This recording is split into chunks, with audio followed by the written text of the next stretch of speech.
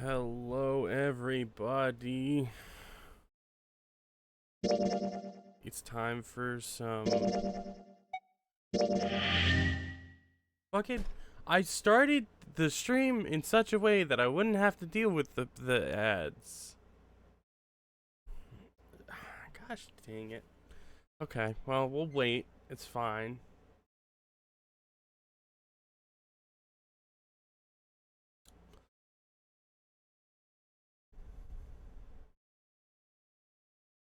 This is the longest 11 seconds of my entire life. There we go. Okay. Ugh. At Santa's command, the group split and headed for their respective doors. Santa, Seven, and June walked towards door 7, while Clover, Lotus, and Junpei headed for door 8. We should recap, shouldn't we? So, when we last left our characters, Snake went missing. We have to split away from our dearly beloved childhood friend, and go through door 8.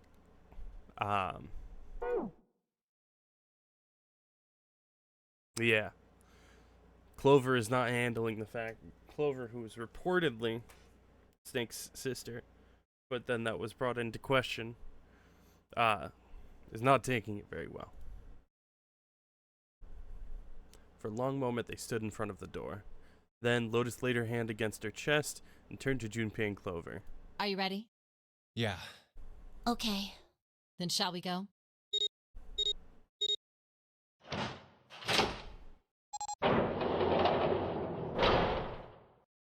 It's open. A narrow hallway stretched out before them. Okay. Hurry! Lotus and Clover leapt through the door. The moment they did, their bracelets beeped. The detonators in the bracelets had been activated. Junpei stepped forward to follow them. As he was about to step over the threshold, he stopped. He looked to his left, towards door 7. June stood there, a mirror image of Junpei. He turned and looked toward him. Their eyes met. June. Jumpy. They nodded. Their farewell took almost 1.5 seconds. What the hell are you doing? Then someone took hold of Junpei's arms and hauled him bodily through the door. He heard the sound of the numbered door slam shut behind him. His bracelet gave a cold electronic beep. 81 seconds left. Hurry! Lotus snapped at him and ran to the dead. Ugh. Gah. Junpei and Clover followed her as fast as they could.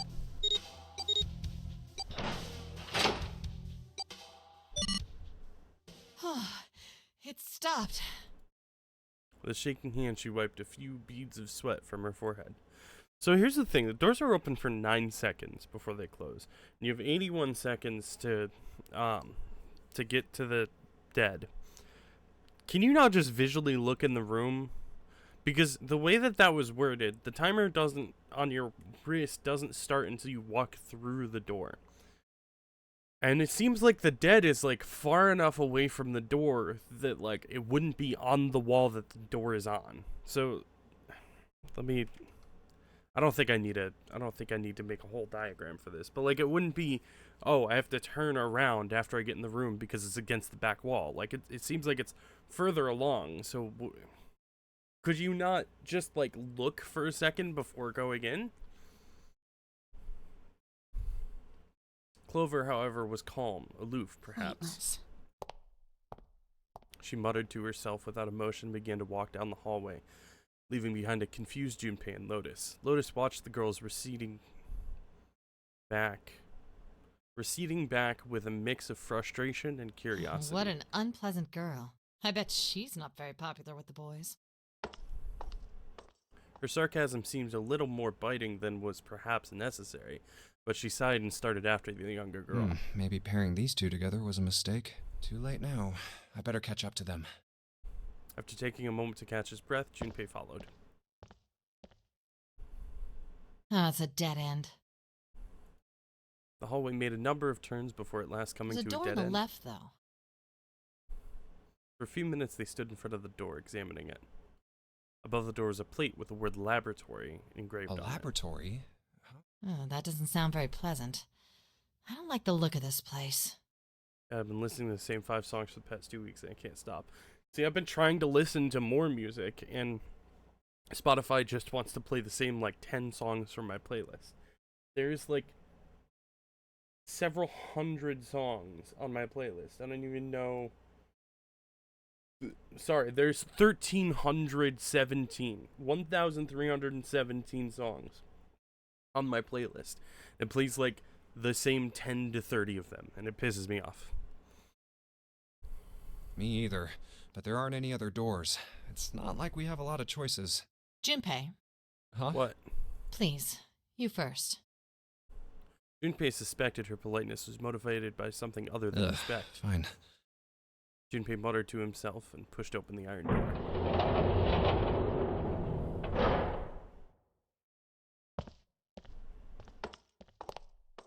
His first steps inside were tentative and careful, but as he examined the room, it became clear there was no imminent danger. Lotus followed him in. Clover brought up the rear. The room they found themselves in was divided into 2 separate areas by a curved wall. Oh, so this is like an observatory. Not observatory. What is an observation room. A thick glass window built into that wall made it possible to see into the other side of the division. You know, I think the window looks into another room. Did you figure that out all on your own, Jumpy? Maybe it's for monitoring something. Couldn't be. Junpei walked to the window and looked through. What the hell? He wasn't sure what else to say.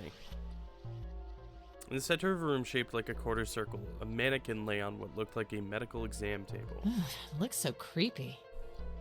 Junpei jumped a little. He hadn't noticed Lotus come up next. It's kind of like that doll is waiting for surgery. This is a laboratory, right?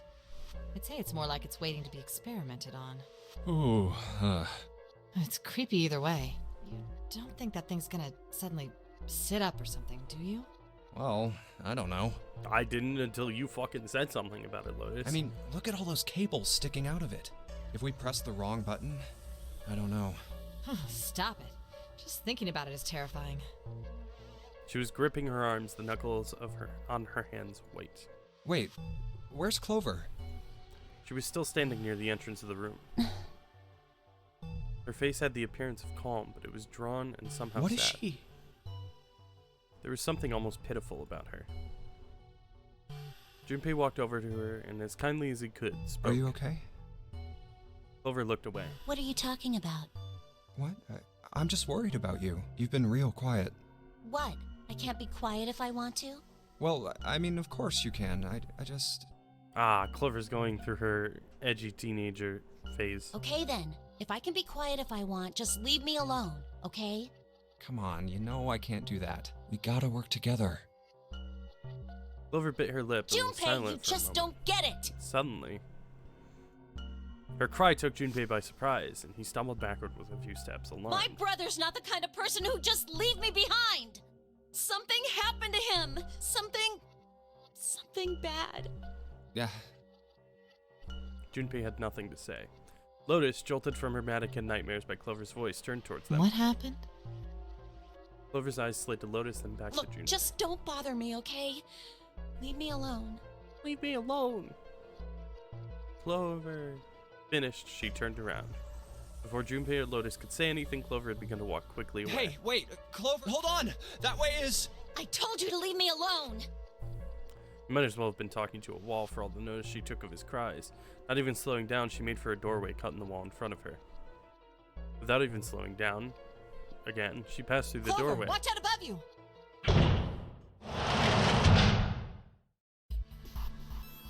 Without warning, an iron gate fell from the ceiling like a portcullis.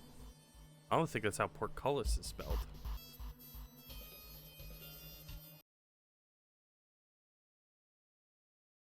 Yeah, that's not how portcullis is spelled. That's portcullis.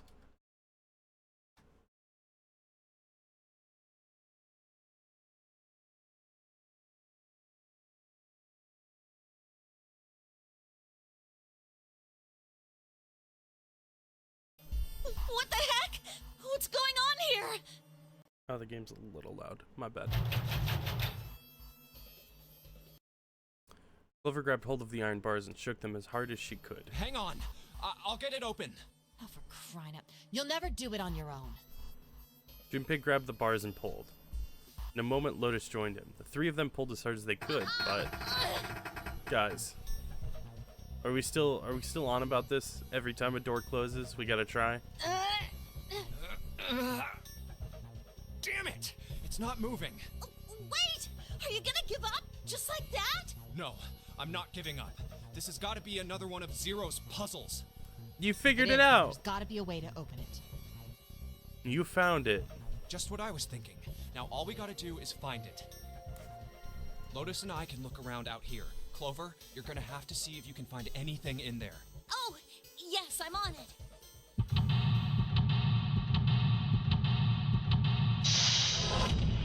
Find a way out. Seek a way out. My bad. Okay.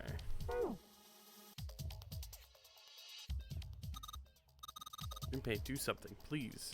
Okay, well, that's not gonna help me at all. Silver handrail. Okay. Ethanol. Fuck yeah, bro. I'll drink to that. I guess that's all there is. This is the computer. The power isn't on. Well, there is a power button. This is a waste of time. What? I don't see a power cable. Oh, yeah. You're right. No power cable. This thing isn't even connected to a main computer, though. Got a monitor, keyboard, mouse, but that's it. Just sticking the power cable in isn't going to do anything. Oh, I don't know about that.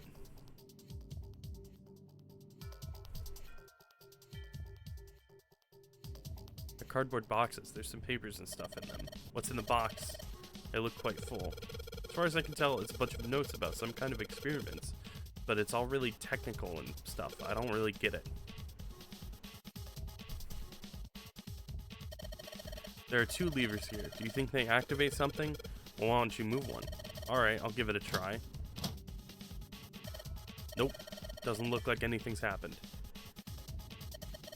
There's a lot of stuff over here. I don't know how we could use any of these. Well, I can say for sure that I do know how to use at least one of these things. Which one? One on top. I think it's a power cable. Power cable, huh? I'll take that. Oh, hey, it is like a three-pronged power cable for a computer.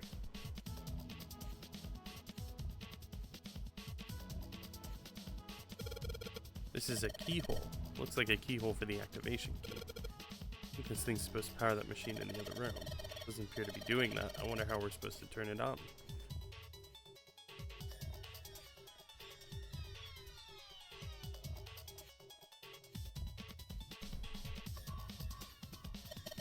This looks like the control for some kind of electric lock. The red light is on, and it's got to be locked.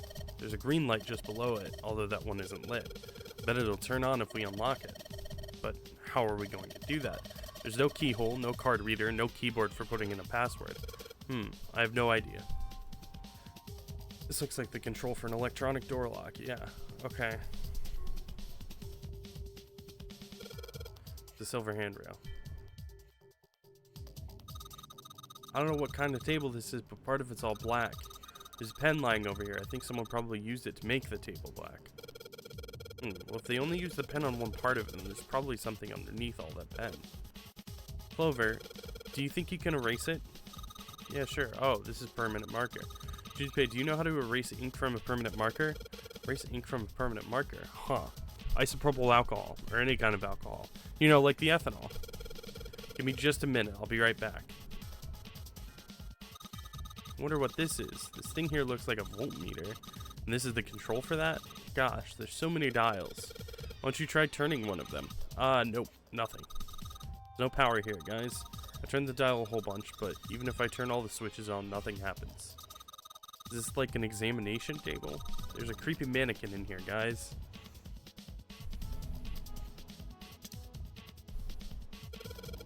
Clover, use this ethanol. You should be able to wipe off that permanent ink with it. What am I gonna wipe with? Oh, well, your clothes, of course. Haha, kidding. Just kidding. Please don't look at me like that. You're scaring me.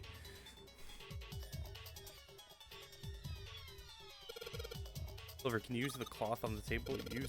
Soak it in ethanol, then use it to wash off all the stuff from the permanent marker. Okay, so I gotta soak the cloth with ethanol. She's got the cloth, but she seems to be having a little trouble with the bottle of ethanol. When she's ready, I should ask her to get to work on that stuff on the table. It's a rack, there are a bunch of cables on it. Somebody cut the outer stuff of the cables. I can see the wires inside. Wonder what they washed here. There are these weird colored stains all over the sink. That looks like an outlet. I think this thing is a monitor for whatever experiment they were running here. There's a bunch of stuff on here like resistance value and voltage. Power's off, so there's nothing on it right now. Soak the cloth in ethanol and... Junpei, it's working. It's wiping the permanent ink off. Huh? There's some kind of weird drawing under all the permanent ink. What's the deal with that drawing Clover found? Maybe I should ask her to take another look at the table. So just click it again? Why did we need to do that? I wonder what this is. There are a bunch of numbers in some kind of grid. I can't see it from here. Clover, you've got a pen and a notebook, right? Could you write those numbers down and then hand them to me through the bars? Okay, Roger. Here, Junpei, I wrote down all the numbers from the desk on here. Paper with numbers on it required. New material has been added to the file screen.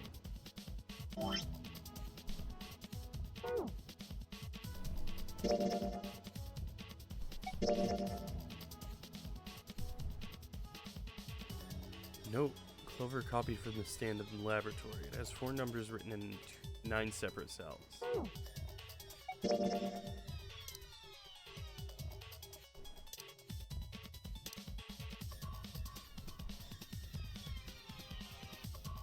Is this the thing where you have to put numbers down without,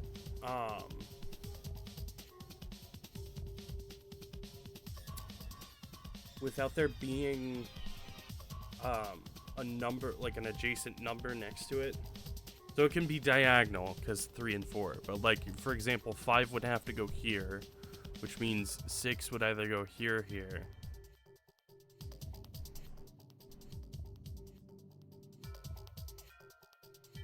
And 7, 8, 9.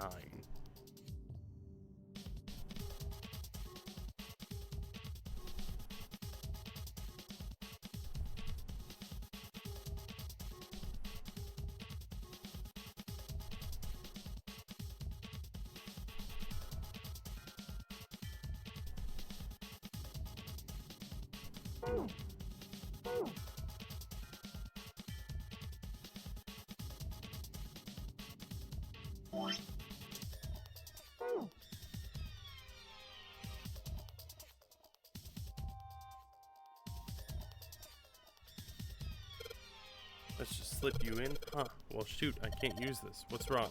This cable is 3 prongs, and the socket only has 2 holes. It's not going to fit, is what I'm saying. In other words, we're going to need a plug to change the power cable to one of the 2 prongs. That's right.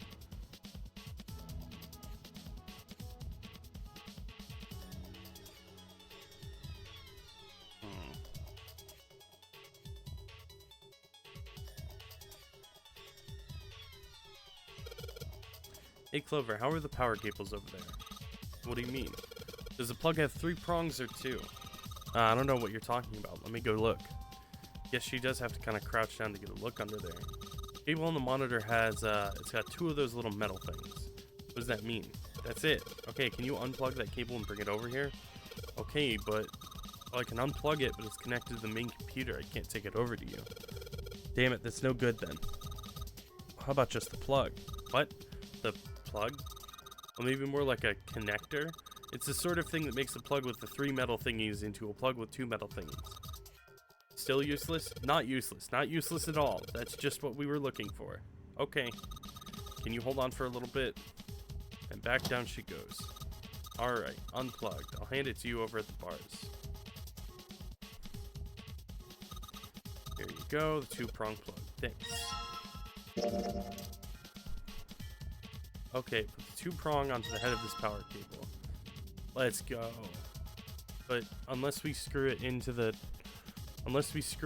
outlet, it's not going to be properly grounded. What happens if there's a power surge? We're going to lose all of our League of Legends data, guys. Alright, I've got the 2-prong power cable in my hand. I'm pretty sure this will work. Onto the desk I go. And let's just plug this thing into the monitor. Alright, that ought to do it. Alright, let's turn the power on. I'm gonna be honest, I genuinely thought that Lotus was on the screen. I don't think anything's going to happen. Why not? It's not connected to the main computer. You never know until you try. Pretty optimistic. Junpei pushed the button on the front of the monitor. Oh, that worked. With a soft hum, it turned on.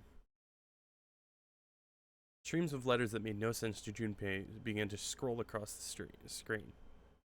What? He'd hoped it would turn on, but he hadn't expected this. It's running on its own? That's how most computers work, Junpei. It certainly looks like it. Isn't that kinda weird? That's how most computers work, Junpei. What? Well, it's not connected to the main computer, right? There's just this keyboard and monitor. The only cable connected to this thing is the power cable we just plugged in. So, why is it working? Maybe it's a wireless display. Clearly, this was a reasonable explanation to Lotus. A wireless display? Yes, it connects to your computer wirelessly, hence the name. Have you been living in a cave, Junpei? He most certainly had not, but... Is that normal? Yes, at least where I worked. Oh. Oh, it stopped. Pass with a colon. Looks like we need to enter a password. Again, there must be a hint around here somewhere. Could you go take a look? Yeah, I'm on it. What are you going to do? I'll see if I can do something about this on my own. On your own? Yep, on my own. Lotus? Lotus pulled over the nearest chair and dropped herself down onto it in front of the keyboard. For a second, she stared at the screen. She kneaded her hands, knuckles popping. Ugh, I'm gonna do that as well. And twisted her back left and then right. All right. Let's kick some ass. God, Jesus Christ.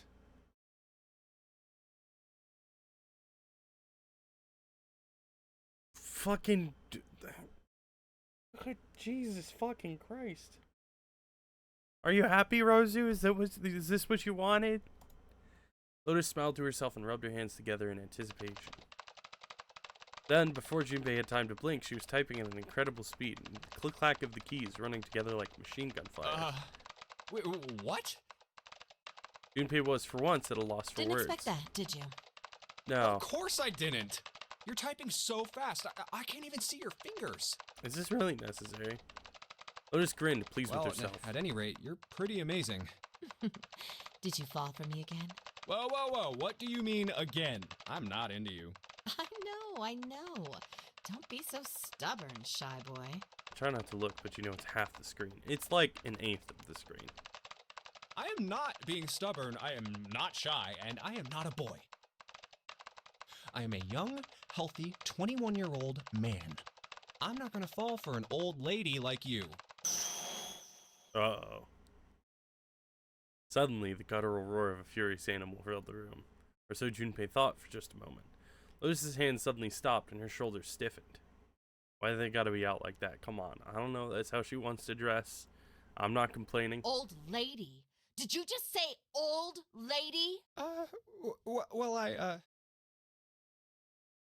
He says old lady, but he is for sure looking. Like that. Buddy, what are you looking at here? Ah, crap, thought Junpei. I went too far. Oh well, it was a nice life I've while had it enough of lasted. you. Go somewhere else. You're bothering me. What? Go see if you can find a password hint or something. I'll try and open this from here. You're distracting me. Go. Now. Lotus waved her hand in the universal gesture of dismissal. Junpei was clearly Fine. not wanted. I guess I'll go. Damn, bro. Fumbled the bag. Time to cut my losses, Junpei thought, and left as quietly and inoffensively as he could. Junpei wandered around the room for a while looking for anything that might help find the passwords for the computer. Unfortunately... Nothing. No, Clover didn't find anything useful in the laboratory either. Damn. Looks like we've hit a dead end this time. But just as he was about to tell Lotus that his search had returned nothing... All right. Bullseye. Junpei, I did it. Was it the clock on the wall? Because I don't think that was the accurate time. Excited cheering erupted from near the monitor. What? He hurried back to find Lotus looking rather smug. Let me Or see. was it the year that the Titanic sunk? She gestured for him to look at the screen, and he did. The strange text from before was gone, and in its place was something entirely different. 9 squares arranged in a 3x3 square. Ah, Jesus Christ. This fucking minigame? No. I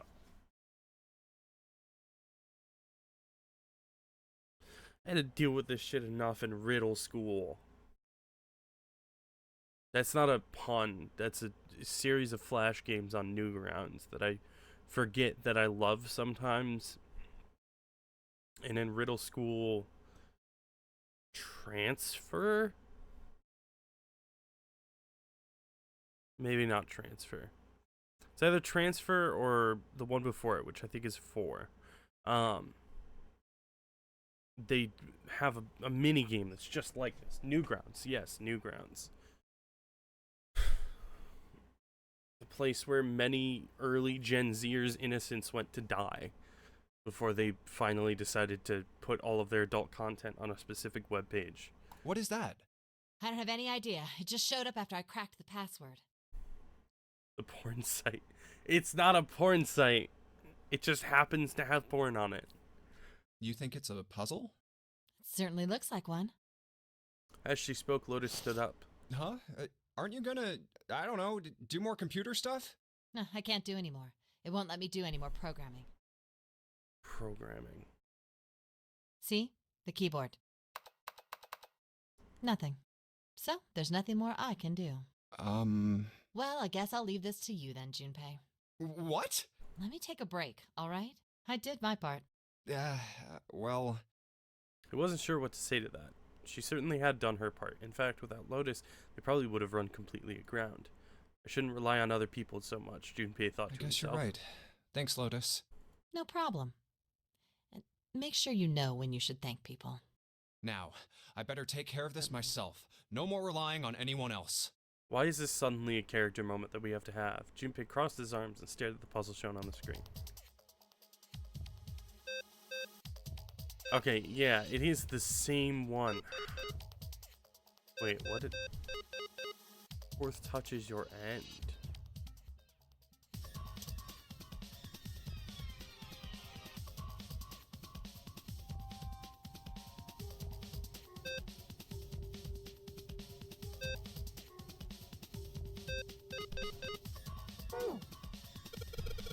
So when I press one of the panels, the colors of the ones next to it switch. Oh, looks like there's some text here. All panels green equals unlock. Restriction, no more than 4 attempts will automatically reset after failure. In other words, I have to get all the panels green in less than 4 tries. Yeah, I know, I got that. Let's give this another shot. Okay.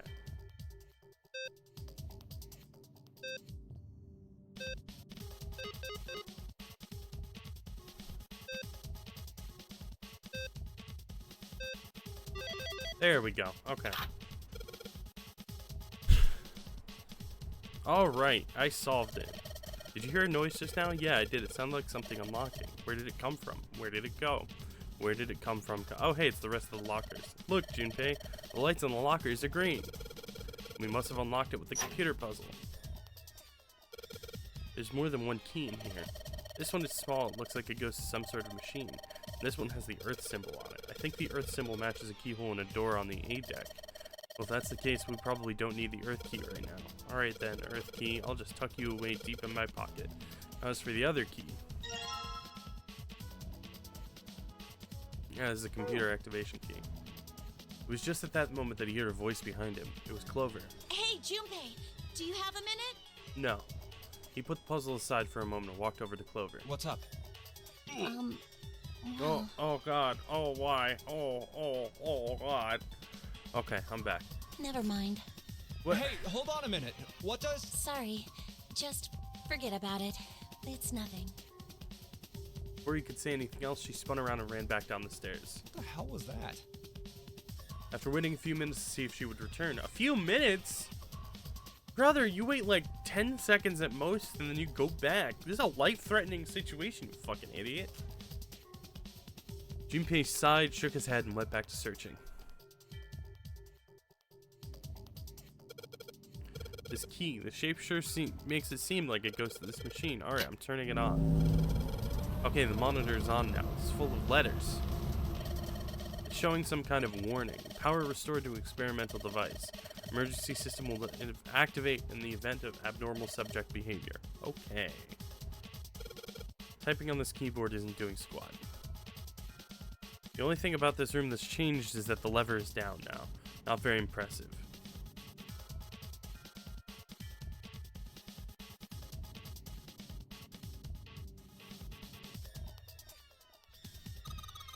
There's something sticking out of the mannequin's head, like wires or something. What the hell were they doing in here?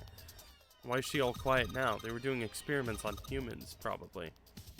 Oh man, now you ever feel tired but also not tired? Right now, actually. Now she just looks sad. Junpei, this thing in here is on now. Yeah, that's because we activated the power over on this side. Could you like play with it a little? Okay. Yeah. I'll turn this dial here. Turn, turn, turn. I don't think it's working. Nothing happened. Maybe she's missed something. I should ask her to look around the room again. This is the monitor. There are a whole lot of cables under this table. Oh, was that paper supposed to be the hint for how I was supposed to do that puzzle? Because I thought it was, but then I think I completely ignored it.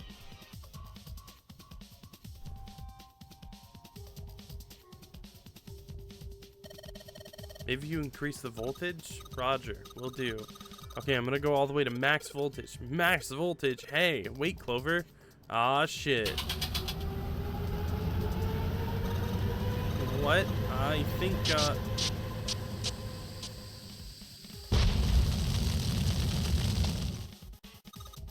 oh my god, the mannequin's head. Oh man, that sounds like a fire alarm. God, what the hell? Fire detected. Fire detected. The emergency system will be activated. Evacuate the room immediately. Damn, the gate's still shut. Control device for the electronic. Junpei, look at the light. Yes, it's green. The emergency system has activated and disabled the lock. Now we can save Clover. Junpei, come on, kid. Jump. She's safe. Oh man, that smoke is some serious business. Time to close this door again, I think. Clover, are you okay? Are you hurt? Cough, cough. Damn, she's coughing so hard she can't even talk. Cough. Of course I'm not alright. What the hell took you so long, you big jerk? I was almost dead. Sorry, I was going as fast as I could. You two can do this later. Right now we need to get the hell out of here. The fire's not going to stay in that room forever.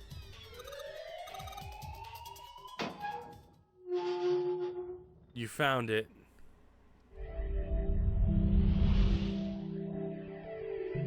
You found it. Junpei, Clover, and Lotus leapt out of the laboratory, slamming the door shut behind them. Whew, thank God we got out of there. Yeah, finally. Oh, yeah. All three collapsed against the wall, breathing heavily. Junpei's heart was pounding in his chest, and his whole body felt weak. He inhaled gulps of clear air, and with each one, he could feel his body begin to calm down. All right, let's go.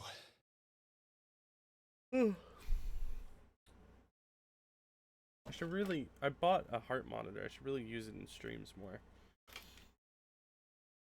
Okay. They nodded to each other and started off down the hallway. Before long, they found a few new doors, but all of them were locked. Damn, none of these open. They're all locked. How about that one? The final door sat in the corner of the hallway.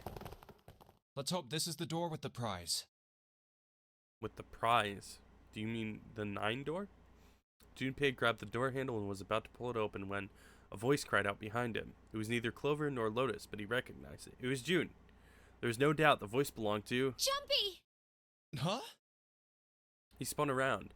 There, at the other end of the hallway, Junpei saw human figures running towards him. 3 of them. June? Santa! 7!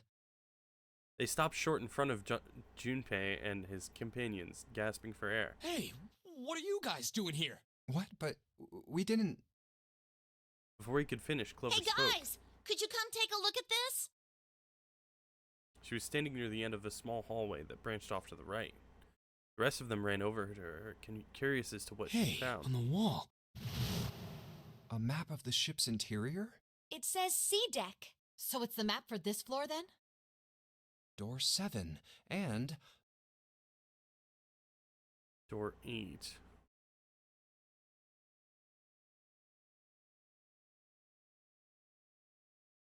I see. That also means that there was that back door to go through as well. I don't know if she ever tried that. But yeah. What's this? Why is there just a random 3 rooms here with no doors or anything? Also, that means right here is where that map is.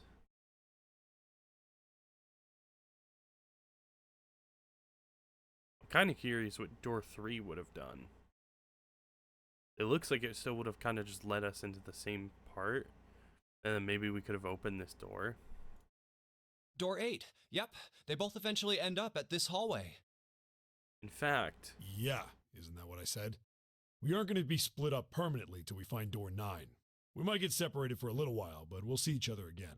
Otherwise, we won't be able to open door 9. And that's how the nonary game works. Junpei looked at the map of the ship's interior again. Wait a sec. This leads to... As he looked more closely, his surprise and excitement gave way to weariness. Oh, You've got to be kidding me. One by one, the others saw what he'd seen. We may as well go. yeah. As one, they all moved back towards the door Junpei had only a moment been ready to open. Almost forgot. We should keep this. He pulled the map of the ship's interior off the wall, put it in his pocket, and followed the others. The 6 of them stood in front of the door, arrayed in a semicircle. Santa stepped forward. He took hold of the door and spoke without looking back at the other 5. Ready? I'm gonna open it. They nodded their silent assent. With a deep breath, Santa threw open the door.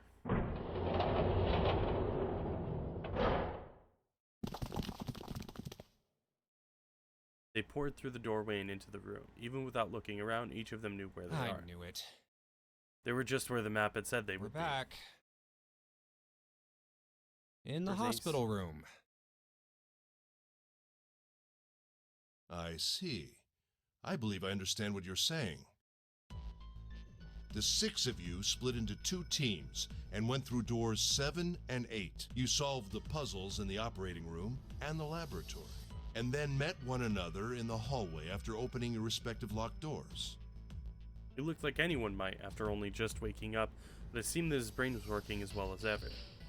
He'd managed to grasp, summarize, and understand each team's report. At any rate, I feel a bit silly for my little show of altruism. I know I said I was sure you'd come back for me. I didn't think it would happen so soon, though. Ace shook his head with a rueful smile. Well, we saw each other again and we ain't dead, so I say that's good enough. 7 smiled. Anyway, I say we get out of this creepy old place. We found the key we need. The key? Ain't that what I just said? I'm talking about the Jupiter key. We found it in the operating room. Here. 7 tossed something small and metallic towards Whoa. Junpei. Nice catch. Jeez. He caught it and found that the object was a key. I see. So this is Jupiter. On it, someone had engraved a symbol very similar to a 4. That looks like a 24 to me, but... or 21. He looked over at June, who nodded back. It had to be the Jupiter symbol. I'm gonna let you hold on to that, alright? Yeah, on it. Junpei tucked the new key into his So, pocket. how many unused keys do we have now? Dose. There's the Earth key we found in the laboratory. The Saturn key card we found in the kitchen. Oh, yeah, I forgot about that. And the Jupiter key you just gave me.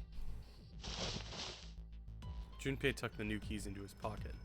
June spoke up. The Jupiter key is supposed to be for the door at the end of that long, straight hallway, right? Yeah. If the map's right, then it connects to the central staircase. Then, next to the stairs, Wait! They were the first words anyone had heard out of Clover in quite some time. Her face suggested they weren't going to be very happy. What words. about door 3? look, you saw the map, right? It's the same as 7 and 8. Just lead us back to the big hospital room. Yeah, but we don't know where Snake There's is. no point to seeing what's on the other side of that door. There is a point. At least there is for me. There were tears in her eyes, but she glared at Seven as hard as she could, just the same. He looked very much like a frightened puppy. There wasn't a man alive who could have resisted those eyes. Seven looked everywhere in the room except at Clover and muttered and coughed apologies under his breath. Yeah, you're right. I'm sorry. Snake might be on the other side of door 3. Clover nodded once. The next person to speak was Ace. Very well. I'll be coming with you then. I've had a nice long rest. I think it's time I was up and about again. So, Seven, you'll help me, won't you? Huh? Junpei did the calculations quickly in his head. 4 plus 1 plus 7 equals 12. 1 plus 2 equals 3. Looked like 7 was doing them too. At last, he gave Damn. up. Well, I guess that's how it's gotta be. So I'm going with you, huh? Yes, you are. All right, let's get moving. And so it was decided that Clover, Ace, and 7 would discover what lay beyond door 3. Okay, we're heading out. Be careful. Whoa.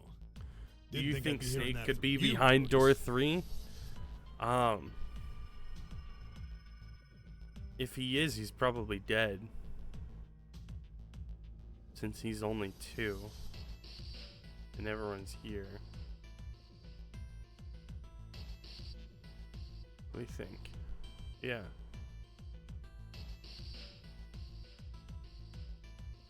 Don't let it go to your head. I'd be in trouble if the 3 of you bought it. The rest of us can't open the 9 door. Ah, the truth comes out. 7 nodded as if this answer made much more sense and pulled the lever on the red.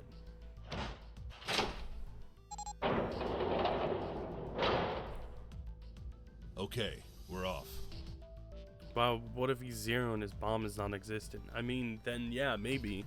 But that would be a pretty obvious way to find out that he was 0 and his bomb is non-existent. Unless he was intending for that the whole time. Oh, God. Oh, sorry. I needed to stretch really badly. The door opened and Ace, Clover, and 7 jumped through it. 6, 7, 8. After exactly 9 seconds, the door closed noisily. All right, we should get moving too. Huh? Should we? Get moving. Where are we going? Everyone except Lotus seemed rather confused. Well, it would be a waste of time to just sit around, wouldn't it? Let me explain. Oh, I get it. We're gonna see if we can get anywhere interesting with the Jupiter key. Yes. If we're lucky, we might find Snake. They were at the end of the hallway lined by individual hospital rooms. And here's the Jupiter symbol on the keyhole. All right, Junpei, open it if you please. Yeah, on it. Would it? Maybe he's being framed. Ooh, who knows? Junpei pulled the Jupiter key out of his pocket and slid it into the keyhole. Do you think Snake is behind the Jupiter door? This is very quickly turning into a Dora the Explorer episode. Hold on. Can you say serpiente? Never watched.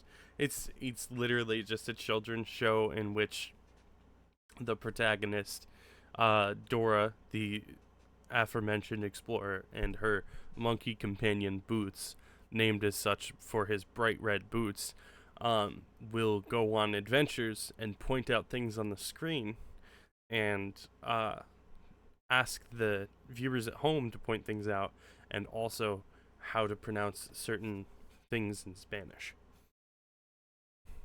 Hence the "Can you say serpiente?" He twisted. With a nice sharp click, he felt the door unlock. Junpei sucked in a breath, held it, and opened the door as quietly as he could. I see Dora cosplays twerking at cons. Is that what that show is about? No. Not even remotely. The whole adult Dora thing kind of weirds me out a little bit, just because it's just like, it is still an ongoing kids show as far as I know. Is Dora the Explorer still being made?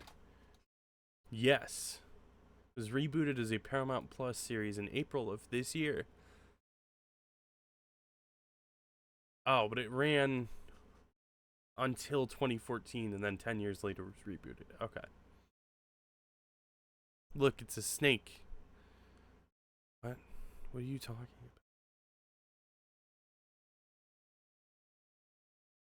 They were in a tremendous hall, almost like a ballroom, with a massive central staircase. Great, back to the beginning.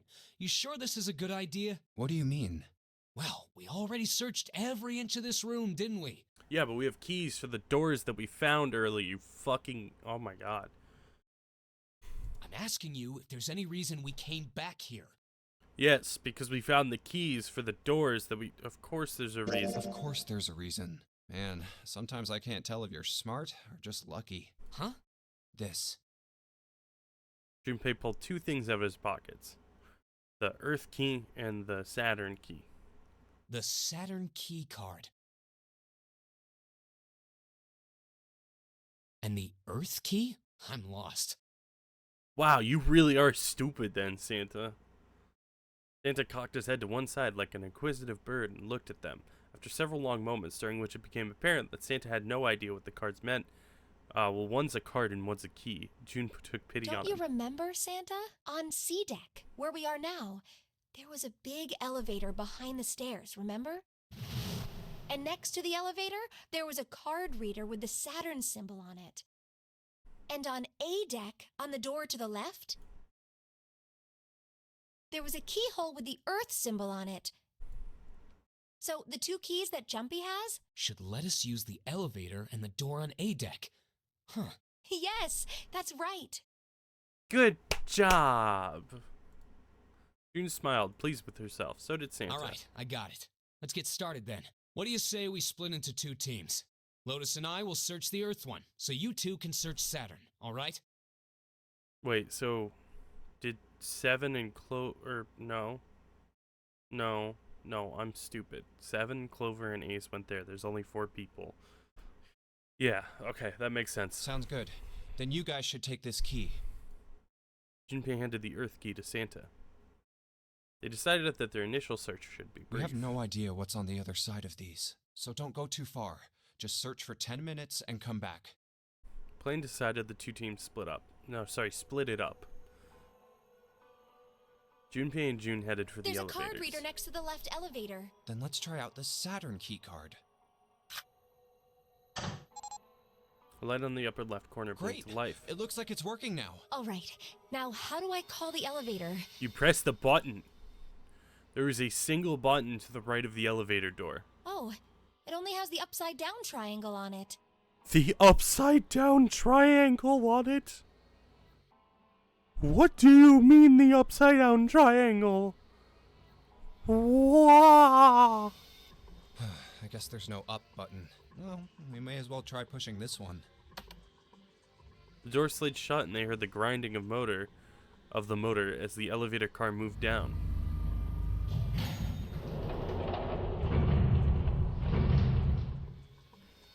I don't like this It opened! elevator. Look, Jumpy! June's voice was excited, but Junpei could hear a tinge of anxiety. Sweet! It opened! Let's get going. He grinned at June and stepped towards the open door. As he was about to set foot in it, he felt a hand on his arm. Wait! What? I'm not really, I just, oh gosh. Junpei was at something of a loss. What could she possibly be so frightened of? June was probably afraid of...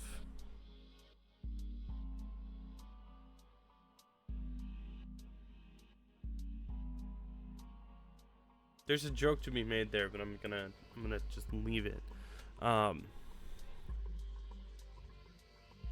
Probably being locked up alone with a boy, but I'm not sure.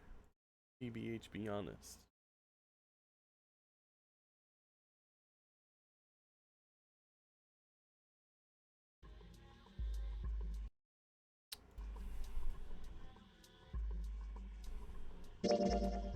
After a little thought, Junpei decided that she had to be nervous about being locked up in such a small space alone with a boy. Well, we will be all alone in here.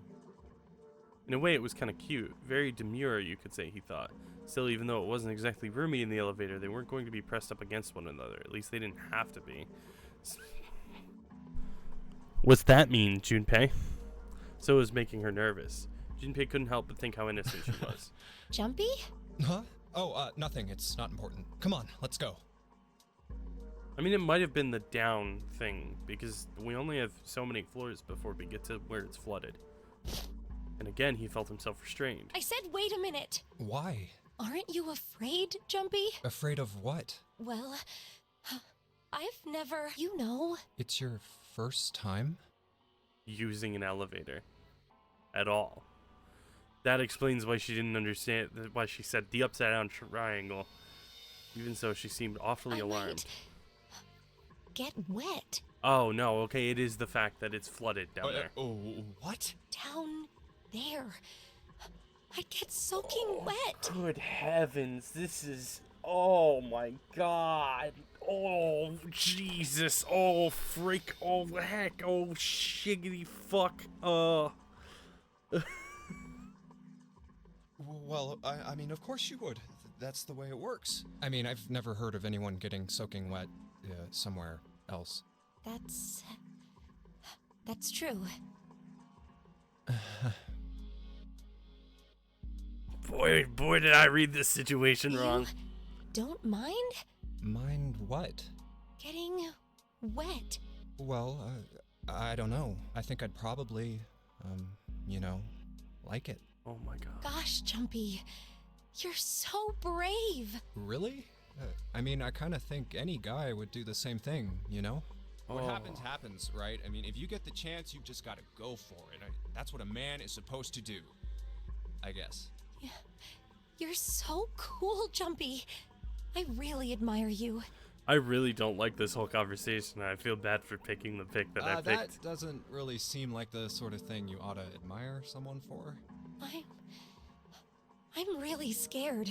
Yeah, I mean, like you said, you've never done it before. Yes, so I don't think I'll be able to last very long. And then it'll be over. She's definitely talking about drowning right now, is what she's referring to. Yes, I'll go to heaven. Heaven? It feels kind of like you're floating in space, and your mind gets all fuzzy, like when you pass out. At least that's what I've heard from people who have experienced it. Yes, I've heard that too. Although I don't think the same thing happens to guys. What? Huh? But it would happen to men too, wouldn't it? It would happen to anyone. Once it gets into your body, the same thing happens to everyone. Well, I mean, usually it doesn't go inside the... Yes, it does. Well, eventually it will. It's not like you really have a choice. Oh. Your body will force you to swallow some of it.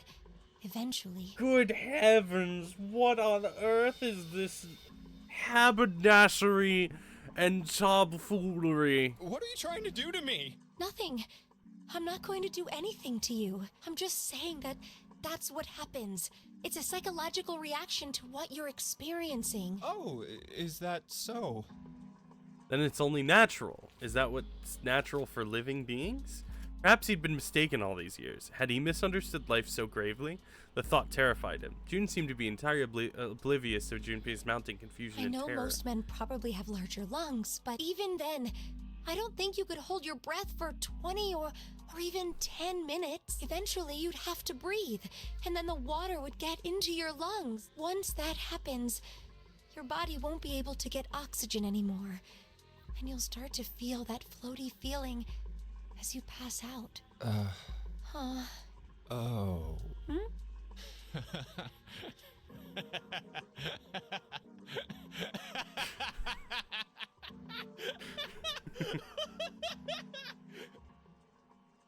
Finally, Junpei understood. He understood what June was trying to say and why she was so scared. Yeah, you're right. You wouldn't last very long. See? She was afraid that the only elevator button pointed down. That meant, of course, that the elevator couldn't go any higher than the floor they were on. As he thought about it, Junpei realized he hadn't seen elevators on the A or B decks near the central staircase. All of which meant that the elevator could only convey them to the lower decks. Come to think of it, the lower floor, D deck, is completely underwater. An elevator heading to a submerged floor. That is pretty scary. Hey, wait a minute. This elevator came up from somewhere under us, right? Well, yes, I guess it did. It didn't open right away after you pressed the button. There was a motor noise like it was moving, and then it opened. Yeah, exactly. Yes. So, take a look inside. Junpei jerked his head towards the interior of the elevator. It's not wet at all, is it? The walls and even the floor are totally dry. Oh, you're right. They are. She looked around the elevator slightly Well, embarrassed. let's test it. Tested. Yeah, watch this. Now, I'll just put one foot inside the elevator and look over at the buttons. Oh, there's only two, E and C. All right, I'll push E. He pushed the E button and jumped out of the elevator. The door slid shut and they heard the grinding of the motor as the elevator car moved down.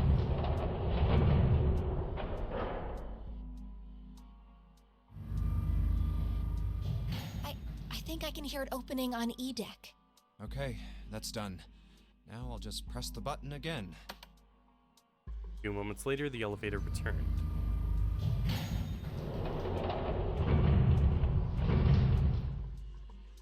Yep, not a single drop of water to be seen. See? Junpei couldn't resist puffing out his chest, just a little bit. June, however, still looked confused. What does that mean? How can E deck be safe if the D deck is full of water?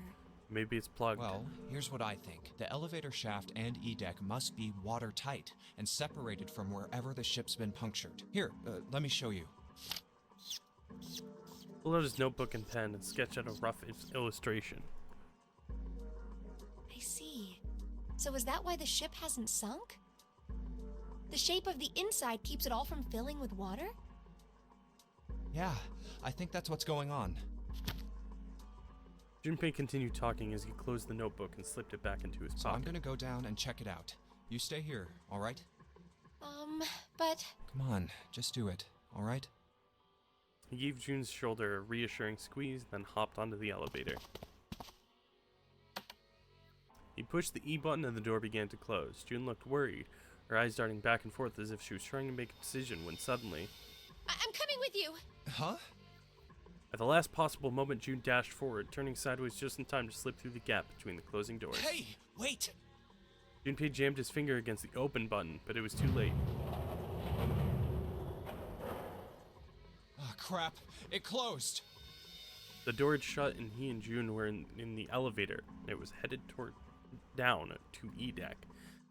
He was so surprised by June that he didn't even have time to think about what I awaited him can't on just the let E you deck. go alone, you know. Ah, jeez.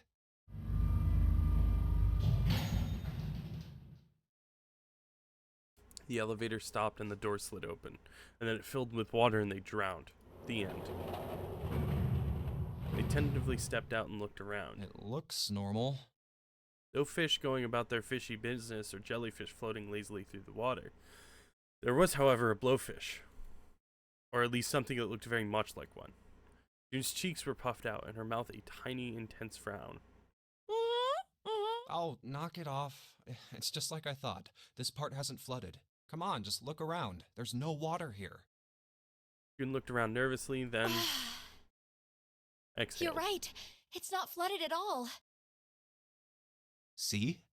Oh, there's an ad that's about to start. I'm gonna actually let that run. I'm gonna go grab a little bit of food from downstairs. I'll be back. When is it going to start? It said it was about to start, but I don't know what that means.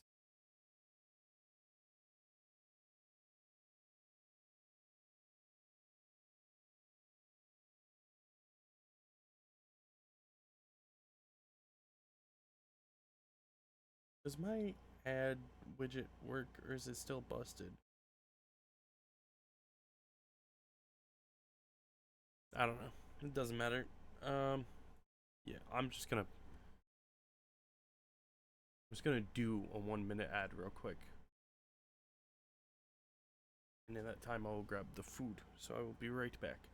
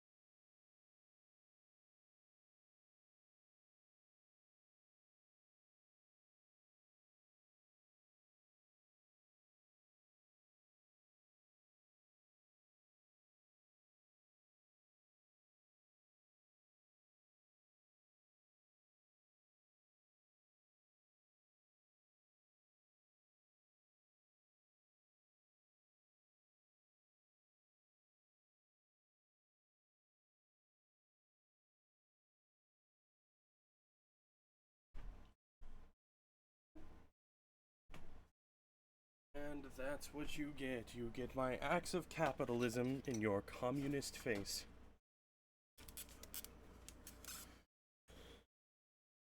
Sorry.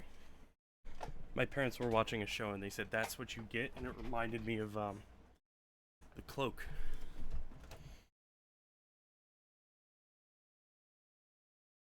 Which I have increasingly found out most people haven't seen. I'm really upset about that, but probably for the best, because it was basically just like shit posting from 2011.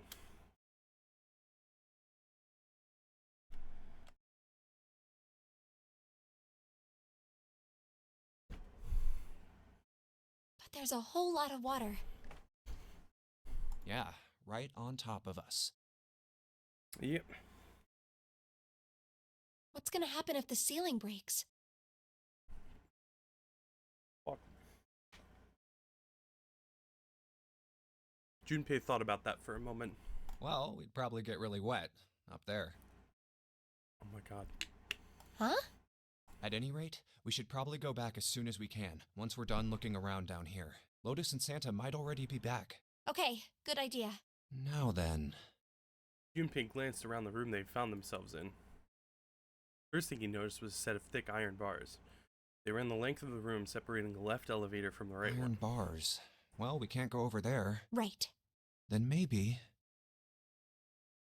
In the corner of the room that housed the elevators, Junpei found an Well- opening. He walked up to it and stuck his head around the corner. It looks like there's a long straight hallway down this way. Something's written on the door at the end. Wait, is that... Let's It's a check. 6.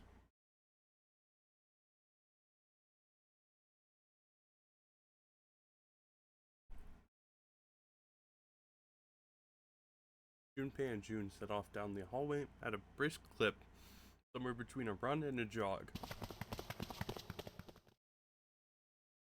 Before long, they found themselves in front of the door. On it was a number written in bright red paint. I knew it! 6. This is a numbered door. And indeed, there was a red bolted to the wall right next to the door. But we can't do anything with only the two of us. Oh, contraire. I have the severed hand of Snake. We better head back and let everyone know. Yes. Junpei and June turned and head back to C deck. Wait, what's this? On their way back, Junpei noticed a map on the wall. Is this the map for E-Deck? I should take it with me. Huh, so you guys found door 1. They met back up with Santa and Lotus, who had explained what they'd found. Apparently, there was another numbered door on A deck, just like the one on E deck, beyond the door that the Earth Key opened. According to Santa and Lotus, there was a 1 on the So door. now we've located 2 new doors. The 6 door and the 1 door. You know, it is interesting that E-Deck wasn't flooded.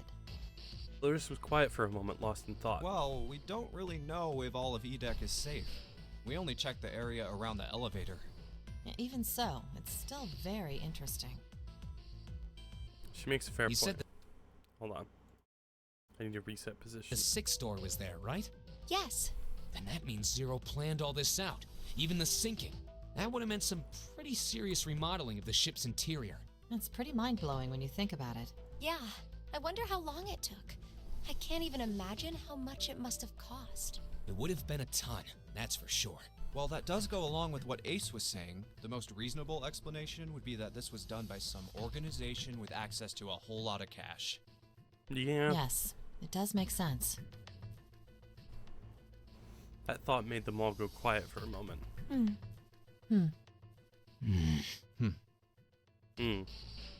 Sorry, I wanted to be included. June bit her lip while Lotus sighed softly to herself, and Santa cracked a stiff neck and stared off into the distance at nothing. Actually, I should do. Oh, that was really nice. That felt really good.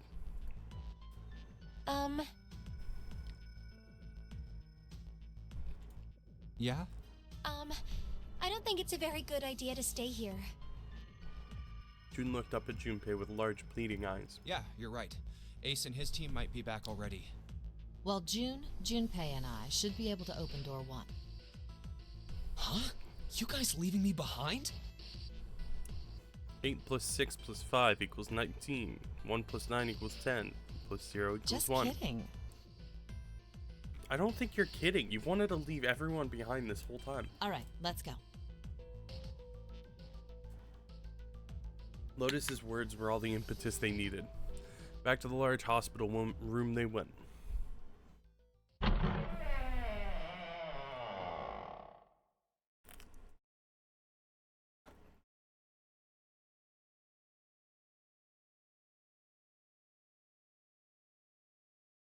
The moment they stepped inside, a tremendous voice echoed across the room. Hey! Where the hell did you guys go? It was Seven. Ace was right behind him, and Clover was behind Ace, although she seemed to be hanging back. What's wrong? It looked as though there was something strange about them. Seven had the look of a man who'd seen a ghost. Ace was just as pale, and Clover looked as though she was only moments from passing out entirely. For a long moment, they simply stood there, looking at one another. Junpei looked around nervously, waiting for someone else to speak. No one did. He looked at Seven. What happened? What the hell kind of question is that? Seven was trying very hard to be angry, but something had shaken him hard. His shoulders were trembling and his voice was strained. Snake is... Seven couldn't finish. He just looked away, his face twisted by Junpei wasn't sure what. Instead, Ace spoke. He took a deep breath, closed his eyes, and spoke. Snake is dead. He died, just as the 9th man did. It was as if all the air had suddenly been sucked out of the room. Junpei felt his heartbeat quicken and realized he was having trouble breathing. He could feel cold sweat beading on his forehead and neck. June, Santa, and Lotus looked the way he felt. All three were frozen in place, their faces white. Oh my god. That's not true, is it? We should make sure. Yeah, right. We should. They nodded to one another and headed for the number 3 Wait. door. Not that way. What? They stopped short and turned to look at Seven. He was pointing at the door with no number. I stuck a screwdriver in there to keep the door from closing all the way. You had a screwdriver? It's not locked, so you can go in that way. Where is he? The shower room. The left side of the hallway. I put a broom in there too to keep the door open. That means we can get in without going through the numbered door, right? Yeah, that's right. Then let's go. Their new destination cleared, Junpei and his companions headed for the door with no number. Once in the hallway, it was easy to spot the metal door on the left wall. This wasn't open when we passed here before. And now, just as Seven had said, there was a broomstick between the door and the frame, keeping it open. Well, let's keep going. They looked at it for a moment, then stepped inside. Oh, it smells horrible. Lotus wrinkled her nose and covered her mouth in disgust. Even Santa pinched his nose shut. Ugh, yeah, this is pretty awful. I feel like I'm gonna puke. It was just as bad as they said, perhaps worse. A hideous smell filled the air, so thick they could almost taste it. It was sour and smelled of fish, feces, and burnt meat. It worked its way through Junpei's nose and down his throat to pound against the entrance to his stomach. Ooh. He put his hands over his mouth and struggled to keep what little was in his stomach where it belonged. Where is he? Where's Snake? They didn't have to wonder where the body was. There. There was blood everywhere, a few arms of the splatter reaching towards them as they walked in through the door. All one had to do was follow the many radial arms to their source. The body itself was hidden behind a divider. June, you should stay here. But Please, just do me a favor, okay? Alright? He didn't give her a chance to say no. He put his hand on her shoulder as if to shove her into the ground like a tent pole, turned and walked towards the end of the divider. I'm going in. It felt like it took an eternity for him to get it there. Santa and Lotus followed, timid and nervous as a pair of children. Eventually, they reached the divider. They looked at one another and nodded slowly. Junpei put his hands on the divider and peered around the corner. For a moment, he forgot to breathe. He felt his heart collapse in his chest like an empty cigarette carton, and time froze. He knew in that instance that he would take the image before him to the grave. What was left of the body sat in a sea of blood. Chunks of flesh torn from the body sat in the blood like tiny islands in a great red sea. A vast ragged hole had been torn in the torso, and what remained of his intestines spilled out of it like fresh spaghetti. Smaller chunks of meat had splattered against the wall and become stuck there as they dried. Globules of yellowish fat had left trails like tiny slugs as gravity pulled them down towards the wall. Down the wall, even as they dried to it. Just like Ace said. Santa's voice was strained. Junpei suspected he was holding down some vomit of his Just own. like the ninth man. The detonator in his bracelet set off the bomb in his gut. It looked as though the explosion had been quite Oh, God. powerful. The bone is coming out of his left arm. It's definitely an open fracture. His legs were both bent in an odd, unnatural way, and his left arm had been split open, exposing the painfully white bone of his ulna. His bracelet lay next to him, seemed to have hit the wall hard enough to have shattered the display, which lay on the ground in pieces. Oh, the face. It's horrible. Yeah, you can't even tell who it is.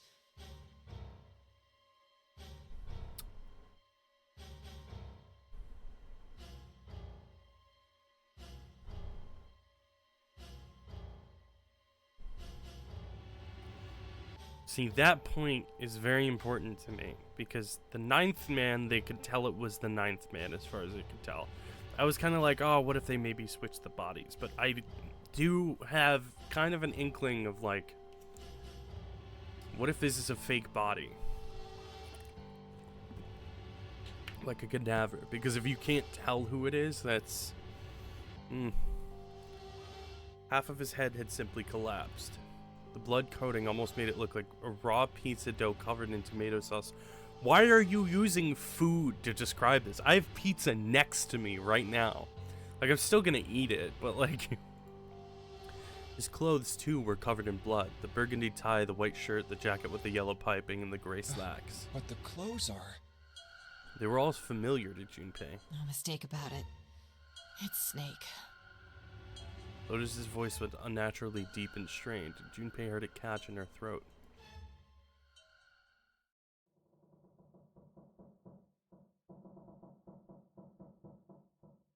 The squeal of tortured metal made Junpei's teeth curl. It sounded like the noise a ghost would make. No matter how many times he heard it, he never got used to it. Every time it put him on edge. It didn't help that there was a girl nearby who looked far more like a ghost than a living human should. It was Clover. She sat on the edge of the bed, her head drooping listlessly onto her chest. Her eyes were blank and stared across the room at nothing. Her breathing was slow and mechanical. Aside from the rise and fall of her chest, she didn't move. Junpei felt as if even a nudge might cause her to shatter into 1,000 pieces. Snake was probably murdered. Chances are he was killed the same way the ninth man was. Seven lowered his voice, likely in an effort to keep Clover from hearing what he had to say. There were 4 other people in the room with Junpei and Seven. Ace, Santa, June, and Lotus. Seven looked at each one of them in turn and continued. It's pretty straightforward. Not that hard to figure out how they did it. First, the killers got Snake to authenticate on the red to open door 3. Then they shoved him into it. Alone. And waited 9 seconds for the door to shut. Once that door shut, it was all over for Snake. But he didn't give up. He probably knew it wouldn't do him any good, but he probably ran into the shower room looking for the dead. It was a small chance, but it wasn't like he had anything to lose. Unfortunately, it didn't work. The detonator is only deactivated if everybody who authenticated when they went in uses the dead. Snake was the only one who went through the door, and then 81 seconds after he was shoved in, that happened. It looked like there was something written on the wall. In blood, oddly. I don't know how that would work, but like it said like LR. I see. So that's what you meant by killers, huh? You need at least 3 people to open one of the numbered doors, including Snake. That's not true. You don't need 3 people to open one of the numbered doors. You need 3 people to authenticate, but... or wait, no, did the ninth man make, someone else authenticate?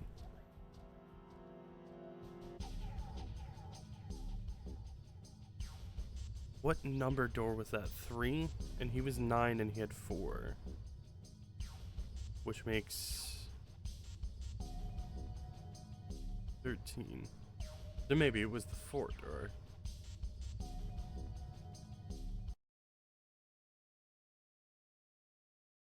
It wouldn't open for Snake and a single killer. I'm still fairly... Well, actually, if I do flow, then it's going to be a whole thing.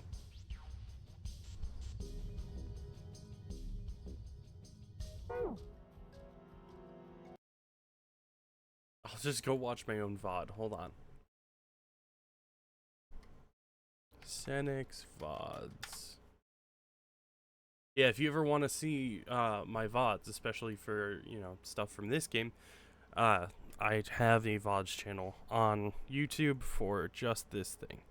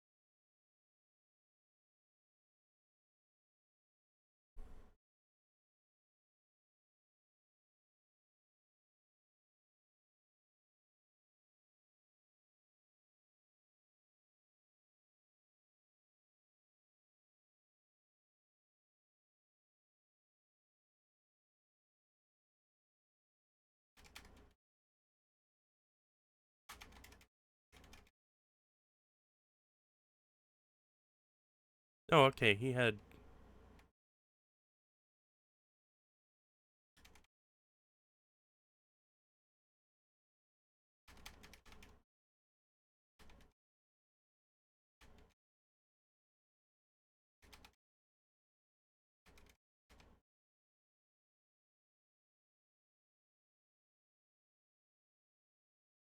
Oh, no, okay, so it was a 5 door. That was... Yeah, okay. Never mind. I got distracted by some bullshit of my own creation. Yeah, that means we're looking at multiple perps here.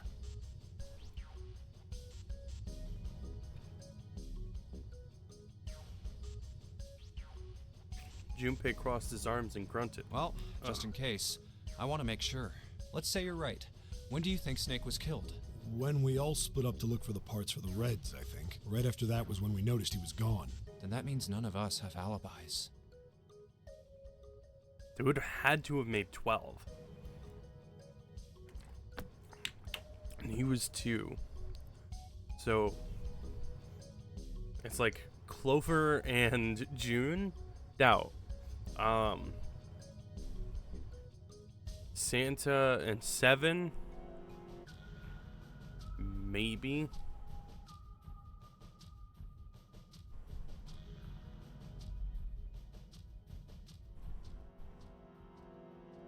I think that's the only way that you can get a digital root of 3 from him. Unless it was like... Hold on.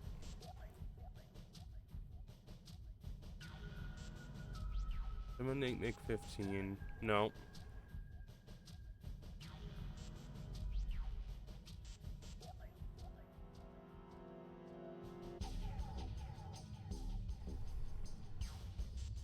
Yeah, it had to have either been Santa and 7 or Clover and June.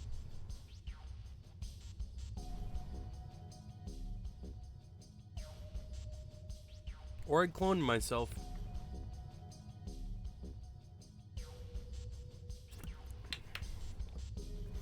Or he's 0. We were all off searching the rooms we'd been assigned, looking for those parts. Yeah, that means anybody could be a killer. Not anybody. I can't be. Wait a minute. What are you talking about? June seemed shocked. can you say that so casually? You're implying that one of us is a killer. Two. Well, not just one of us. If I'm right, then at least two of us are murderers. Why don't you calm down a bit, Seven? What are you going to gain by being so suspicious? That's what Zero wants, you know? What Zero wants? Exactly. This game was set up by Zero, wasn't it? Any game has a winner and loser. Whoever makes it through door 9 is a winner, and those who don't are the losers. Zero is trying to make us fight against one another for that victory. Then you're saying that Zero is trying to split us up by making us fight each other? That's literally his exact words that you just said. Yes. That is why we can't let ourselves fall prey to suspicion. We have to trust one another and form a strong bond of friendship. Otherwise, we'll end up ensnared by Zero's manipulations. Then does that mean that the person who killed Snake... Yes. Almost certainly Zero himself. If there's anyone we should doubt, it should be Zero. He masterminded this game and kidnapped all of us. Doesn't it seem reasonable that he would have killed Snake as well? Good question. Junpei hadn't really considered that. If Zero killed Snake, then Zero is on the ship with us. Junpei was Zero on the ship with them.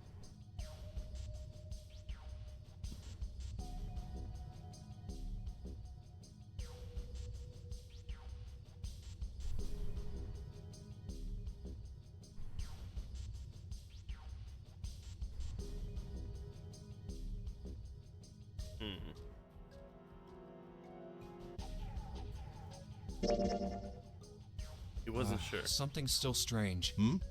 What was that? Well, I'm just wondering about one thing. And what's that? How can you be so sure that Zero's on this ship? Ace's eyebrows shot up. Really, Junpei? I confess I'm a little disappointed. Usually you're rather sharp. Isn't it obvious? Wait, it is? This ship. Huh? Zero said, "this ship," several times when he addressed us.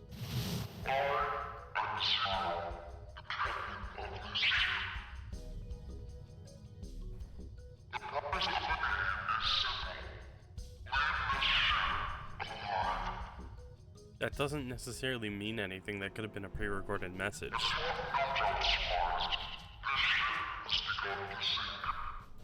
If he weren't here, he wouldn't say "this ship," would he? He'd be saying something like, "that ship," or "the ship."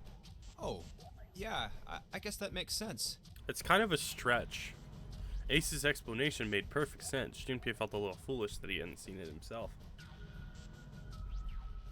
Still, he was left with a question and it was one of no small importance. If Zero's on the ship, where is he? Suddenly, everyone went very quiet. The silence was cold and clammy, and Junpei could feel it crawling across his back and down around his throat. Again, he heard the ghosting moaning noise. Moments later, a person who looked more ghost than human appeared. Clover? It was Clover.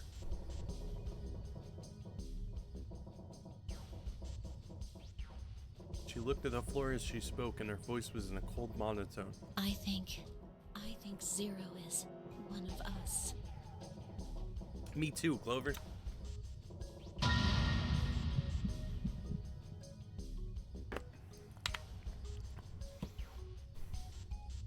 Every human body in the room froze. The only sound was the muffled rustling of breath. Eyes darted from face to face. One of those faces was the face of their jailer. But who? Was he one of them? It's possible. Well, that's possible. Huh? Like Clover said, Zero might be one of us. What are you saying, Jumpy? Didn't you hear what Ace said? Exactly. I said we shouldn't suspect one another for no reason. No reason. I've got a great reason. And what's that? The bracelets. He held out his left Why arm. are the bombs in our bodies connected to the bracelets? You're all thinking Zero's hiding somewhere watching us, right? If he's doing that, then he could just detonate the bombs by remote control if someone did something they weren't supposed to. It would be a lot more precise and a lot easier. But if that's the case, then why is the bomb set off by the detonator in the bracelet? Huh. You got a point. I'm not done. Try applying the same ideas to the nonary game. All of the puzzles here run all by themselves. In other words, Zero doesn't have to be controlling them for the game to move forward. Why's that? Why would Zero bother to do something like that? If he either wasn't there or if he was the people.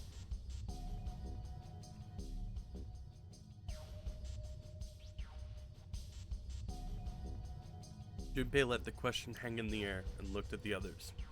It was Santa who answered. So let's say you and Clover are right. Zero's one of us. If that's the case, then it'd be really hard for him to keep track of all of us or control anything remotely. That's why all the puzzles run by themselves. That's what you're getting at, right? Yeah. Junpei nodded. Seven, when we were talking earlier, you said any one of us could be Snake's killer, right? Yeah, something like that. All right then. I've got a question for you, Ace. You said something like Zero must be the one who killed Snake, right? Yes, something like that. I can't think of any other explanation. So what do we get if we combine those? They fit together pretty well, I think. Something like this. Whoever killed Snake is Zero. Hence, Zero is one of us.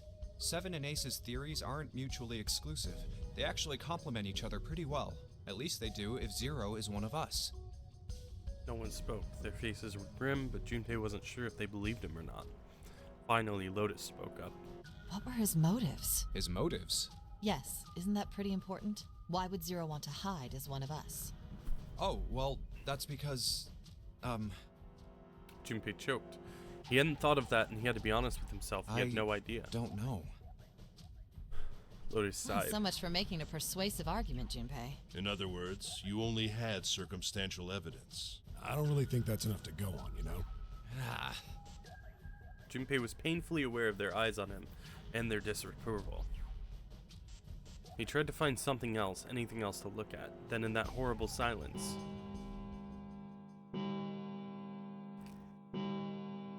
they heard a bell begin to ring. It was the clock at the central staircase. It's 3 in the morning. That means we have 3 hours left. Then we need to move now. Seven, Clover, Junpei. I know how you feel, but you do understand that right now it's important we trust one another, don't you? you're right, but Junpei couldn't bring himself to respond. He swallowed the words he wanted to say and sighed. Seven and Clover remained similarly silent. Their eyes were looking at something somewhere else, very far away. We must go. We have very little time left.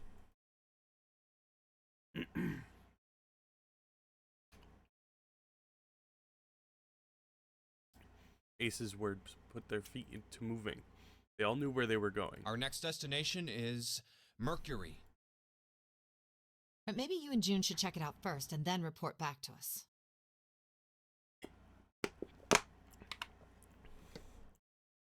All right, let's go, June. Right. Here it is. It sat bolted to the wall near the stairs that led to the casino and the kitchen, between the two elevators. The Mercury card reader. Do I have the Mercury card? We're using the card Seven gave us, right? Yeah, I found it when we were checking out the shower room. I think Seven said something like that.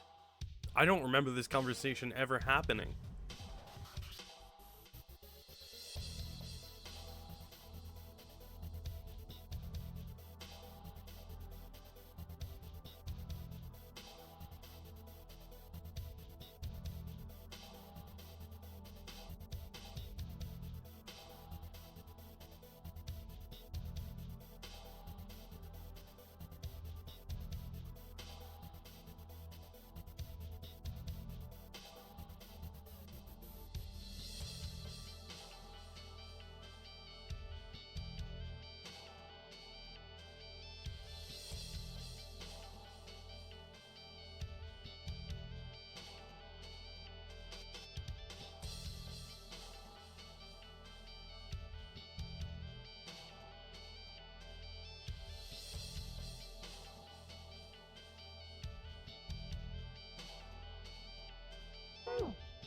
whatever. Anyway, let's see what happens. Junpei slid the card through the reader. The light on the reader turned green and made a tiny electronic noise. I guess the elevator works now.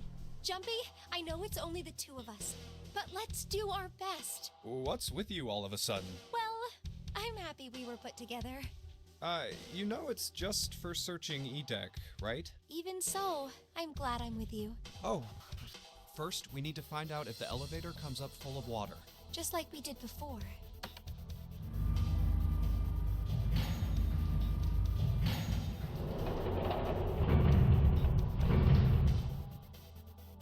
Oh, here it is. I knew it. It's not wet at all. Let's go. Yes. Once it had been checked for water, Junpei and June stepped into the elevator. Look! Nearly all of the buttons are destroyed. Yeah, only the C and bottom button can be pushed. We're on C deck right now, so the only one we can choose is bottom. Yeah. Well, let's try it out. Yeah, let's try bottoming. Door closed. Slowly, they began to move downward. Oh, so this is the bottom deck. They stepped off and saw that the hallway to their right ended somewhere between 20 and 25 feet from them. The hallway in front of them was a dead end. But not a regular Hey, dead end. over there. This is a numbered door. This is the 8th one we found. There were 2 numbered doors on B deck near the central staircase. They were doors 4 and 5. 3 more in the large hospital room. Doors 3, 7. And the door we found on E deck, and the door Lotus and 6 and Santa found, 7. it was a 6 on the door on E deck and a 1 on the door on A deck. 4, 5, 3, 7, 8, 6, 1. And now door 2 stood That in front means- of Junpei. Do you think the next door we find? Yeah, I think so. The next one's gonna be door 9. Despite himself, Junpei felt excited. There was something about that excitement that frightened him as well. Finally! Yeah, You don't look very happy about it, though. it's not that. I just hope nothing goes wrong. You're right. We should keep our fingers crossed. Let's head back. Okay.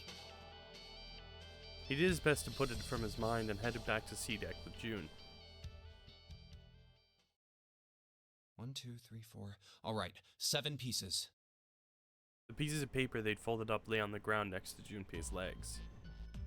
Everyone had written on paper pulled from Junpei's notebook in an effort to pull together a blind Just vote. double checking, but everyone wrote their code name and a door number they want, right?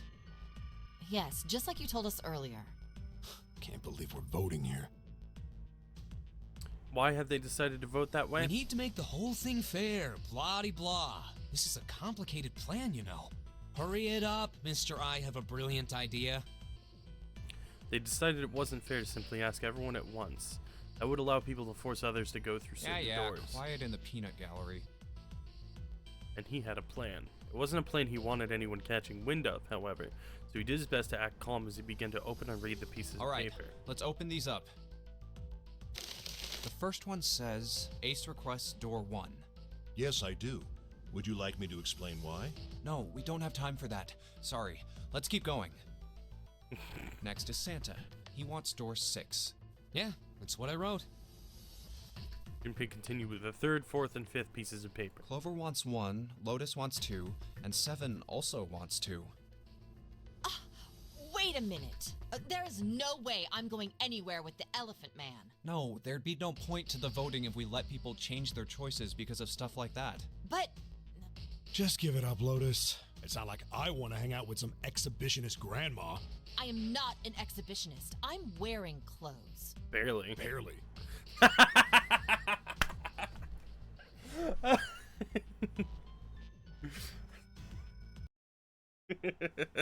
So, last I checked, that's not a crime. Maybe. But what about common decency?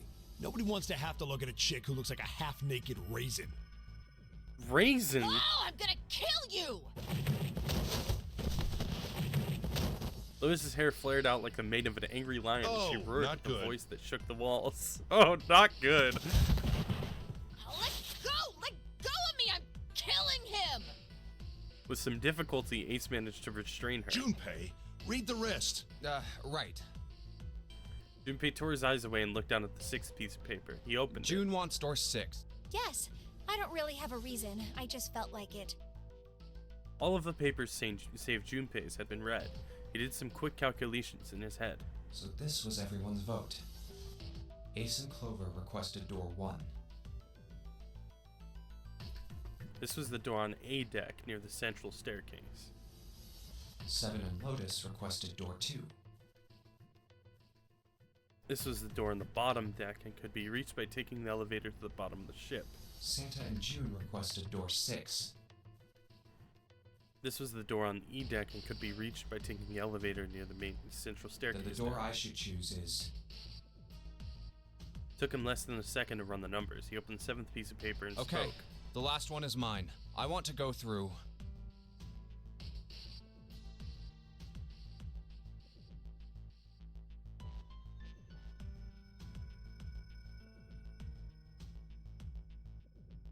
I think door 1. I would assume the only way to properly escape the ship would probably just be to get out onto the deck. But I also kind of want to go with June. Because I'm a simp.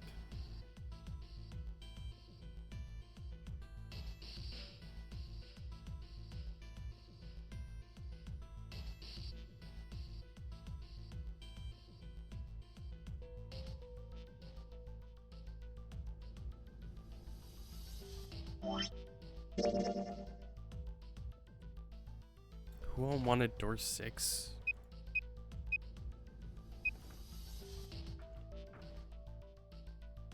I don't think it was Santa. Maybe it was Clover.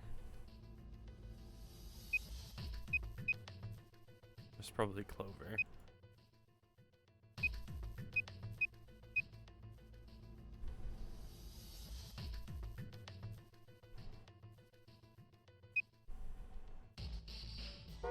I don't know.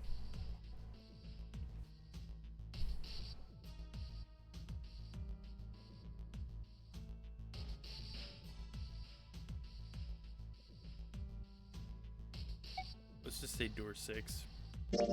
I want to go through door 6. Junpei flipped open the piece of paper. It ran Junpei, door 6. Of course it did. He'd written it after all. That's a problem. June spoke barely above a whisper, but they all knew None what of these she'd said. teams will be able to go through the doors they want.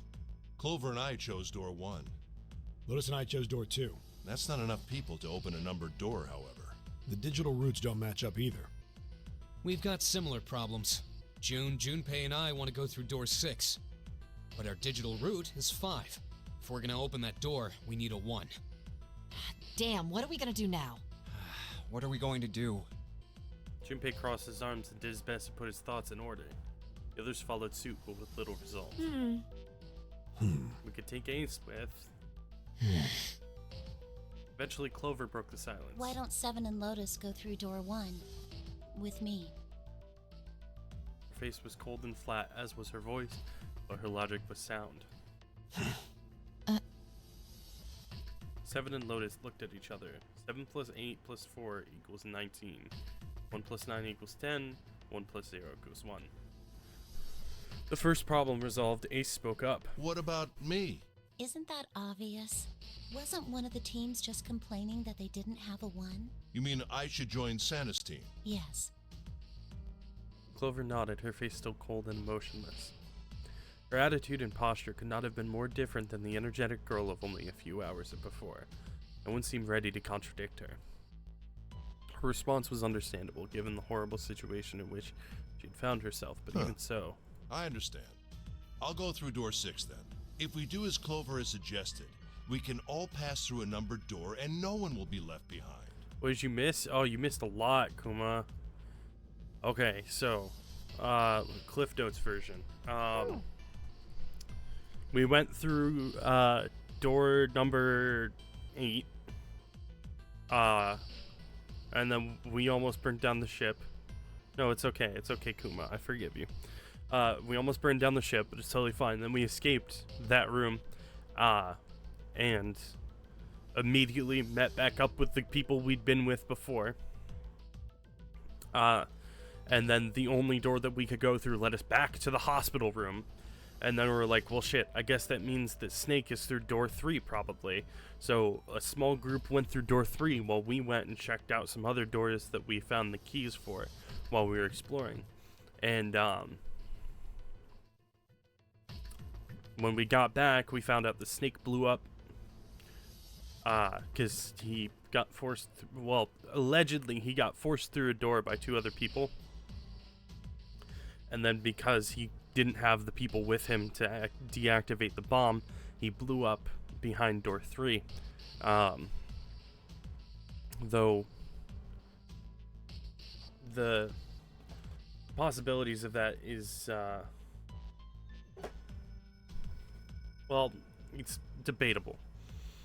I still kind of think because they were like, oh, you can't even recognize the face, but the clothes are no lie, that maybe Snake is Zero.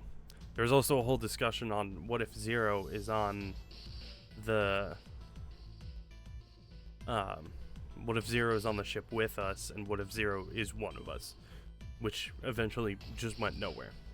The Snake is dead, and we are, that whole 3v3v1 talk was for nothing. Sick. Yeah, literally. This seems to be the most reasonable solution. 3 plus 6 plus 5 plus 1 equals 15. 1 plus 5 equals 7. 6. Lotus, what do you guys think? I don't have a problem with it. Me either. All right then, we're good to go. See you later. Wait, Clover! Don't move on your own! Oh, I'll be going too then. Yeah, be careful. We should get going as well. At last, Junpei and the other 6 had managed to separate themselves into 2 teams. Clover, 7, and Lotus headed to A deck where door 1 was, near the main staircase. Junpei, June, Ace, and Santa, however, took the elevator to E deck.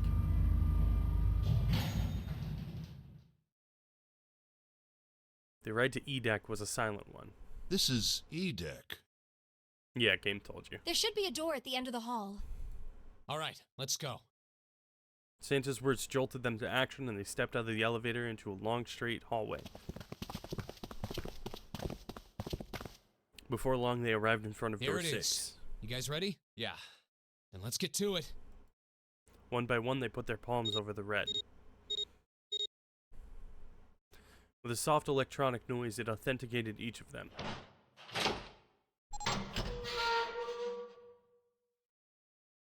The door opened, and all at once the 4 of them leapt through it. Hey, I found it! It's right there! Fortunately, the dead was located easily enough. This one had been placed quite close to the door they'd entered through. They gathered around it quickly and hurriedly placed their palms on it for authentication one by one.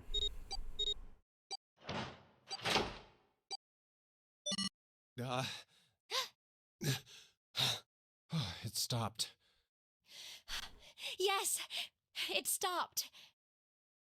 Countdown had ceased, but Junpei's heart was still pounding in his chest like a frantic, thunderous drum. A boop boop, a boop boop, boop boop. Whew.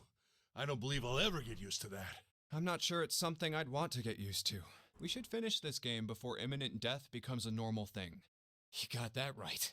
Once I'm out of this hellhole, I'm taking a nice long vacation. I agree. With that, the doom and gloom from before was done, and the mood turned somewhat lighter. All right, let's go. With that attempt at good humor, Junpei took a deep breath and began to walk. He jogged down the stairs at the end of the hallway and found himself staring at a large door. This door looks heavy. But it's not locked. I'm opening it. He took hold of the bar that served as its doorknob and shoved it down. The room beyond stopped him in his tracks. It was gargantuan and made entirely of metal, none of the accents of wood or tile he'd seen in the rest of the ship. This room was purely functional, but utterly tremendous. Whoa, what the hell is this? Storage? Santa got out a few words before awe stole the rest of them. The rest were too stunned to offer anything more than gasps. This has to be the biggest room so far. The ceiling is pretty high, too. Huh. Could be 2 stories, maybe even more. This space could be utilizing the entire length of the ship. What's that huge Kamaboko-looking building in the middle? Yeah, that Kamaboko looking building in the middle. What the fuck is a Kamaboko?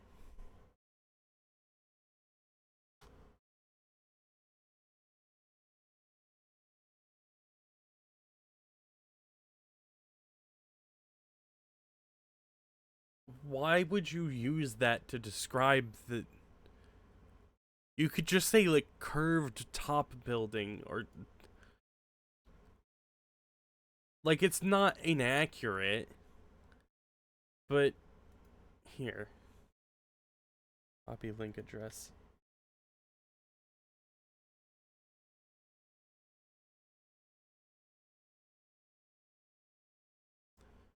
Yeah, let me just save the image instead, because God hates me.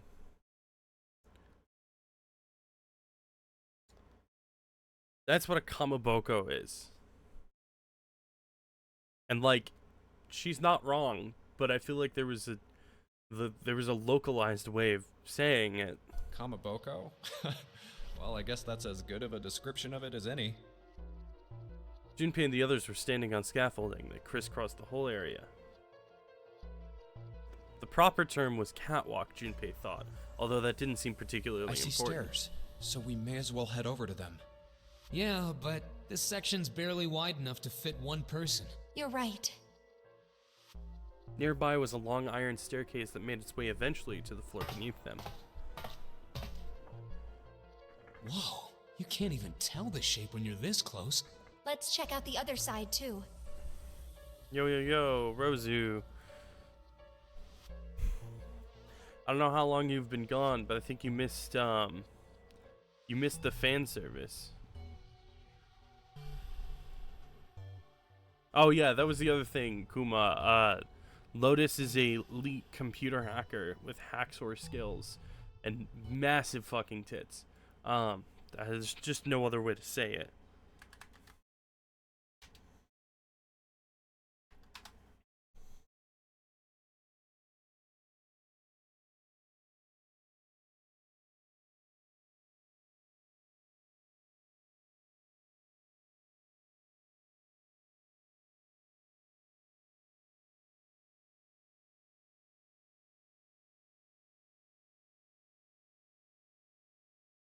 Here. This is what it looked like.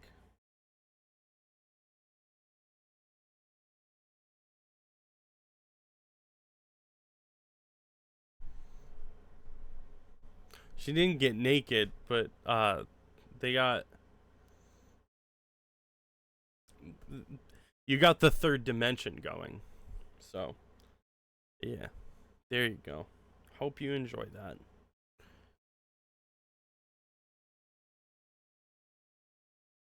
That legitimately doesn't make sense. No, you're right. You're right. It's okay, I'm not for you anyways. Real as fuck.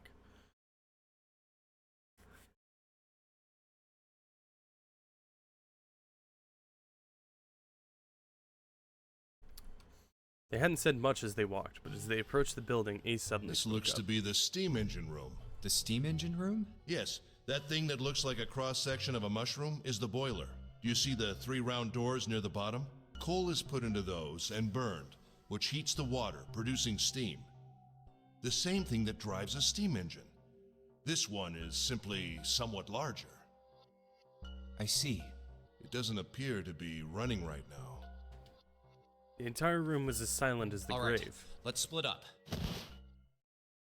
Then all of a sudden, Junpei heard a noise behind him. He turned just in time to see June collapse to her knees. Hey, what's wrong? This Are you again? all right? He dashed towards her and wrapped his arm around her shoulders to steady her. Hey, June. It was then that he noticed. Junpei. You... Oh, you're really warm. Is your fever coming back? Yes. Yes. It probably is. I don't know what is the whole like fever thing. I don't think they explain this. I'm fine. Please, don't worry about me. I just need to rest. And I'll be fine. I'll be back. Need to finish this chapter in my book. Okay. Her voice was weak and forced, and it said a great deal more than her words did. Here, sit down. Careful. Junpei carried her to the nearest wall and propped her up against it. She let her head fall back against the wall as if she no longer had the strength to support it, and drew a ragged breath. Thank you. Her eyes were empty as if she was having trouble focusing them, and even speaking seemed difficult for her. Junpei felt his hand ball itself into a fist and clenched tight, his knuckles whitening. He had to find a way out, and quickly. He turned and looked at Ace and Santa in turn. Ace, Santa. Yes. Right. They might not have shared the depth of his emotion, but they certainly shared his Alright. concern. Let's get started. Hang in there, June. I'm gonna get you out of here real soon. Are you? Because do we even have the digital root of 9? No, we don't. Even when we find the 9 door, we don't know how the hell we're getting out. She managed a small nod before leaning back to rest her head on the wall, waiting. No, that's 1.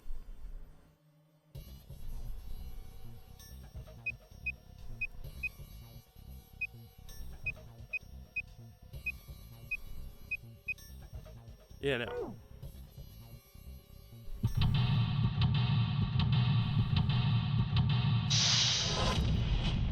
Seek a way out.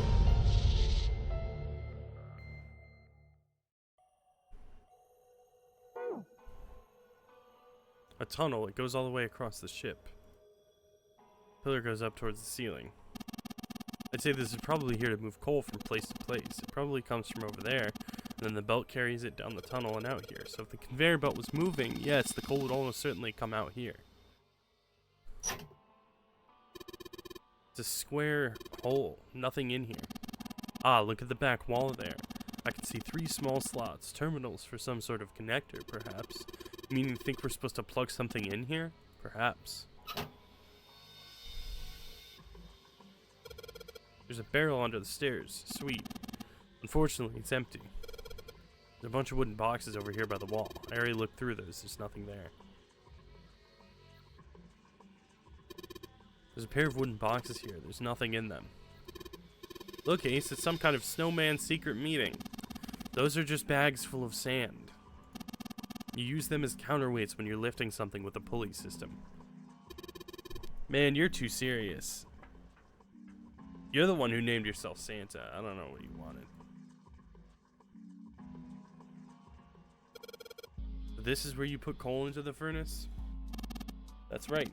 I had a look at it earlier, but it's rusted shut, I'm afraid. Perhaps you should check the other side?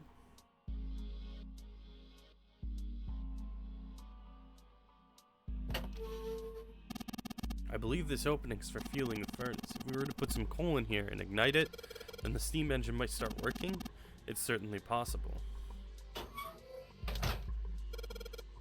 Man, this thing's huge. I guess a ship has big needs. This big needs something like that to power it. True, but I doubt a single boiler of this size could actually move a ship like this at any reasonable speed. You'd need at least 3, no, 4 of these. Huh, I guess you know a lot about boats, huh? Well, not really. It's just common sense, you know? Stairs stretch from the catwalk to the boiler.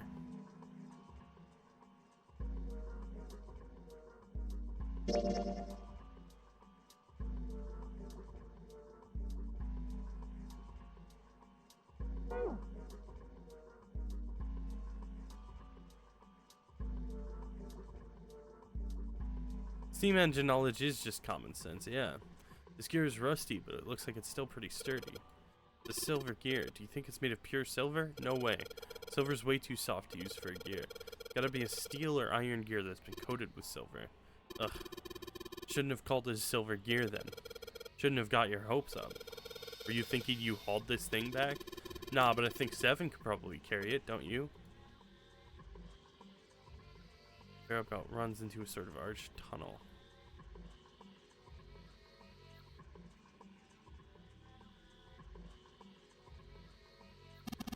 A golden gear. It doesn't look like it was always golden like this.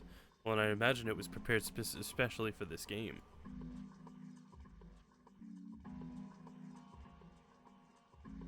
It's a bronze one, isn't it? A huge bronze gear. This has to be important. There's a small door in the side of this tunnel. It's welded shut and won't open.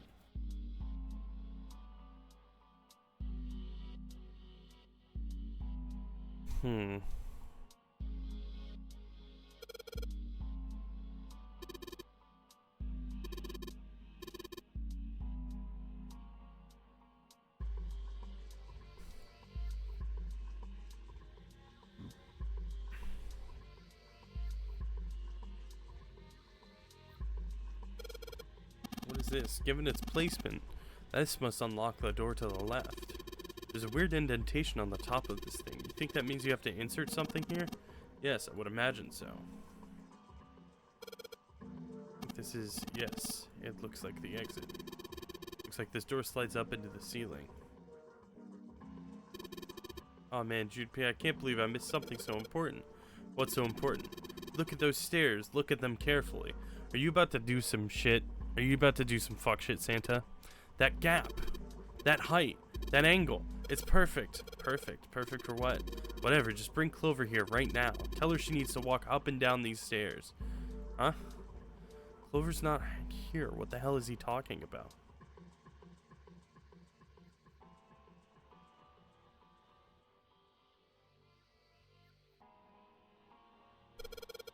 The three sliders on the left are down, but this one is up. There are a number of lines engraved in these. I suspect we are meant to do something rather specific with them. Junpei, why don't you move that slider down? Well, there's no harm in trying, I suppose. Nothing. Nothing happened. Maybe it needs to be prepared somehow. You're saying if we did something somewhere else, it'd respond somehow? Yes, I suppose that's one way of putting it. Slider's down. Looks like Santa wants to give this one a shot.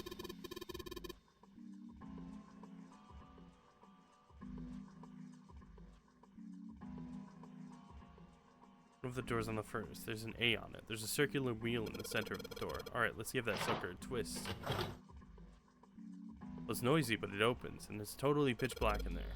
We should, go in here. Alright, let's go. This looks just like the door we went into. Where are we? We must be on the other side, yes. Which would put us directly above the conveyor belt.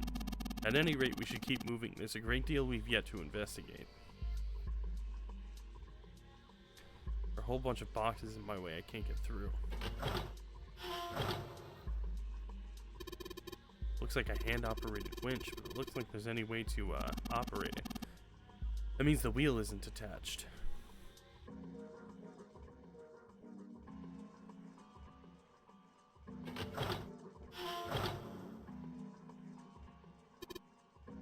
Well, anyway, looks like that's the pipe. Looks like the bottom connects to the conveyor belt housing. Then coal must come out of this pipe and onto the conveyor belt. In other words, there must be a great deal of coal in that pipe.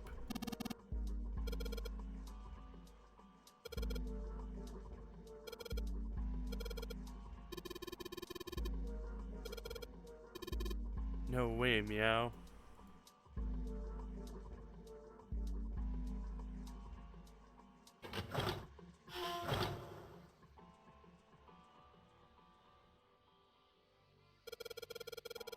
Stomp the boxes over. Disrespect your surroundings. Alright, let's give this wheel a spin. What? That's weird. I don't feel any resistance. Gah. Ah, shit. We found a wheel. Good job, genius. You broke it. I didn't break it. It broke all by itself. Catwalk, the catwalk, the catwalk, the catwalk, the catwalk, the catwalk, the catwalk, the catwalk.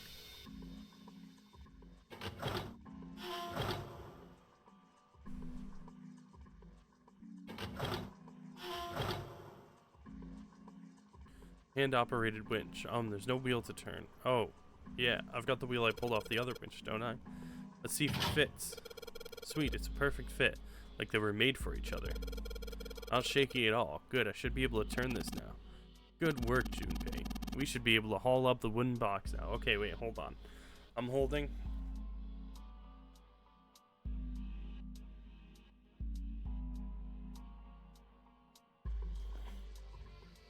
Junpei, it didn't break itself.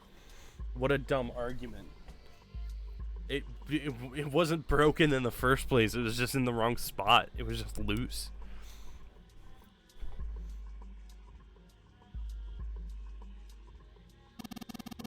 You see the wooden box? It's under the catwalk. Can you see it? It's hanging from the rope on the winch, isn't it?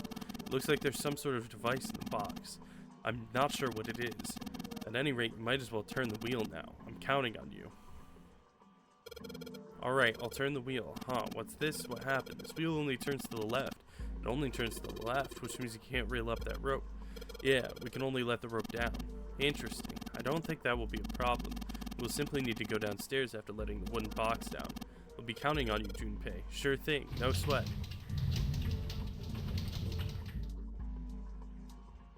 I believe the box has reached the floor. Yeah.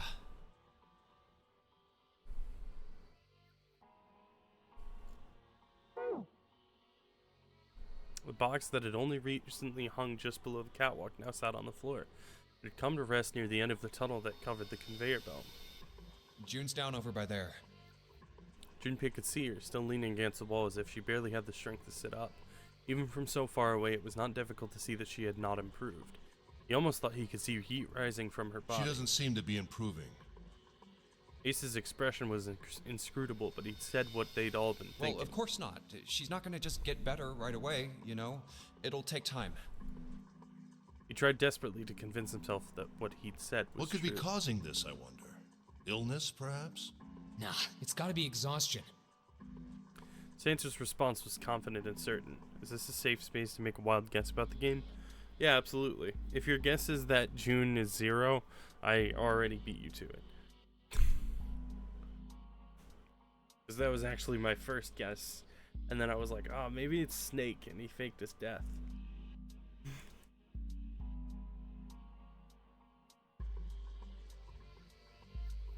I think I literally said to Veli in DMs,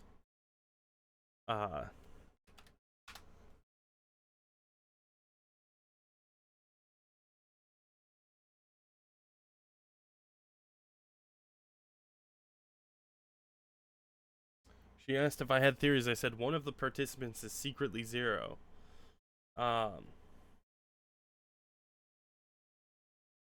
Who do you think would be 0? That is a good question, I'll be honest. For some reason, the very first person I thought was June. She asked why. I said a vibe. I don't know exactly what it is.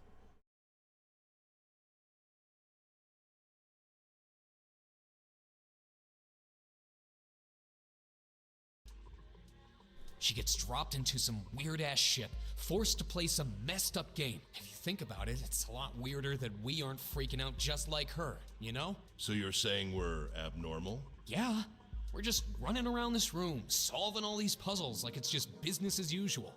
How the hell could you call that normal? We're just guinea pigs. Santa snorted in disgust. I think it's Jude or Snake. I told you last time, I don't trust the visual accounts from blind people. A guinea pig? You mean like a lab rat? You mean we're being used for some sort of experiment? Is that what you're saying? Dunno, but it does seem like a possibility, you know? They stood there for a few more minutes, no one speaking, until Santa turned and walked away from the winch. Junpei and Ace followed him.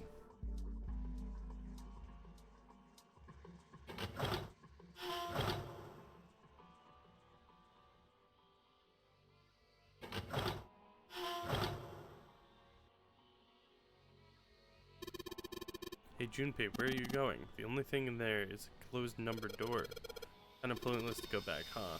Yeah, it sure is.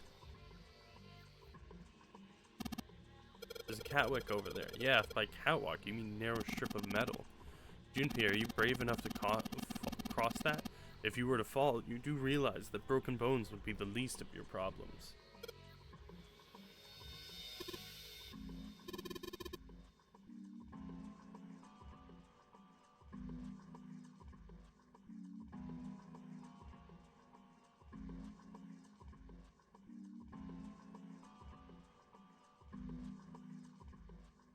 Wooden box, let's see what's inside.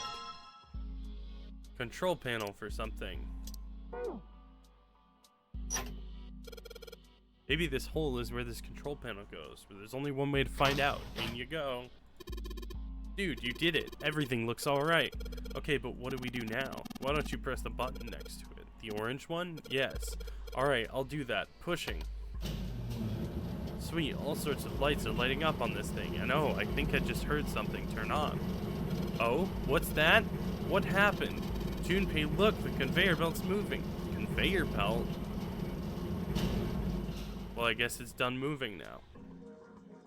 There's still a bunch of coal on the belt, though. It looks like a bunch of it got dumped off by the end of the belt into that wooden box where we found the control panel. Pushing. Everything explodes. End game. Coal. I guess I was a bad boy. Coal. Coal, huh? As the belt started moving, it's transported quite a bit of coal. It all drops off the left end of the belt, right into the wooden box. Box filled with the coal.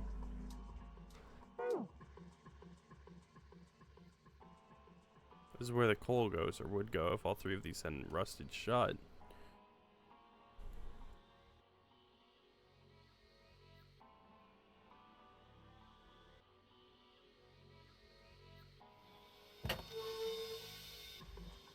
It's a hole that'll let us put coal into the furnace. Maybe if we can get some coal in there and set it on fire. Okay, let's do it. Ignoring your bad joke, but it's kind of funny there's a bunch of coal and you're with a guy named Santa. Yeah, that's fair.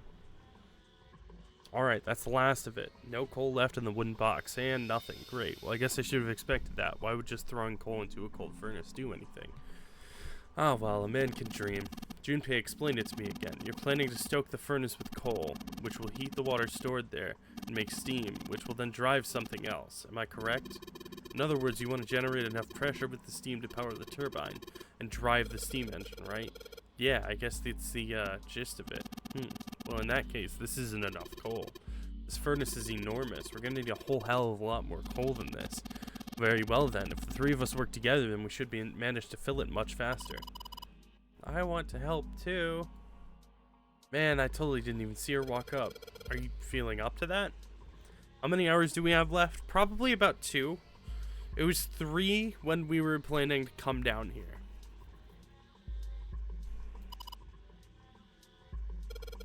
Yeah, right. You look like you're one stiff breeze away from falling over, June. I think you'd better rest somewhere, alright? But no arguing. You need your rest, so you just stay there. We'll handle this. Okay, I understand. Alright, time for some manly work. Let's get this coal into those furnaces.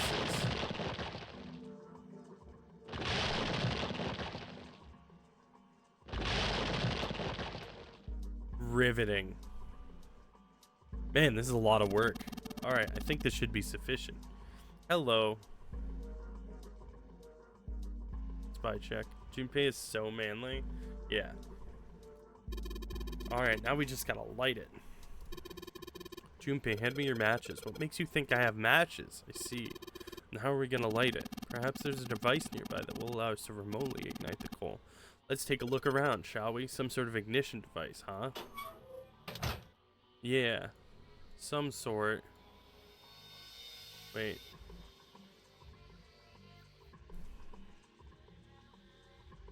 Letter's locked in place, it won't move. Is this? I think it might be. It probably is. I think this is how we might ignite the furnace. They have the twinks out here shoveling coal. This is a war crime.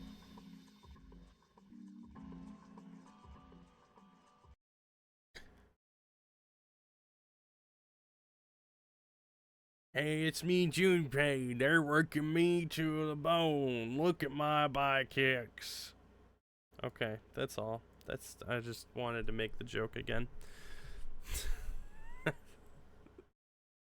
He's a Victorian child in the coal mines. Listen, the children yearn for the mines. Minecraft is the highest selling game. That means that if we move that thing down. Alright, let's do it. Here we go! Hey, Junpei, Ace, look at this. There's big gears turning onto the boiler here. Oh, hey. The gears, they're spinning. What the hell are you guys waiting for? Let's start looking. gold disc. A bronze disc. A silver disc. True, Junpei's returning to subterranean instinct. Start looking with your eyes, your special eyes.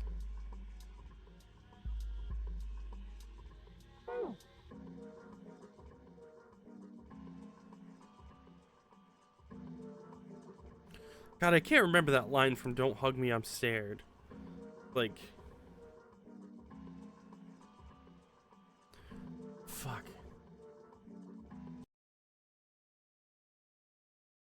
Don't hug me. I'm scared.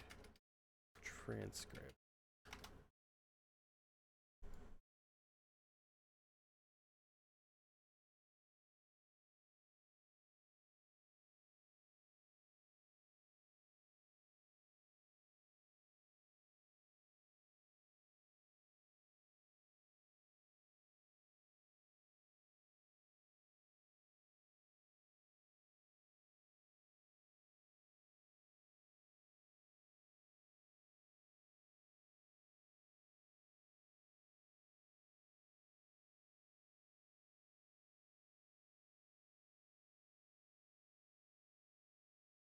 I don't...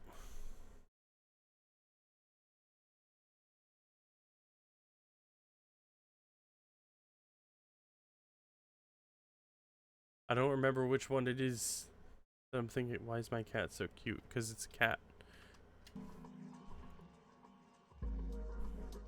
Looks like this thing unlocks the door. There's a depression here that looks like it's the outline of 3 circles laid on top of each other in a triangle. Maybe if we put those 3 discs we found into this thing. There's only one way to find out. Let's stick them in. Huh? That's odd. Nothing's happening. Maybe you're, I don't know, putting them in the wrong places. Perhaps you have them facing the wrong directions. Perhaps you should rotate the discs to make some of the lines connect to one another. Well, no harm in trying. Oh, gee. When the disc is clicked, it will rotate a certain amount. When the white arrow is clicked, the discs are switched. Please note when the discs are switched, the angles for the discs are reset.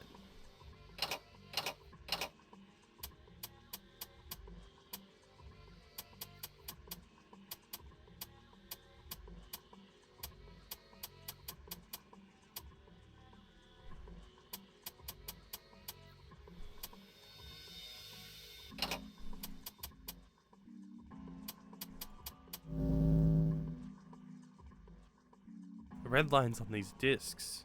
I think maybe I can make a star polygon with these.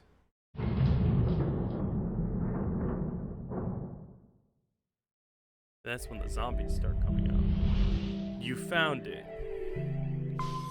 Was it easier than you thought, or am I just that good? Yes! The door's open! Questions for God. Given the circumstances, Junpei's happiness was certainly understandable. You found it. Ace seemed to share his Alright, excitement. Junpei. Why don't you go get June now? Santa and I will keep an eye on the store. Santa snorted. Why do we need to do that? Even if it shuts, we know how to solve the puzzle now. We could just open it again. Well, I suppose that's true. Shall all 3 of us go and collect June then? Nah, I'm cool. I'll let Junpei handle it. He still seemed irritated by something, however, and sat down at the stairs petulantly. So are you only interested in being contrary? Ace sighed with the air of a long-suffering parent. Alright, I'll go get June. I'll be right back. He gave a quick nod to Ace and Santa and dashed off down the stairs. Before long, he was back on the first floor next to the conveyor belt and June. Oh, Jumpy! As he drew closer, she stood up Are you slowly. okay? He did his best to sound calm and nonchalant, but there was no hiding the genuine concern in his voice. Yes, I'm fine now. I'm sorry I made you worry. I know, you kind of look like you still have a little bit of fever with those red-ass cheeks. June blushed. He wasn't sure if she was embarrassed or still feverish. Let me check. Just to make sure, he reached out and put his hand against her forehead. Good. You're feeling a lot better. She was feeling far less warm than she had earlier, but still wasn't down to what seemed normal. Are you to sure him. you're all right? I went to get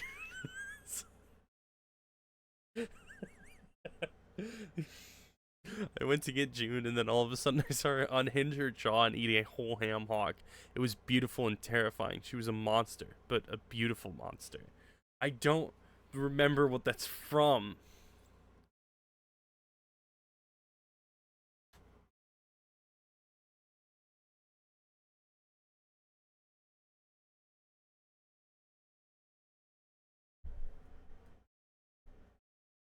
It's not from anything, it's from your mind. I swear I've heard that before. He had to be sure. June gave him a look. Oh, you're such a warrior, Jumpy. A warrior or a worrier? Oops, I mean, warrior. Okay, June giggled. He wasn't sure if she just made a joke or not, but seeing her smile again made Junpei feel at ease. I feel like maybe June is zero, or maybe she's a lizard person. But she's having fevers. If she was a lizard person, she'd be getting cold. She wouldn't be radiating heat. She would need a heat lamp. She's actually a fire elemental. If she was well enough to smile and laugh, then she really was feeling much better. He gave her a friendly poke on the forehead. Let's go. Just fuck already. Go where? Oh, right. I didn't tell you. We got the exit open, so... Great! Let's go!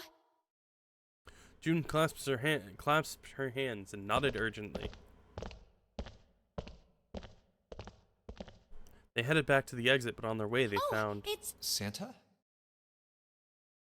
Santa was sitting on the stairs. He was, however, holding something in his right hand and staring at it with a strange expression. Junpei and June slowed down and finally stopped in front of him. What are you looking at? Santa answered without looking up, his voice quiet. It's a photo. It's my sister. Sister? Santa, you've got a sister? You thought she was going to be like, you did it without me? I wanted to participate. Santa simply nodded. Kid was cute as a button. June cocked her head, confused. She was only about an inch tall then? Santa glared at her. Sorry. I guess an inch is a little large for a button. Probably more like a half inch. June. My autistic queen. Please. Santa didn't smile or laugh. Sorry. Why are you looking at it?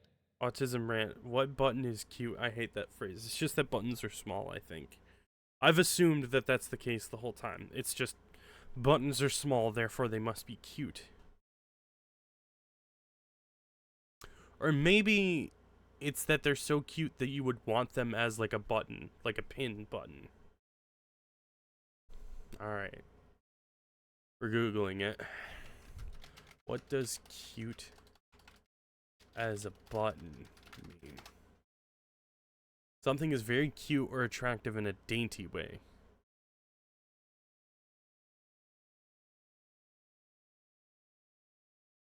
The word cute was originally a shortening of the word acute, which meant sharp-witted and clever.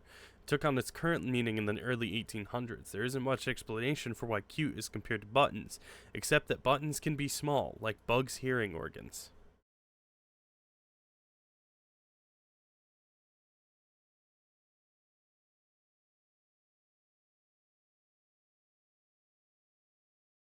Ah, so the button as a fastening invention. It was quite ingenious. So, because it used to mean smart or clever, cute as a button meant smart, and then because the meaning has adapted to be, like, attractive or cute. Well, no, just, I guess, attractive. I don't know. The saying remained, even though it makes less sense.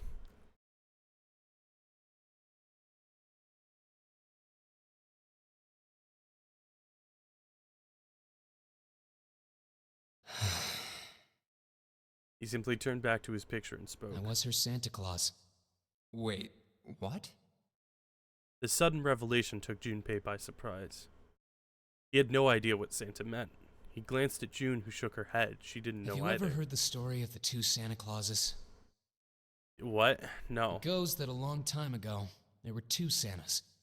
One of them wore white, and the other one wore black. Are you talking about Kris Kringle? Or the Jack Frost or something? The White Santa gave presents to good kids. Krampus? Yeah, maybe. And the Black Santa played tricks on bad kids. Yeah, I think he's talking about Krampus. They went on like that for a while, but eventually the Black Santa's tricks started to get worse and worse. Pretty soon, the White Santa couldn't stand it anymore, and he stabbed the Black Santa to death. You stabbed your sister to death? When he stabbed the other Santa, the White Santa got blood all over his clothes, and that's why, these days, his clothes are red. You could say that red is all that's left of the Black Santa. Junpei was silent. He could think of nothing to say. June was staring at Santa, sadness plain on her face. He continued. I wonder which Santa I am. The White Santa or the Black Santa?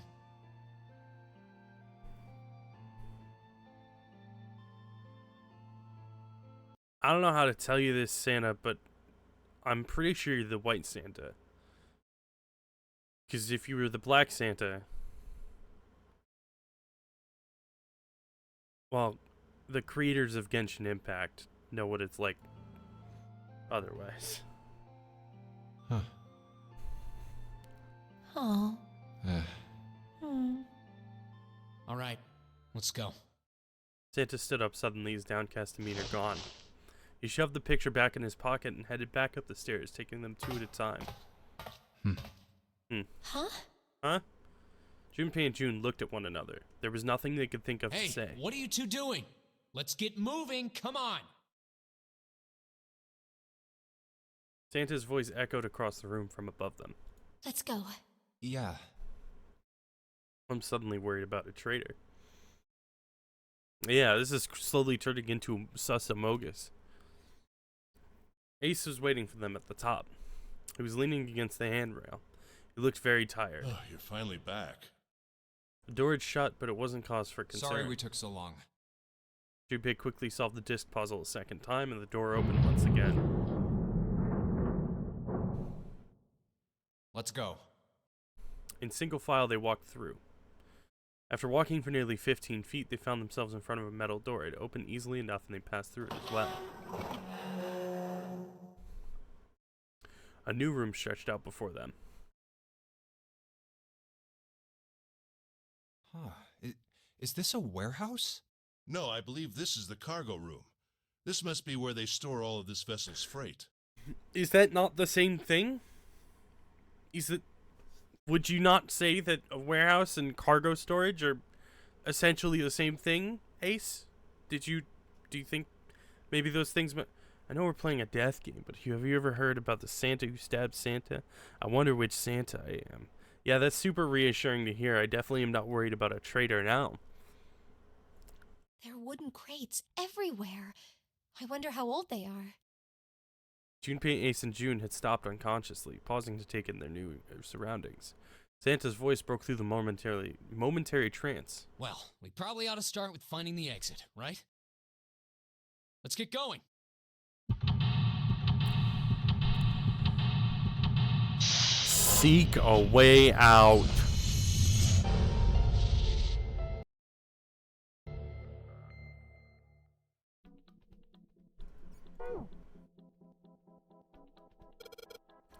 Bunch of bags here. I wonder what's in them. Sand. Card with a headshot. Oh, what the fuck? What's that? It's a card. It has a headshot on it. A headshot. Yeah, I'm not really sure what purpose this could possibly serve. Oh, that's the 9th man. Wait, hold on. Okay, yeah, no, there's nothing. Cargo is stored in wooden crates. Storage is stored in metal crates. Shut the fuck up. I don't want to hear it.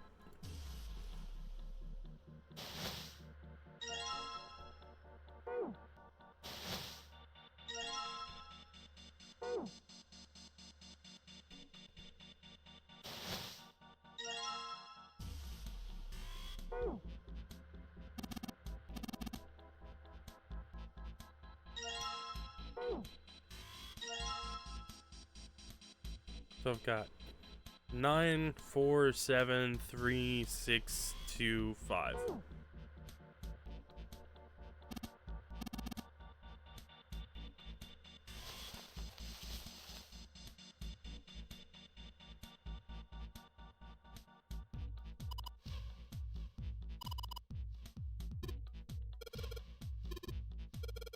I've got a bad feeling about it. Pussy. Okay, fine. I'll go. Please be careful, Santa. Yeah, but just in case. Wait, what's he going to do with that screw? I don't see what throwing a screw at a fence is. Holy shit. This... Oh, man. There's electricity running through that fence. Looks like it. And we can't get to the other side. Well, we could jump off those crates, but we wouldn't be able to get back. I think we can get over the fence by jumping on those crates. What are you saying, Jumpy? There's a huge electrical current flowing through that fence. If you do that, you won't be able to get back. Well, if I can move some of those crates over there, are you even sure you can move them? What if they weigh too much? Then what are you going to do? Oh, yeah. Hadn't thought of that. I get the feeling the cards have something to do with this.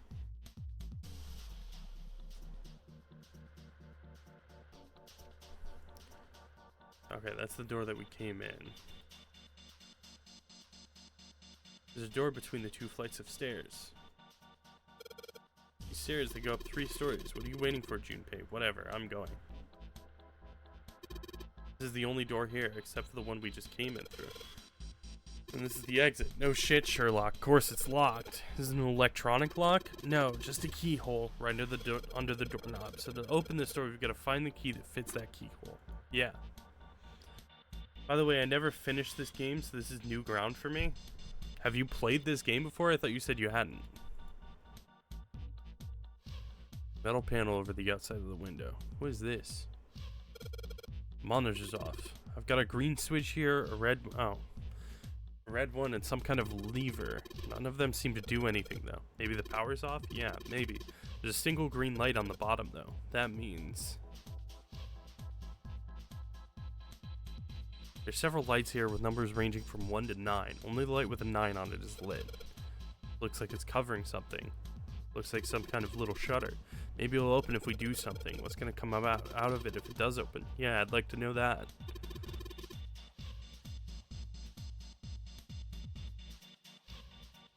I literally got to the part where 9 blows up and then I decided I want to play the AI Somnium game instead. This is the same people, different series. Fair enough. There's 6 holes here. Look like jacks for a headphone cable. Jacks, huh? Maybe put something in them. Yeah, something might happen.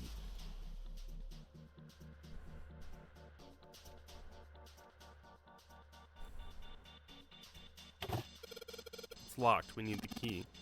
All the boxes have numbers on them. Do they? Oh. Ace bent down and picked up something that had been sitting next to the box. Junpei, take a look at this. Cards. Does that mean we have everyone now? Sorry, we don't have Ace. But other than that, we have everyone. 2, 3, 4, 5, 6, 7, 8, 9. There's some numbered boxes and cards with pictures of all of us. Does that mean we need to collect the cards we don't have? Put your dick in the hole. Reason why Kuma would never be in a Saw game. In order to open the crates, I'm going to need all 9 cards. Fine.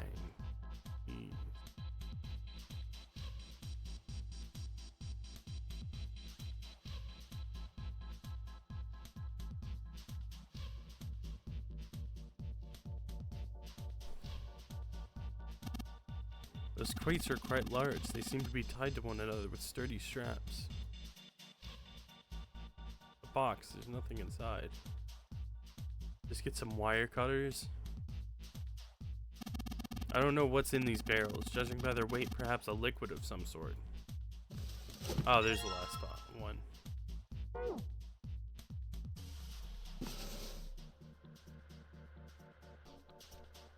Now we finally have all 9 picture cards. We just need to insert these cards into the slots at the front of each box. Junpei stared at the cards in its hands. Ace peered over his shoulder at them. You know which card goes in which box, yes? Junpei gave him a look. Yeah, of course I do. It's really obvious. You just match our numbers to the numbers, then you pop the corresponding card in the right box. So for instance, the card with the picture of Ace on it goes into box 1. The card with the picture of Snake on it goes into box 2. Oh, I see. Huh? Junpei thought he might have imagined it, but he could have sworn Ace stiffened. I'll leave the rest to you. Hey, wait! He quickly turned and What's walked wrong away. with him? Oh well, whatever. Doing his best to clear his mind from the task at hand, he turned back towards the boxes. Ace, did you not know that? Time to solve the 9 boxes puzzle. This is not a puzzle. 9 cards with pictures and 9 boxes. Junpei stared at them for a moment and then began. Ace's card is in box 1, Snake's is in number 2. Ace not read? Maybe. I just need to do the same for the rest. And finally, the 9th man's card into box 9. All 9 box lids opened at once. Oh, they opened! He peered What the- inside. Jared, who was 19, never learned how to read either. Each box was a single pin. 9 pins? They looked a little like sewing pins, but much thicker. I guess I'll take them with me.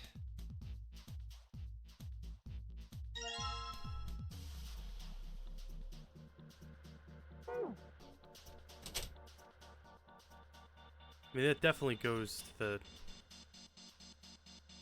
this thing. I just don't know how it does. There's 6 holes here, and it looks like the pins I just found would be a perfect fit for them. Actually, it would be wild if Ace didn't know how to do math and has just been coasting this whole time. Well, to be fair, everyone's been doing the math for him. Hence why he pieced out earlier with the trank. True. The ones you found in the 9 boxes, right? Well, why don't you try it? Alright, let's see what happens. I think 2, 4, and 6 should go here on the top part, and 3, 5, and 7 on the bottom part.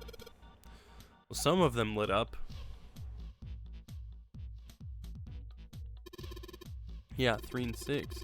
Wonder if there's some kind of rule that determines which lights go on. I put the 2, 4, and 6 pins on the top part, and the 3, 5, and 7 pins on the bottom. Let me think. 2, 4, and 6, that would make 3. And then 3, 5, and 7 would be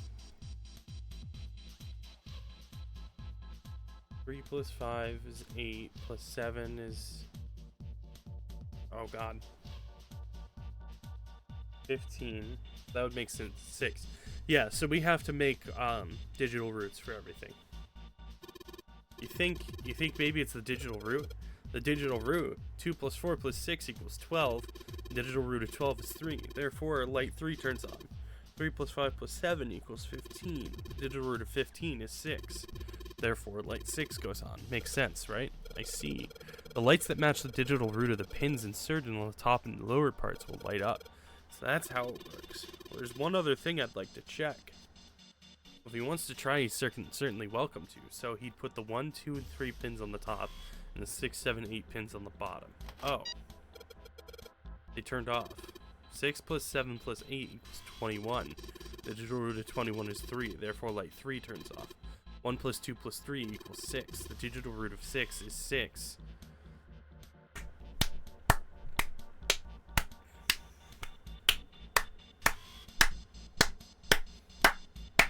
Digital root of 6 is 6. Can't beat that math. Therefore, light 6 turns off. Oh, I get it now. If the digital root for the pins you insert is the same as the number on the lights that are lit, those lights turn off. Yeah, looks like that's the trick. Alright, now we know how it works. You want to give it a try? Wait, you mean you know what we're supposed to do with these lights? Well, no, but I figure we could try to see if we can turn them all on, you know? Figure something's gonna happen if we can manage that. Turn on the lights, huh? Okay, Junpei, let's make sure we know how this works, alright? Pick one of the 6 holes, then pick one of the pins in your hand and insert it in the hole. Keep it up until all 6 of the holes are filled. Once all the holes are filled, the lights with the numbers that correspond to the digital roots of the pins in the upper and lower parts will turn on. However, if the digital root corresponds to a light that is already on, that light will be turned off. Goal is to turn all the lights on. Alright, let's do it.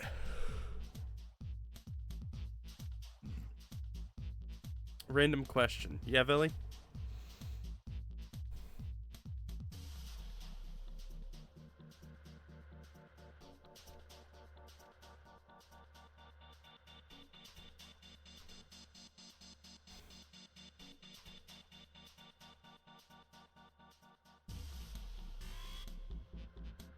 Never mind, I think it's a mobile app thing. Gotcha.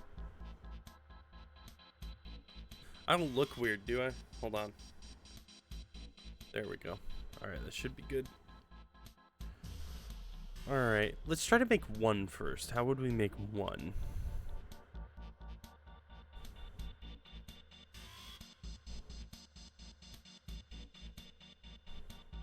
We need to make 10 out of 3, so...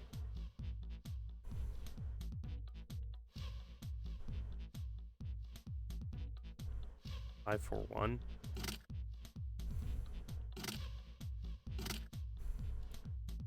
And then we can make 7 next. No, we can't make 7.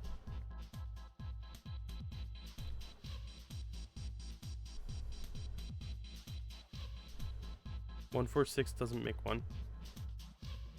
1, 4, 6 would make 2. And 1, 3, 7 makes 2 as well. Those both make 11, and then they get added together. 1 plus 1 is 2. I figured that out late, okay? It's okay. I forgive you. So we could do 9. What would 9, 3, and 2 make? That would be 5. What if we do 9, 3, 6? That would be 9. We already have 9. So what about 8, 3, 6? That would be 8.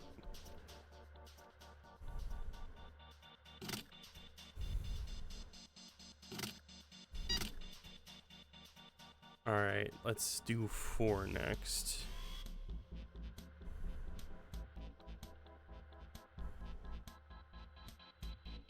Five, 6, 4? No, that would make 6. Right? Yeah, that would make 6. We could still do 6 though, so whatever. We'll do that.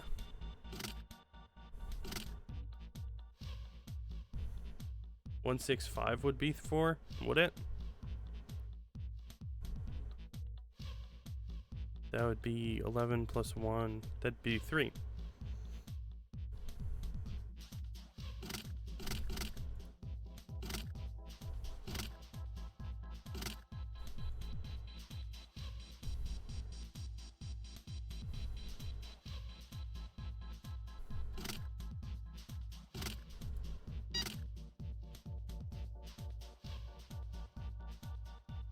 Wait, that didn't work. What?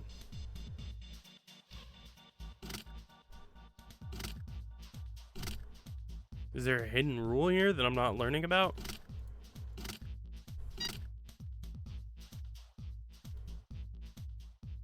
I'm not crazy, right? Do I have to do them in order? Or can they not be next to each other or something?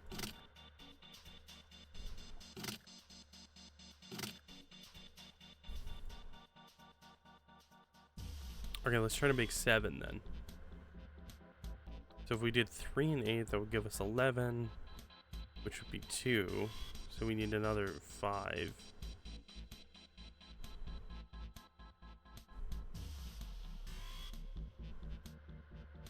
If I do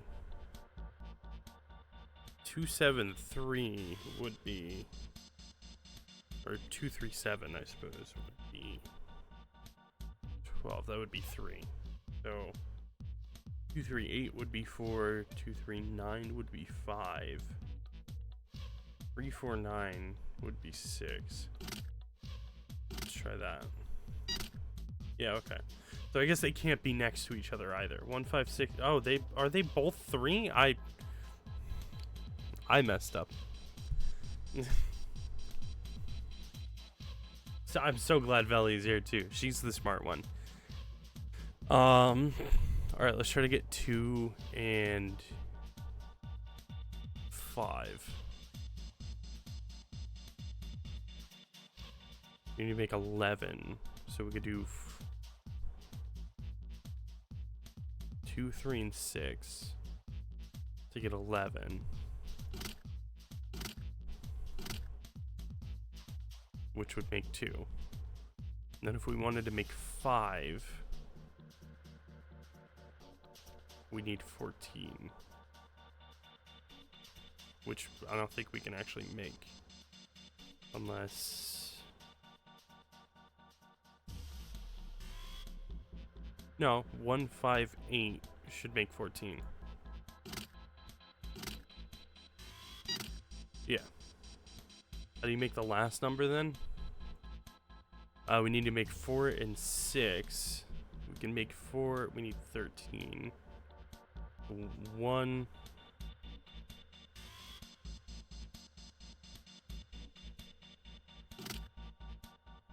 4, 9.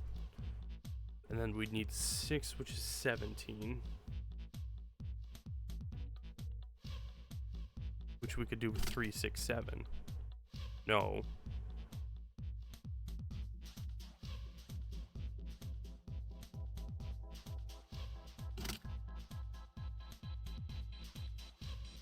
Two, 6, 8? Yeah. No.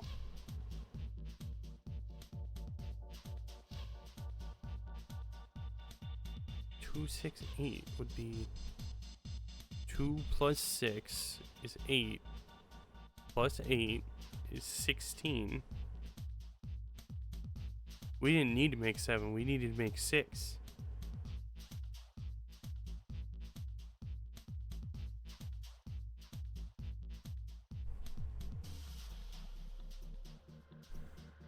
I unwittingly made a very bad mistake. I believe that wholeheartedly.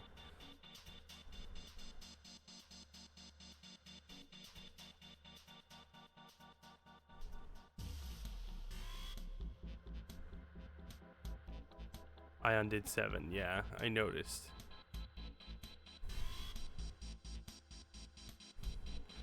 Yeah, because I was trying to make 6, and for some reason I was like, I need to make 16 for that. And no, I didn't. I needed to make 15 for that.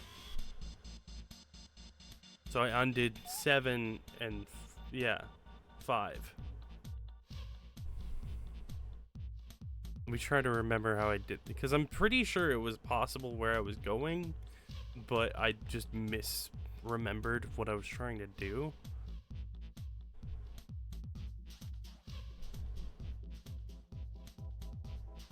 Although now it's a completely different thing. So just do the numbers you just did.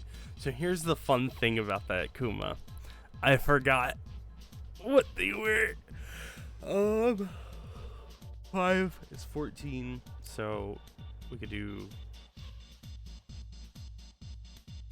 3, 4, 5. Right? No. No, that would make 12. That would be 3. We'd be 3, 4, and 6 would make 13. Yeah.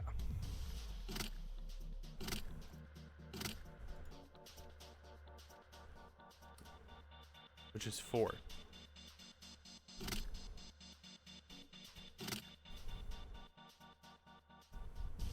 $14 makes 5. And then 16, which is 2, 6, 8, would rewrite 7. Yeah, okay. Okay, we're getting back on track. It's okay. So we need 13, which we could do with 3, 4, 6. And then we need 17, which we can do with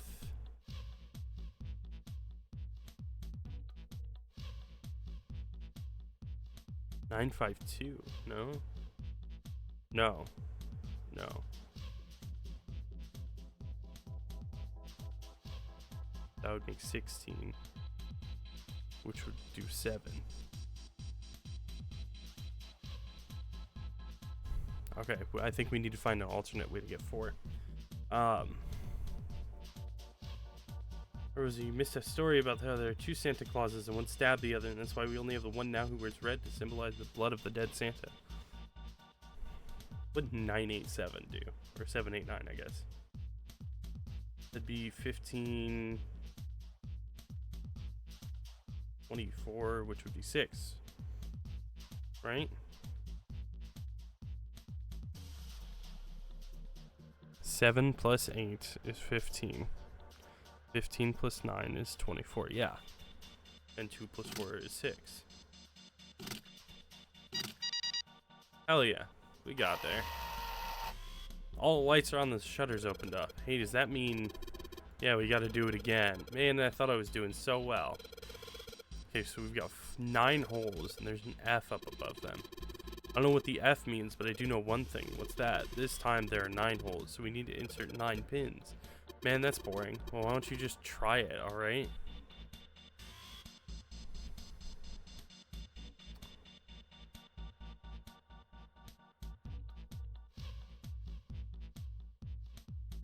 F.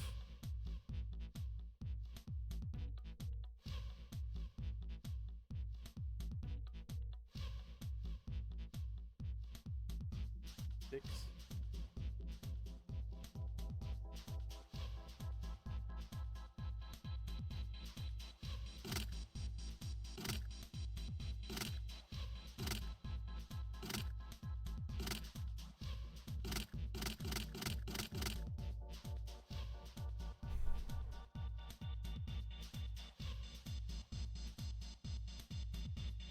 Somehow the pins have to connect in a way that makes the lines look like F, ah god, Y. I don't even think it's that. I think it's something far worse.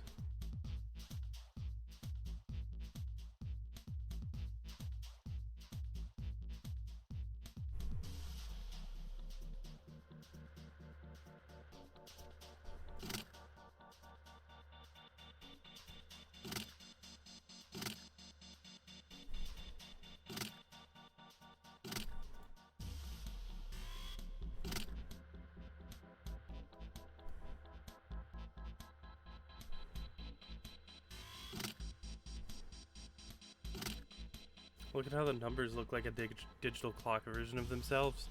No, I see that. Like, I...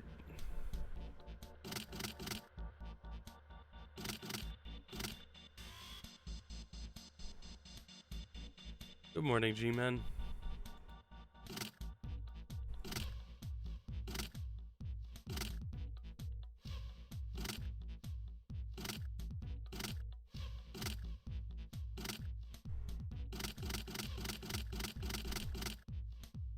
Want a non-helpful hint? Sure. T-Man, you have no idea. My brain is upset at this puzzle. I'm thinking.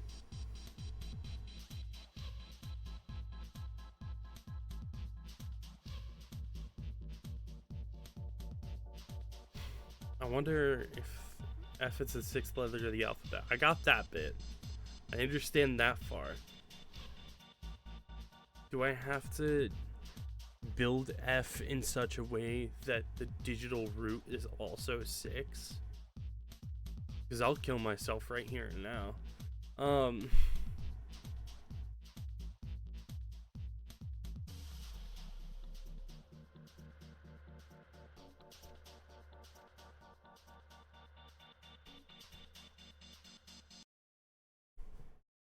My hint is helpful because it's not helpful.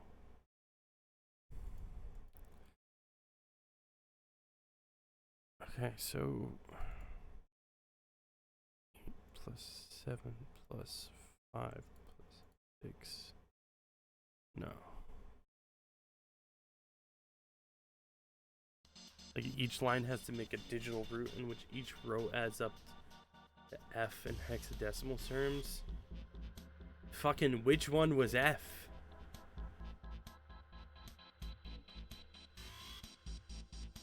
Didn't it go up to 8 and then it was letters or something? I played many puzzles so it didn't give me a hard time. But I was like, wow, they just tossed a magic square in a video game. If you go back, Santa will tell you. 15? Okay.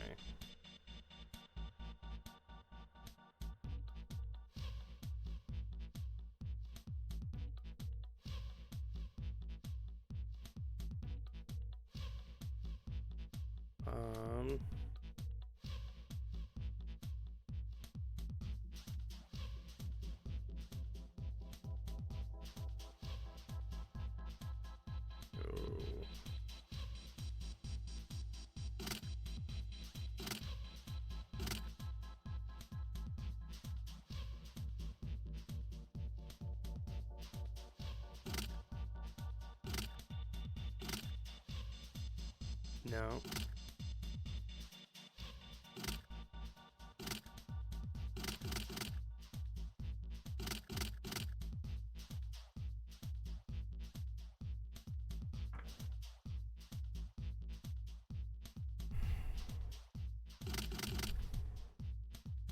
If you need a hint, ask. I don't want a hint. I want to figure this out myself.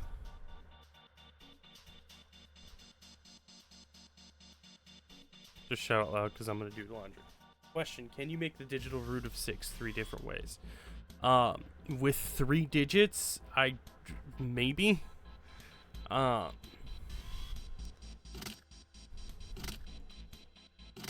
would be a 6. 4 plus 5 plus 6 would be 15. That would also. And then 7 plus 8 equals. Yeah, no, this would. That would be what that is.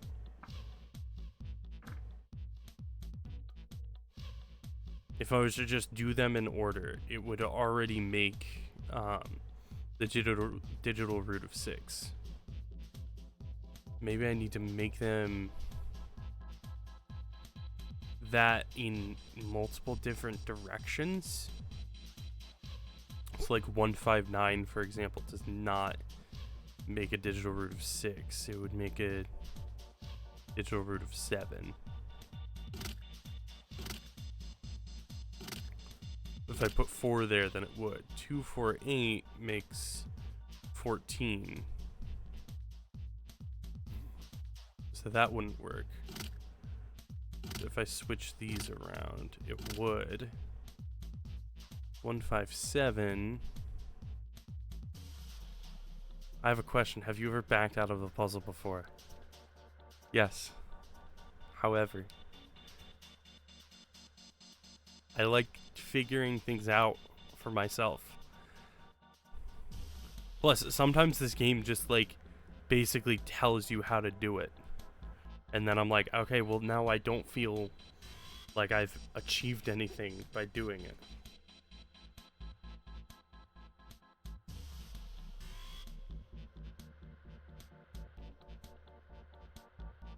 Prime solved this, he will have done it 8 ways.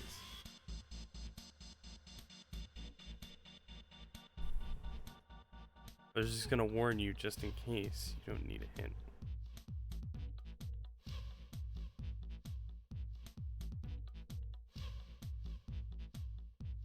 Ugh. Okay,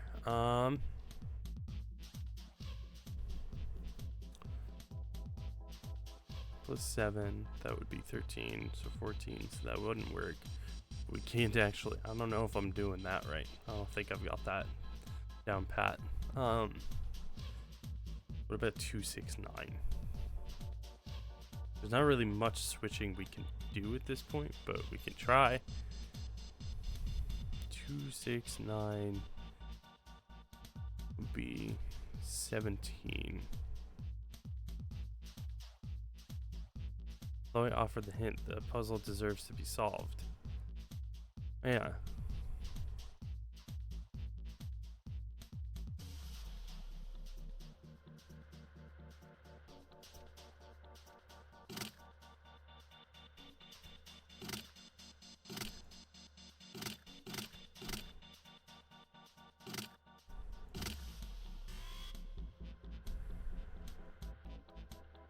One, 5, 8 would make 14.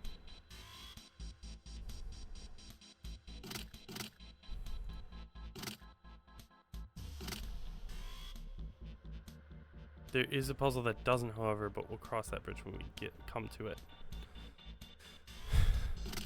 Okay, hold on. Let's start again. This line is solved. Quotation marks, assuming that we're trying to solve for a digital root of 6.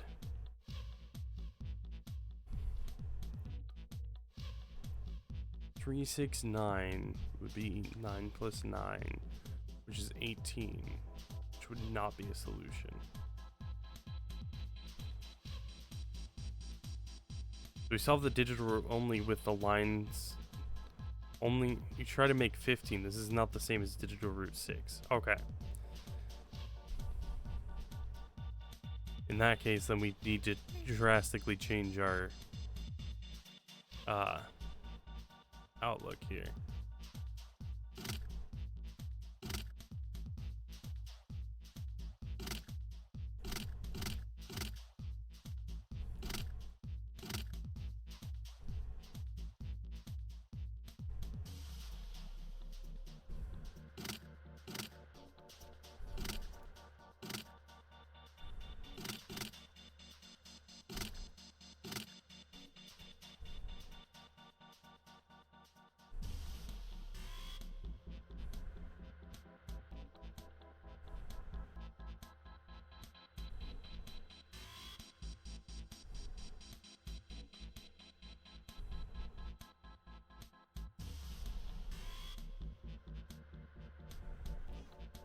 How can I switch this?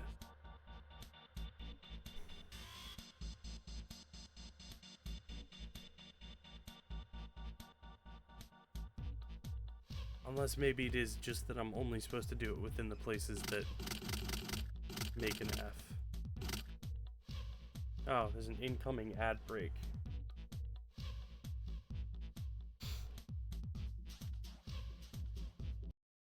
I'm just gonna snooze it for 5 minutes.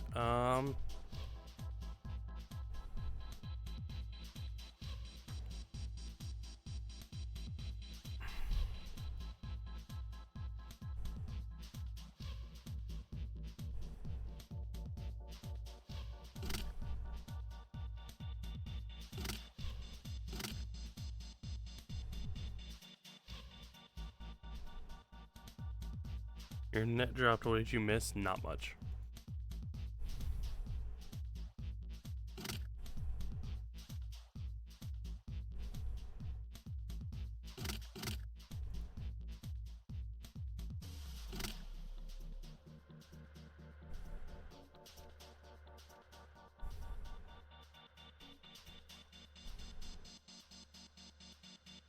I don't think it's digital roots at all. I think we're just trying to make 15 because it's hexadecimal F. At least that seems to be the case.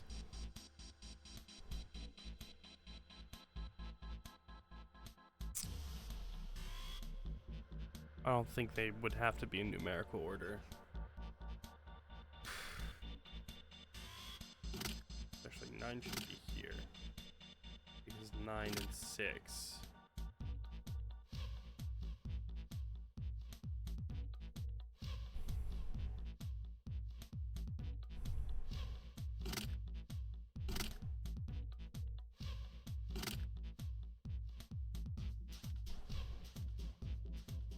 I think 4 plus 7 equals 11. So no, I would need another 4 for that. So if I do 8 there, I could do 3 there.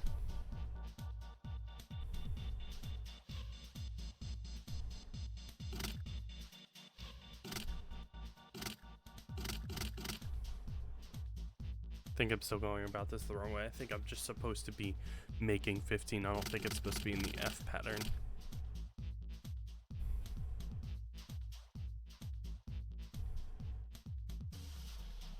I don't think it's possible.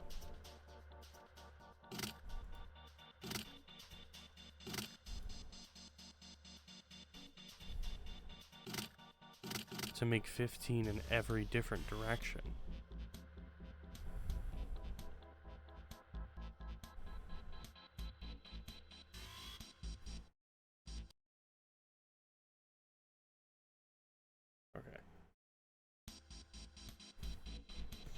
Sorry, just checked to make sure no one was like spamming me on Discord.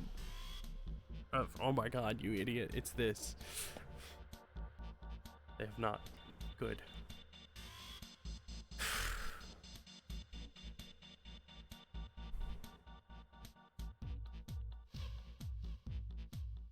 I'm definitely thinking way too much into it when I'm paying attention to the direction of the strokes on the F and trying to take that into account. I don't think that's the case.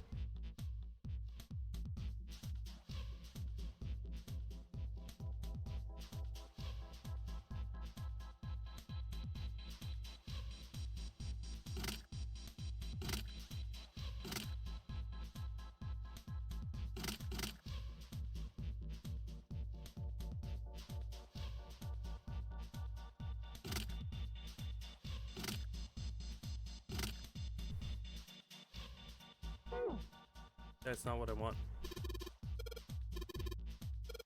God damn it. Okay, well, yeah. The answer is 42. Of course it is. It's always 42.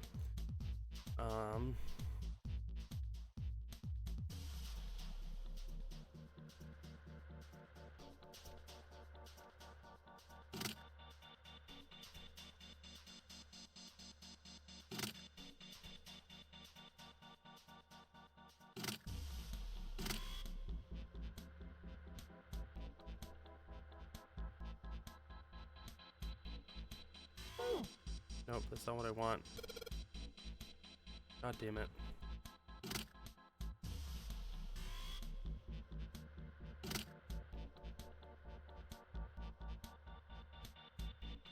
I'm trying to solve it analytically meanwhile. No, that literally could not go there. If I wanted it to add up to 15 in those directions.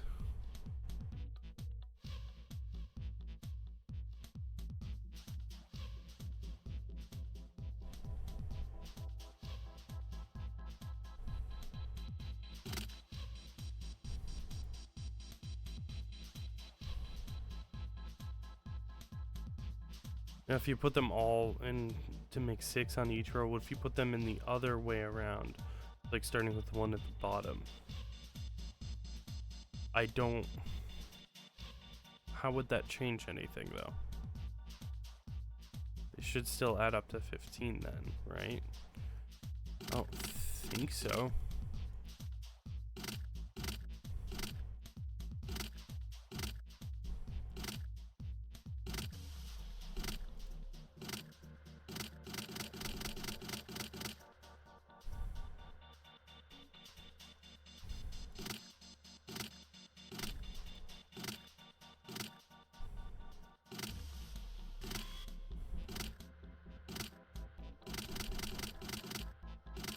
Yeah, no, I don't think so.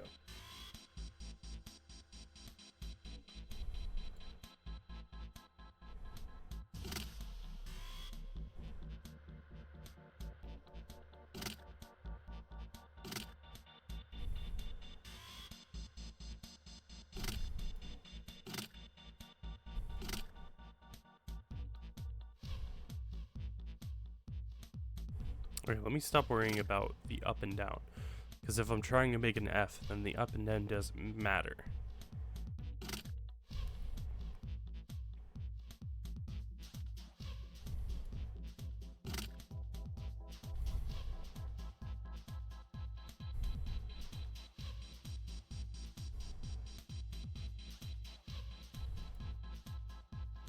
If only certain rows and columns only have to get up to 15. That's what I'm wondering. I'm wondering if I just need to do 15, 15, 15.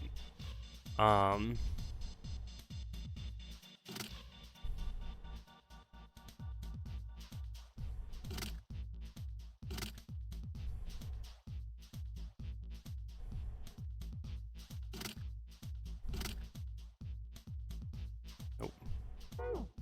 Fuck. It's not what I want. Wait, what did he just say? Every line of 3 pins needs to add up to 15.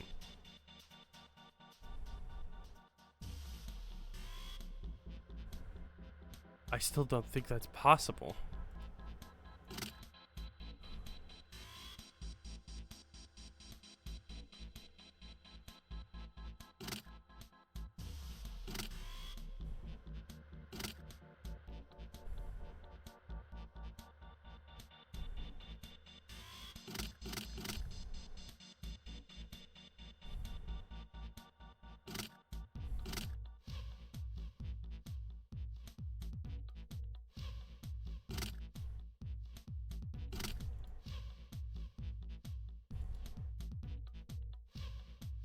Let's try it though.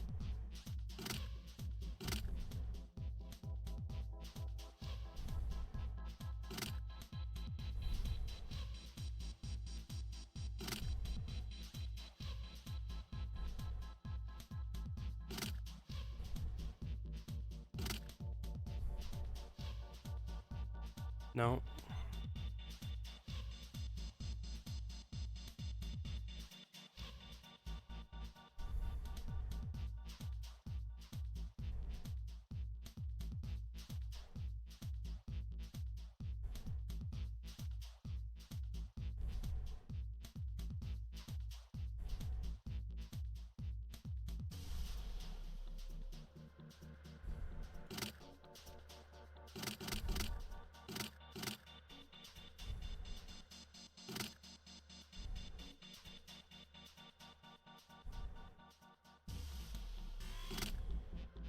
I think I just did 941.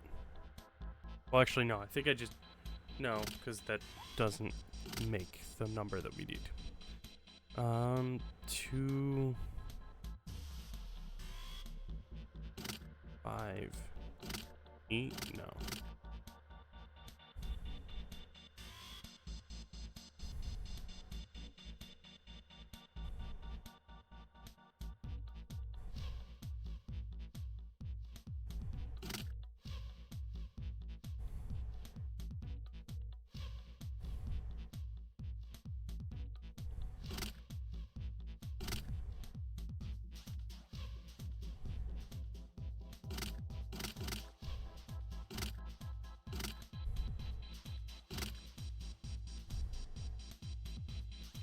Four plus 8 is 12. Put 3 there. 9 plus 3 is 12. Shit.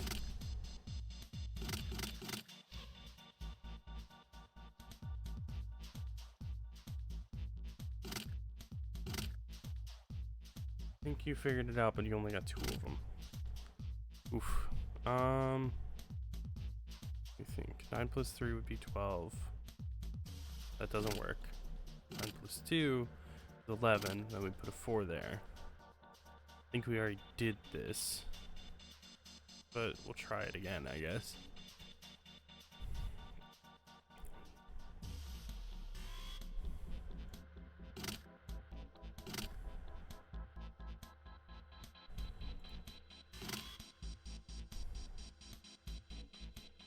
Nope.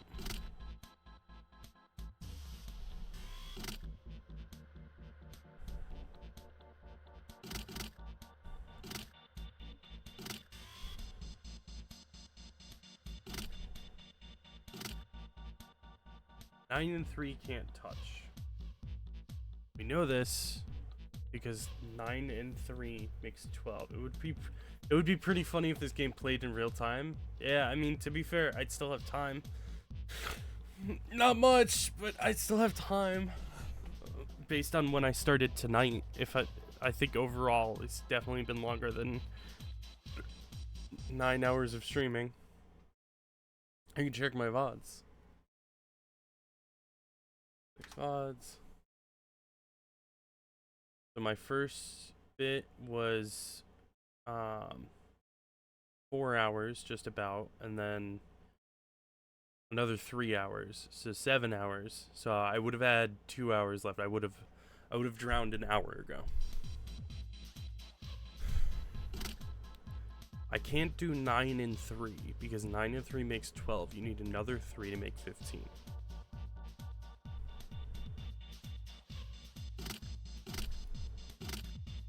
Nine, 2, and 4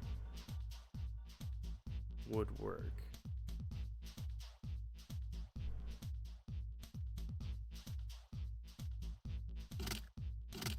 But 9, 2, and 4 have to be in such a way. 8, 1, 6. Okay, Rosu. Please. Well, 1, that wouldn't work.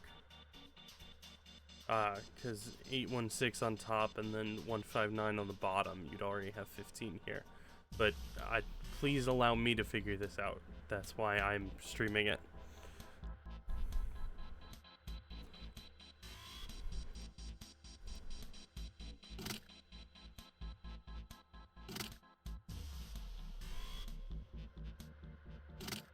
No, it can't be that because...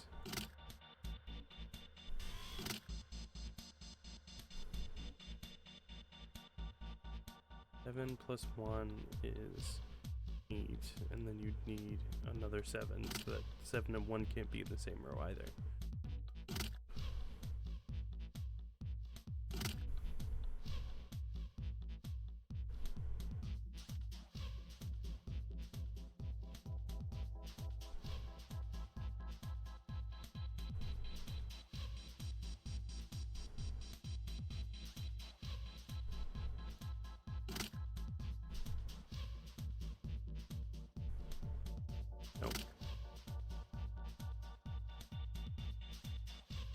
Imagine if the other NPCs were like, oh my god, we're gonna drown, and then solved it for you.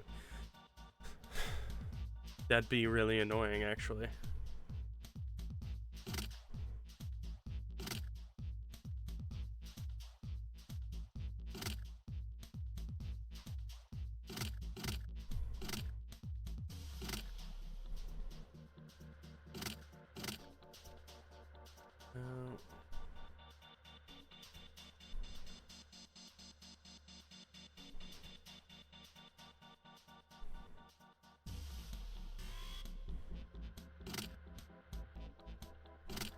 Is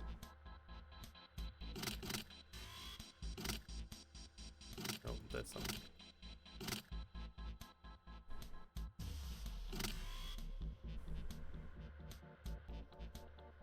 Imagine if you were onto something.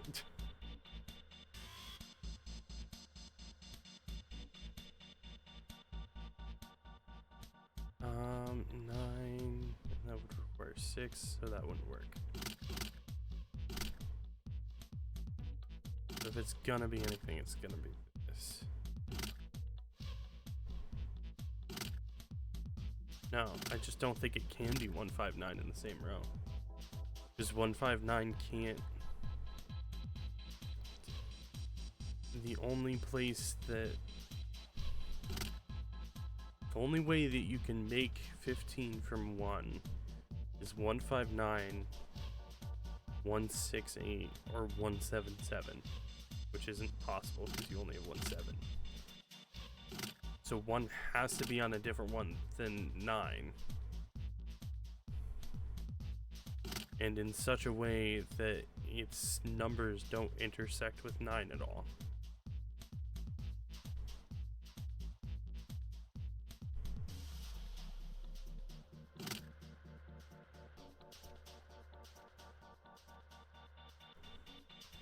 Nine, 4, 3 also. No. 9, 4, 3 makes 16. You're making 15. 9, 4, 2 was right.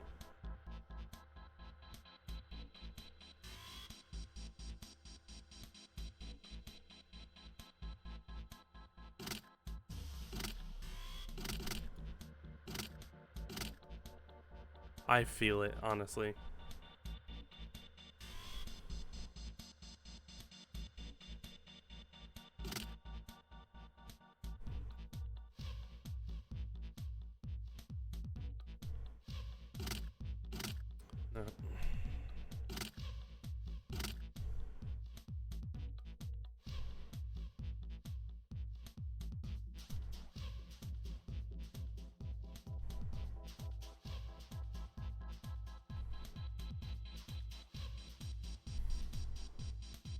No, because that puts the 8 there again.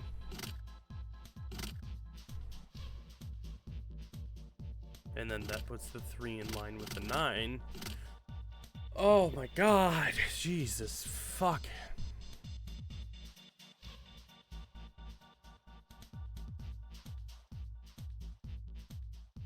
Ugh. I'm barely awake at this point either. You know, if you need anything, a gun? Shoot myself with?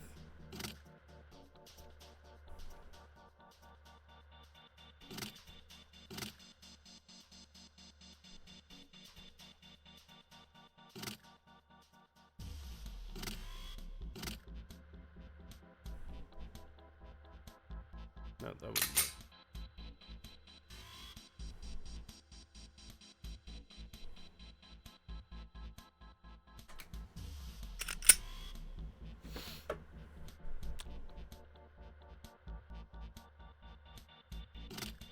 Nope, that wouldn't work either.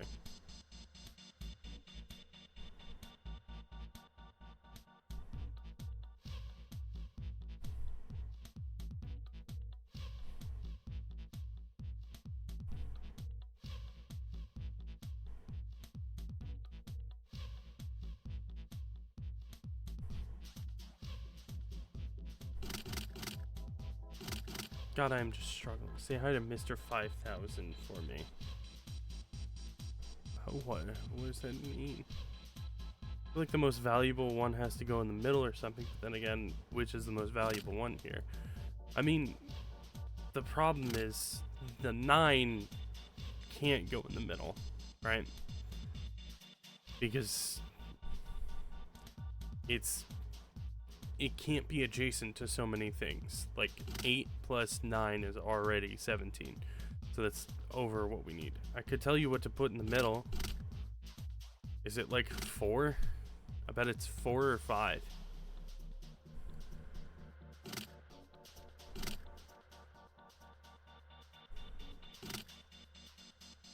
No.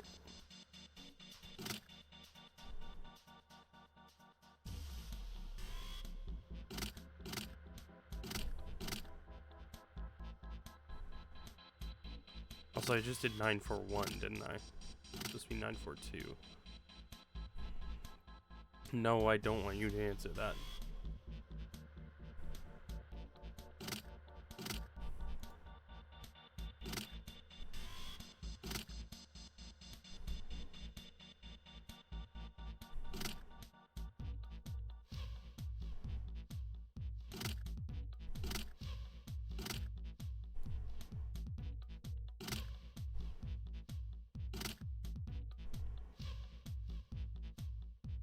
No. 8's there. It's not supposed to be there.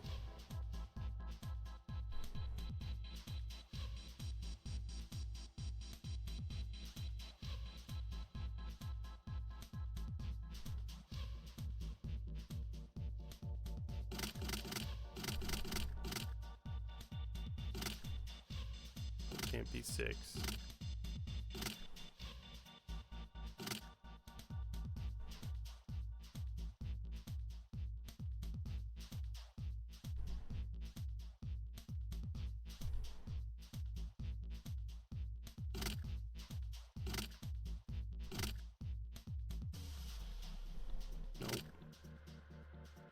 Oh, so you know 9 needs to touch it the least amount of lines and has to avoid 8 and 3. Once you place those numbers in such a way they can't touch and work off those numbers. Because there's a couple of different ways that that can be the case. And there's more than just those numbers that it can't touch.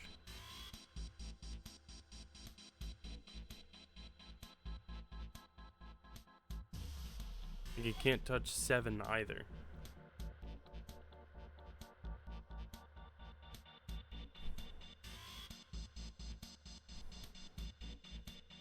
And then the way that we're at right now, we're already locked out of any other spots.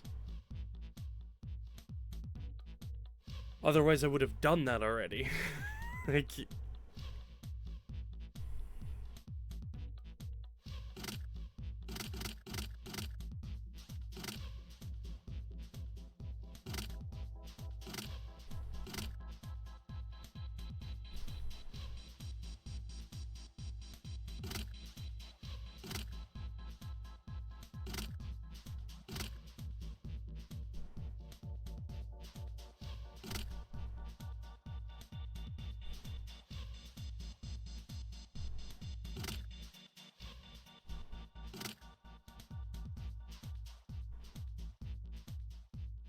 is that it?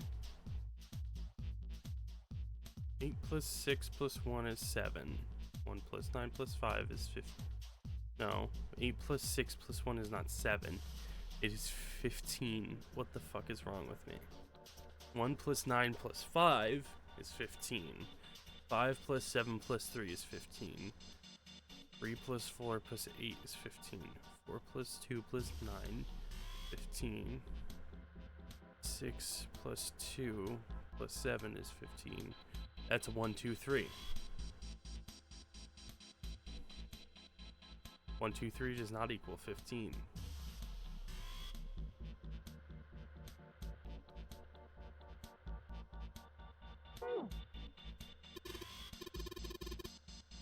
You know the sum of 10 plus 5? Yeah, it's 15. Do you really think I'm that much of an idiot? So what are the sums of 1 plus 9, 2 plus 8, 3 plus 7, and 4 plus 6? 10. But then the 5 in the middle, what's the sum going to be for each of those? If they're 10 right now, yeah, I think you've got it all. Okay. This hurts my brain.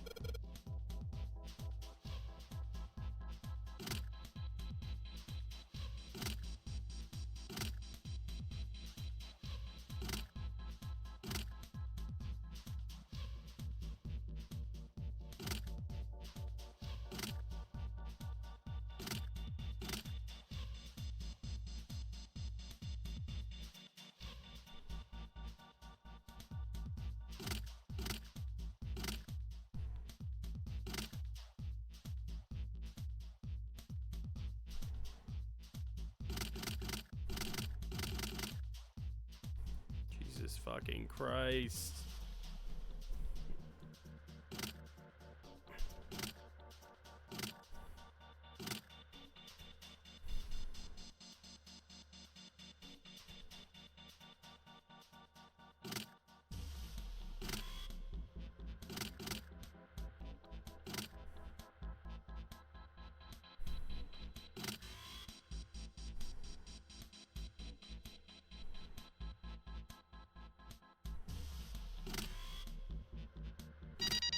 Okay. We got there eventually. They basically told me how to complete it, but whatever. All pins inserted, all lights lit. We did it. We sure didn't. Power's on now. Looks like there's electricity going to the monitor on top now. Alright, let's see if we can activate the device on the top. Green button, red button, and lever. What these do. I think this might help. What the hell is this? Where did you find this? What is that? Where'd you find it? Found it when you were messing around with the pinholes. It looks like instructions for this thing. According to what it says here, this thing's a remote control for that. Yeah, that. What's he pointing out? Oh, that machine over there. Apparently it's called the Pushmaster 5000. Are you serious? Whatever. So what are we supposed to do with the Pushmaster 5000? You see the coffin over there on top of the crates? Yeah. Don't you want to know what the deal is with it? I do. You want to check it out? Yeah. Alright, how do you think we're gonna get there? Well, there were some crates on the right side of the fence. Someone piled up like stairs. Maybe if we make a path to the coffin from there. How would we do that? Line up the crates, I guess. Yeah, that sounds about right. I guess this is just another one of Zero's puzzles. Rozu, quick answer.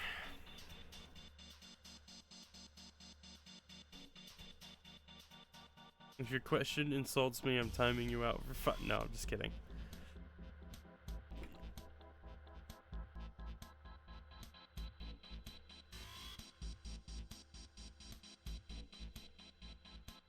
What's the difference between Disciple of War and Disciple of Magic?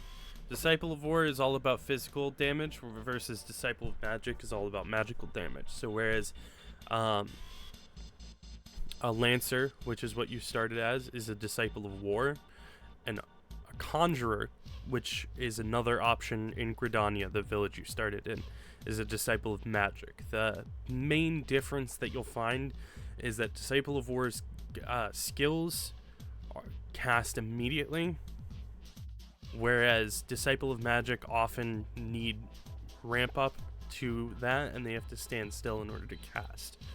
Also, all magic users are ranged DPS other than Red Mage, but Red Mage is a special one, so it should only use Disciple of War. Can you use both? You can use both. Listen, I've not played Reaper enough to know anything about it. Rozu is brand new to the game. This is a good enough explanation for... You know what, Veli? You explain it to Rozu, because you're so smart.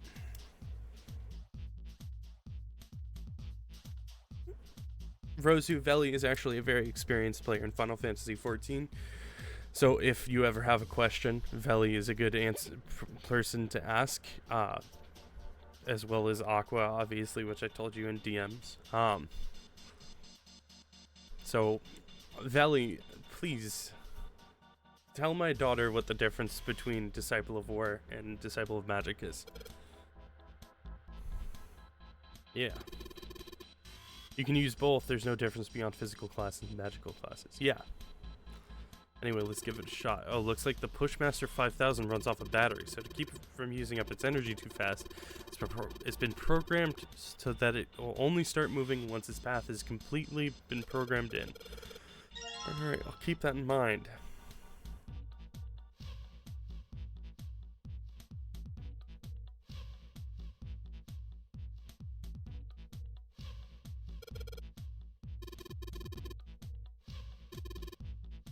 Battery dies after 50 moves. At least that's what it says in the manual. 50 moves, huh? Also, keep in mind that the Pushmaster 5000 can't move the heavy metal crates, okay? Got it. And a square adjacent for the Pushmaster 5000 is clicked. The Pushmaster 5000 will move to that square. If there's a crate in the way, it will push up to a single crate. Move the crates appropriately and efficiently and fill the yellow areas. Okay.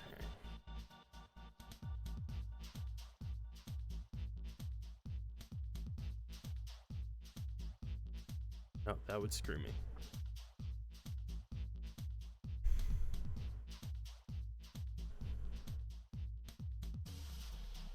That would also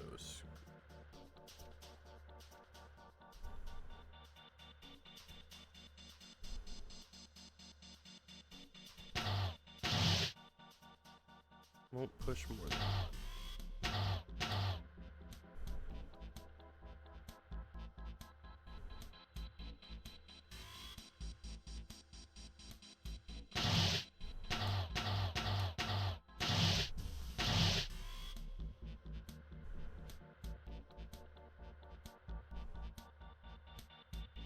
No, I don't think that's right.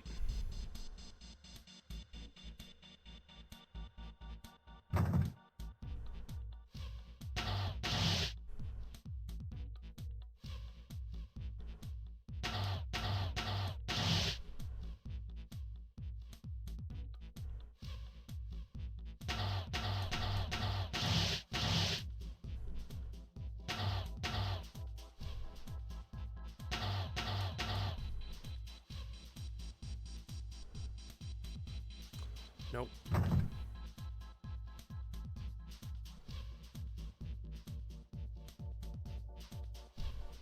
But Veli, what about Redmage? No, I'm just kidding. Sorry.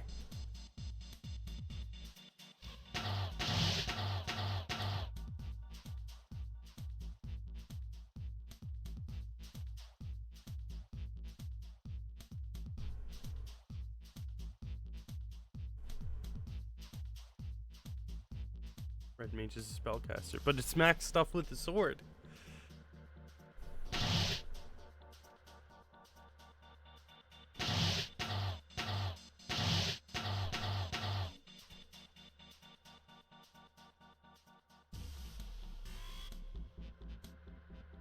No.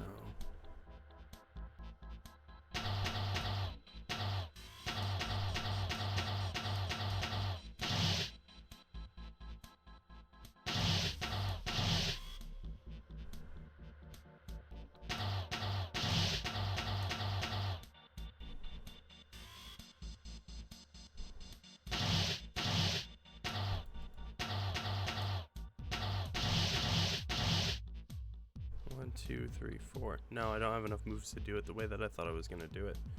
No, he uses sword to cast spells in melee range. That's objectively untrue.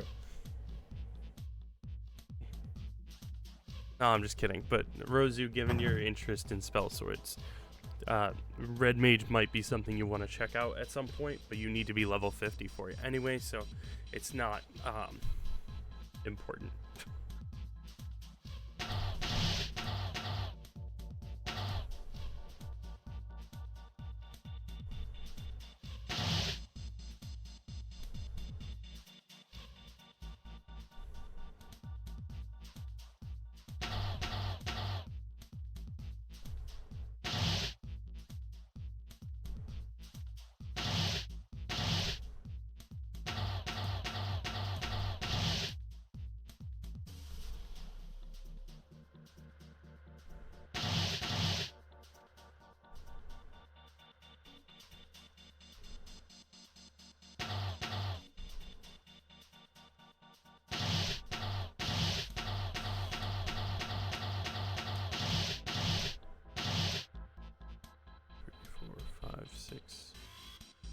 7, 8, 9, 10. No, I have fucked myself. That can't be the last one that I put in. There's not a way to push it in. So I have to push something up into that spot. This one has to go up there if I'm gonna do it like that.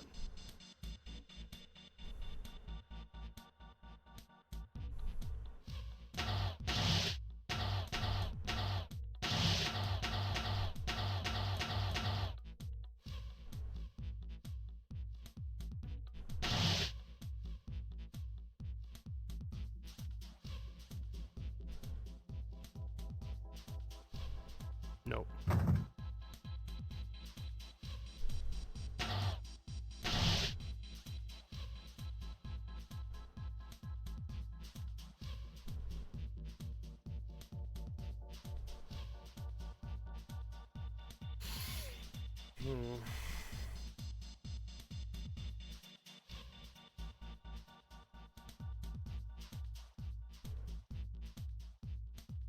So these two spots are, these two are no-go on either side.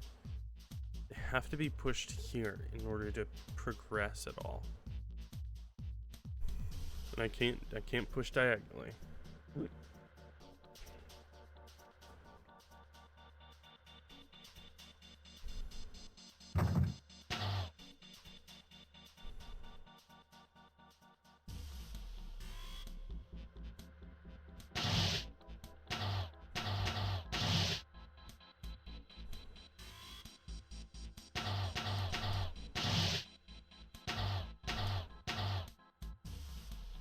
No, I've just fucked myself again.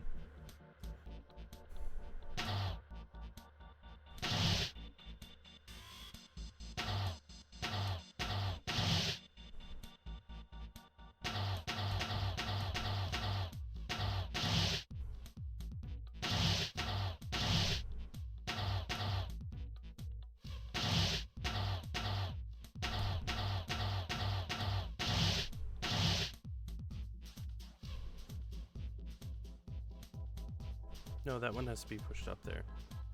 I can't do it that way.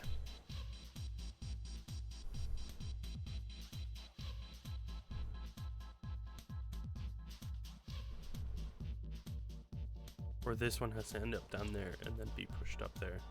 But I don't see that happening. That's not what I wanted.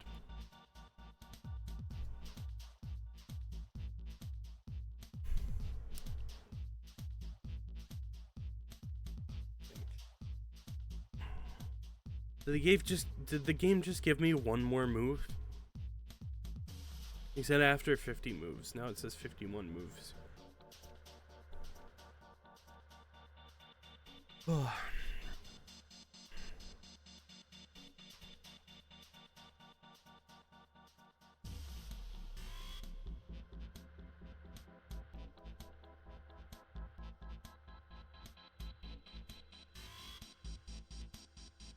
It gave you an extra move instead of a hint. Yeah, there's a big old hint button in the upper right hand corner. It looks like it actually did give me an extra move instead of a hint.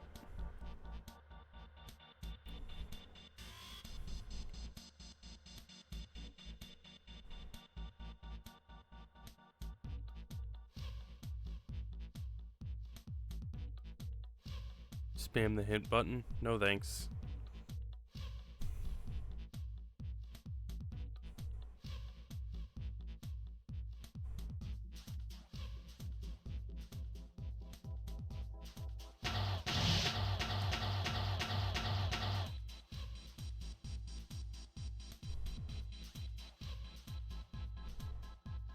The hint didn't give you an extra move. Running out of moves gives you a +1. Yeah, that's what I'm saying.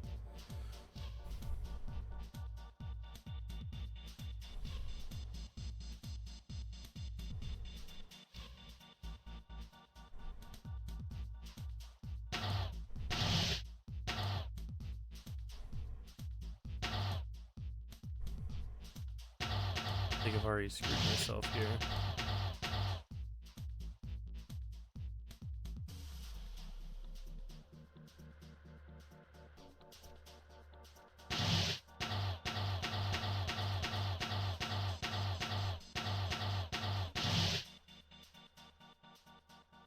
Yeah. Okay. But that is an idea.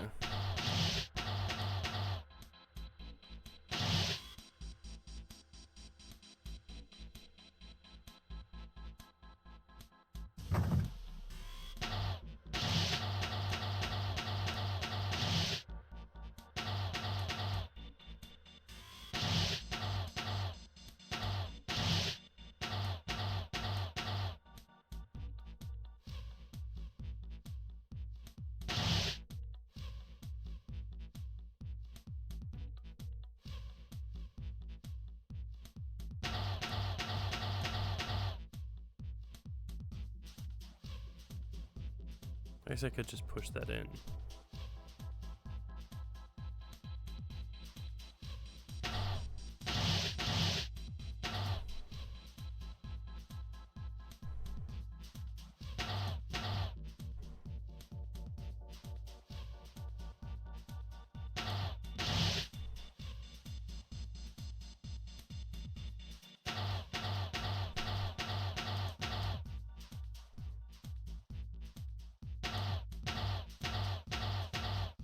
No, this isn't enough moves. Okay. Not enough moves to do what I was thinking I could do. Hello, Patrick. Welcome to the stream. Yep. I always know when I hear the popping puzzle. Yeah, we're playing 999 999 999. And I'm desperately trying to solve these puzzles on my own without using any hints because I'm, what's the word? Stubborn.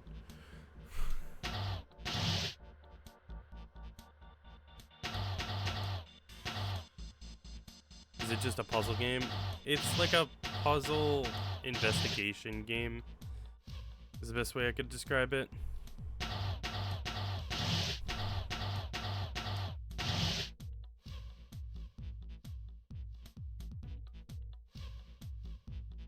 Wait.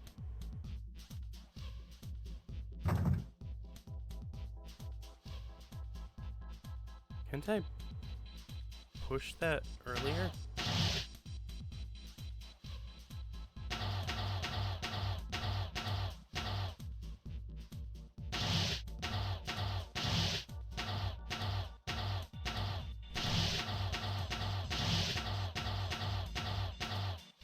Wait, no, that's what I want. I'm gonna push that up.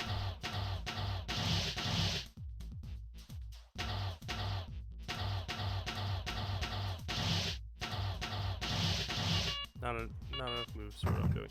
Puzzle adventure novel, yeah.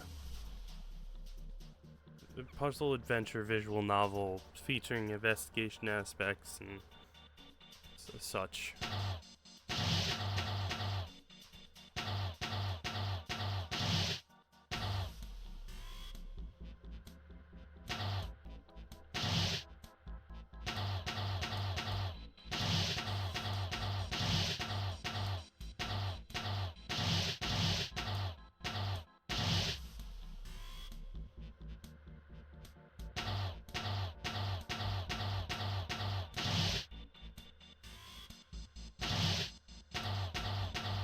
Nope, I fucked it up.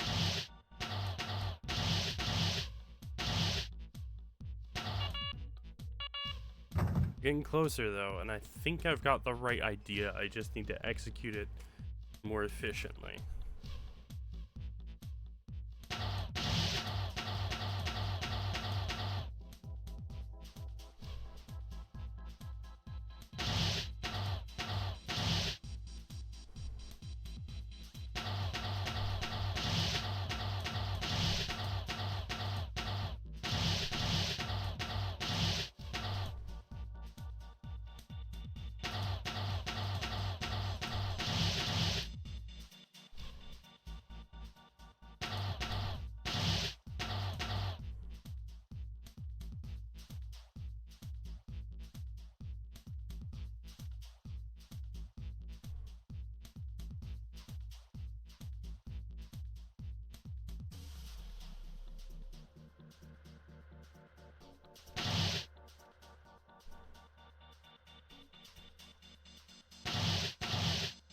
It's not enough moves.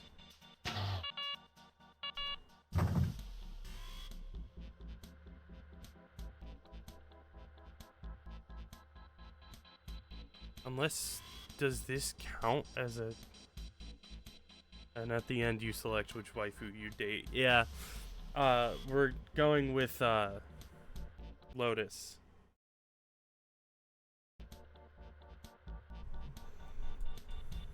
No, I'm just kidding. I'm a man of culture. So I'm definitely picking no. I'm just gonna try the same thing over again, I guess, because I, for some reason, think that's gonna work if I just do it enough times.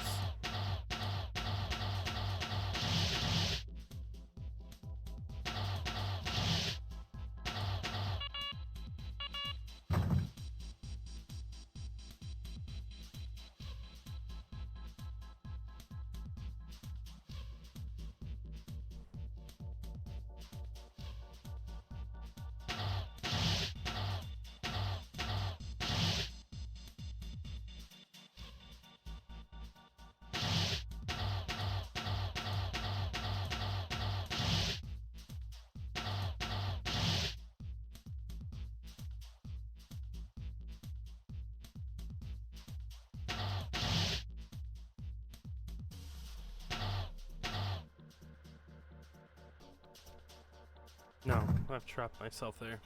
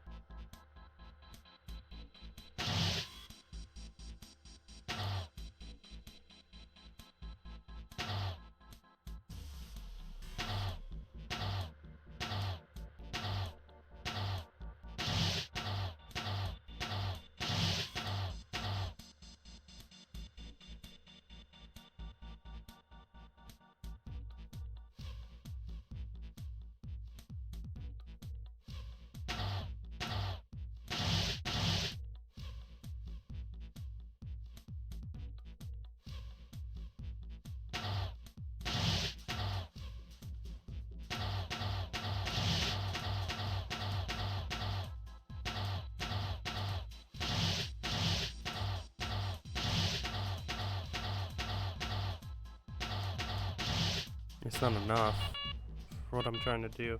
I think you're moving the right boxes, but not in the most efficient way. Yeah, well, that's kind of what I've gotten it down to. Is like, I think I just need to be more efficient. I just don't know what I can do to be more efficient.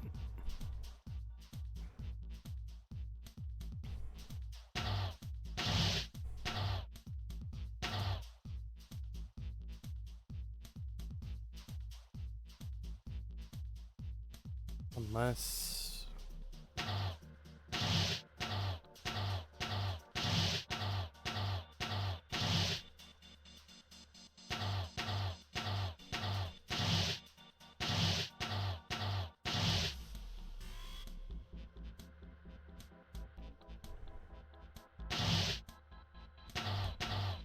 Yeah, so the problem is I have to push something into here.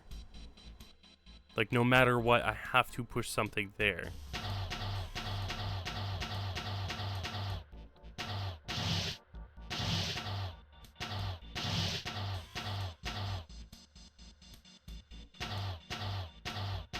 This is not gonna work. Because the way that I was trying to do it... Get this down here. Because I can't push it anyway. And push it like that. The reason I'm doing that is that when I come back around, I can circle around, push up. You can prep more when you're near a box, like plan ahead while you can. I am. That's the thing.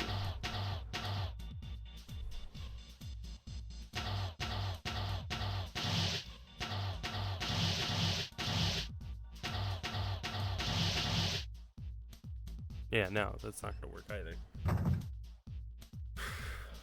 Ends up being too much brute first because it's hard to logic out 50 moves. Yeah. If you would like to give a non-helpful hint, Veli, you can go right ahead. If you say something like, these are boxes, I'm gonna cry and probably go home.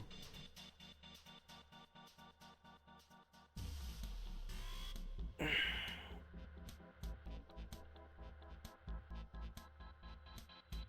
4 boxes must end up in those yellow squares. Yeah. Oh yeah, no, I wasn't. Veli specifically said, do you want a non-helpful hint? I was like, yeah, okay.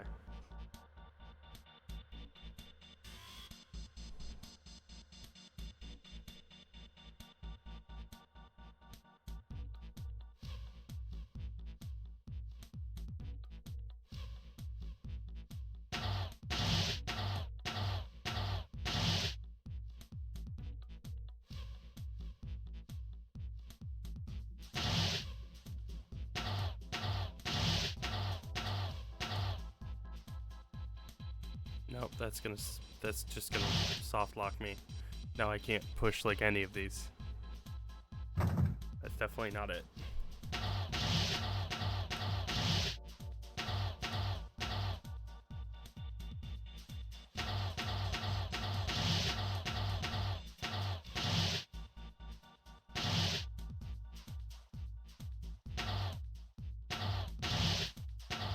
Daddy, chill. That's not gonna work either. That's another lock.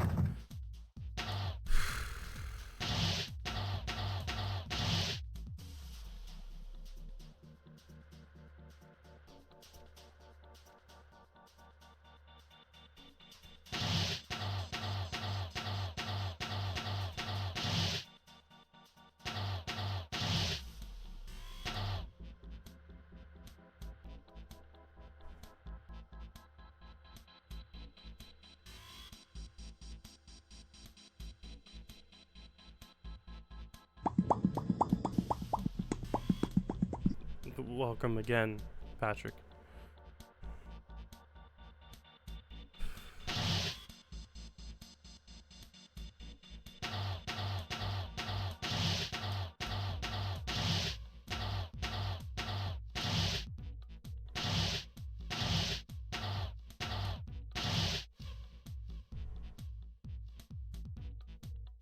I don't have enough moves to go back around, I don't think. Definitely not. No. I don't know. Blurp is always weird. Let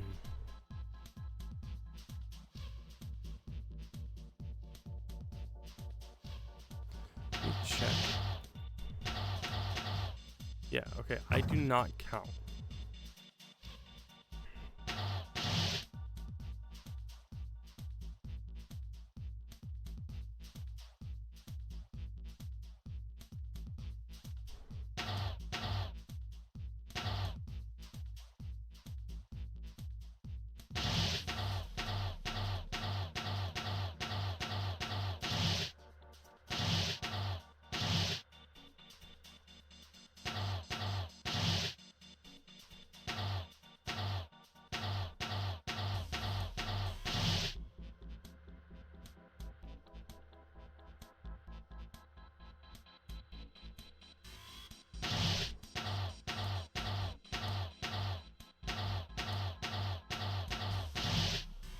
No, this is not gonna work either.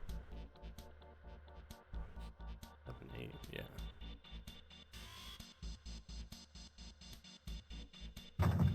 Ugh.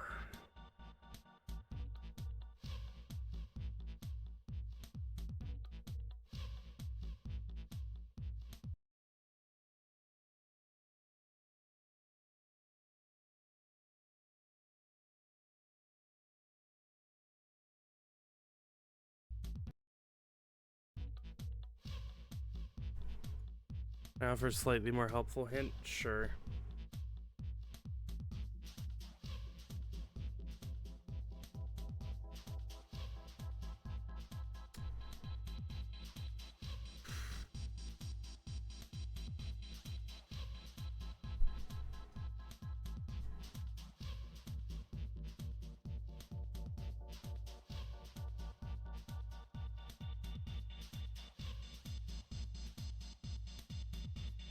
I love that anytime I glance over at OBS, my eyes just close because my eyes are too small for eye tracking. I love that.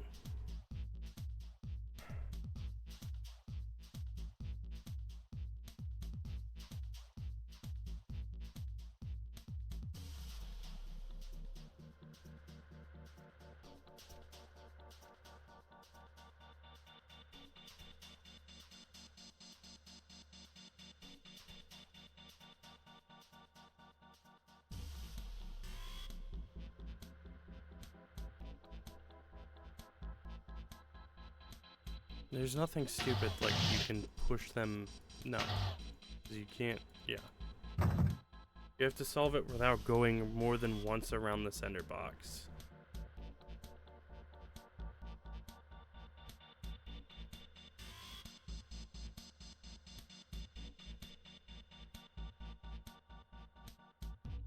So what? Then you have to. No. Because then you just lock yourself up again.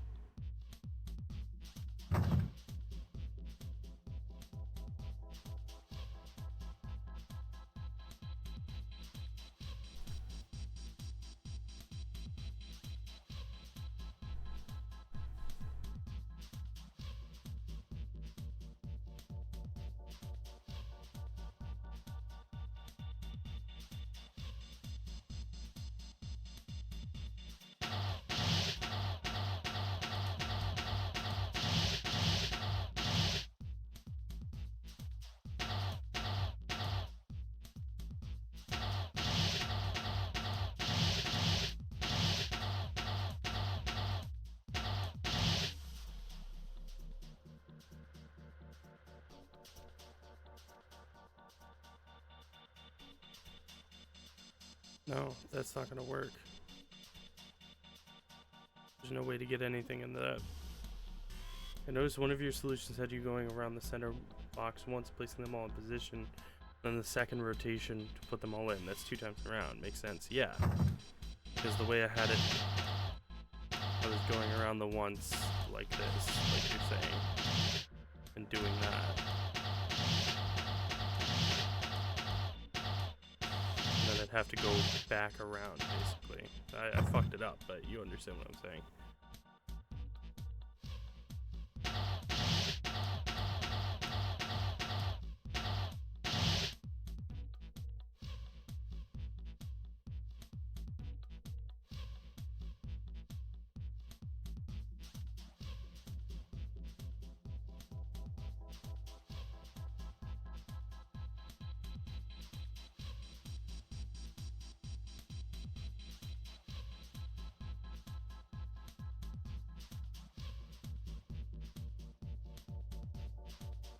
Yeah, that's fair. Thank you for the luck wishes. I'm gonna kill myself tonight, probably.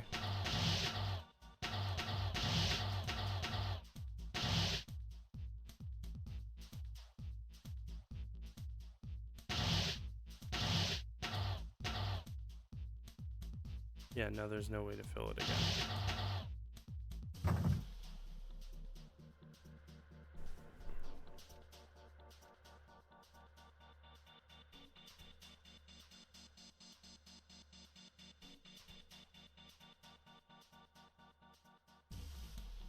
It's like, I know it's possible. It's obviously possible. But for the fucking life of me, I am struggling. And it's really upsetting, actually.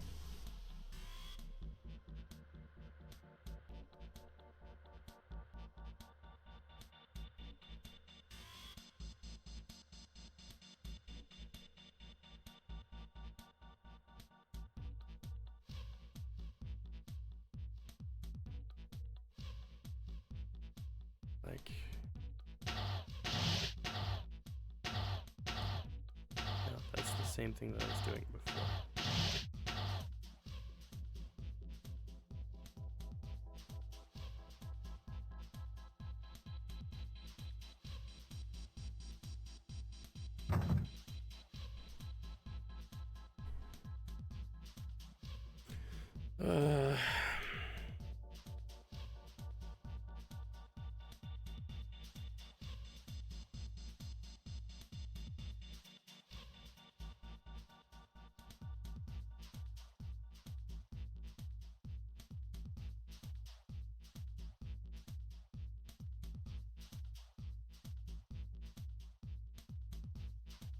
It's gonna be something stupidly obvious, too.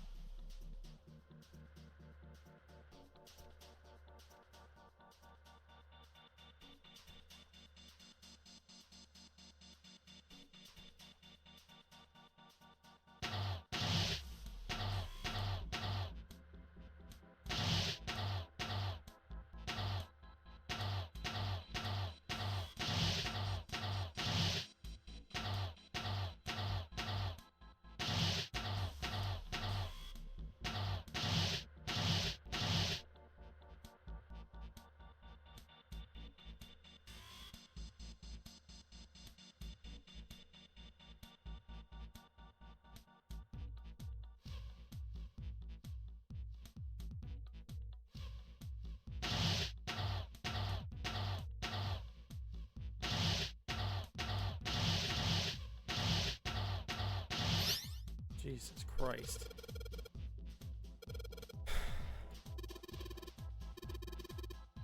It's moving already. We sure did. Only took me forever. The Pushmaster 5000 just did what I told it to and lined up all the crates. Great, now that we can reach the coffin, we just need to climb those crates over by the fence.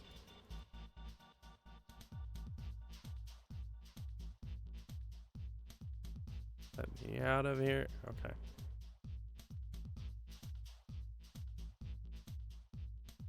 I swear to God, if there's a mummy. Yeah, there's a mummy. Just kidding. Ah. Really? Whatever. Just open it. Okay, okay. A small key and A fucking gun. a gun? Yeah, a revolver. It looks pretty old. Engravings provide you no tactical advantage whatsoever. Yeah, how long ago was it that I said a gun and...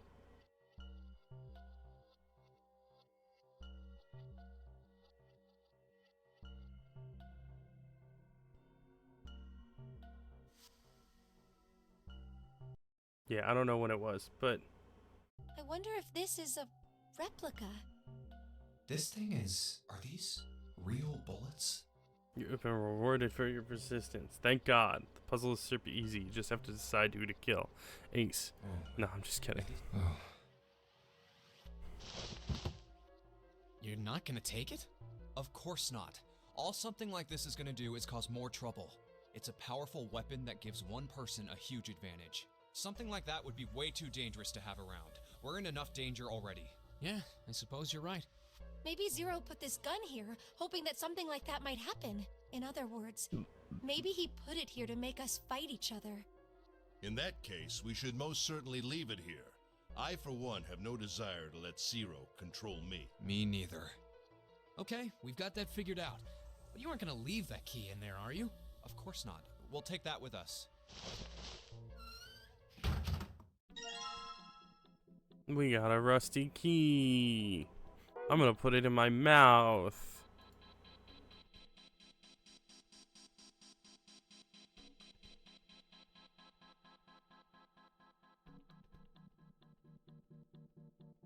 Let's just put this key in here, and yes, sounds like that did it.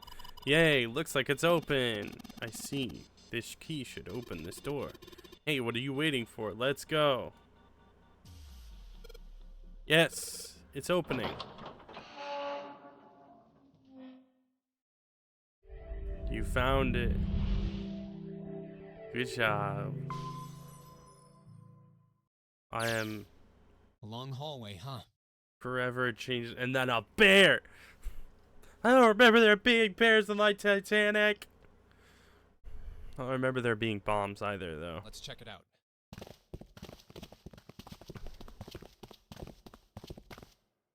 Oh, We've hey, it's seen the this elevator. before.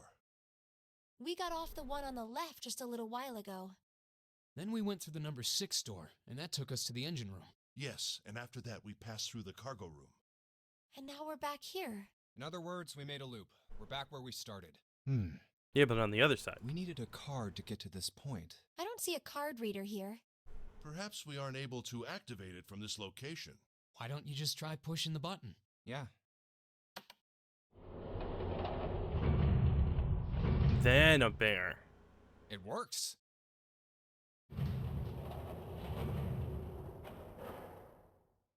I think so. Good. Now we can go back if we need to. What do we do?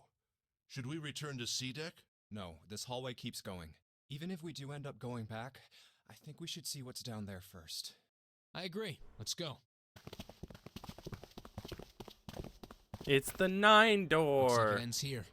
Oh. Only one door. There isn't anything else. It's the only way to go. All right, let's open it. You should have brought a gun. Oh shit, it is the 9 door. The 9 door. There's no... Oh no, that looks like a red. Yeah. Of course it wouldn't be that easy. Vacant. Huh. We finally found it. Jumpy! Huh? Look! Behind you! What? A 9 door. There's another one. What? Why? Oh.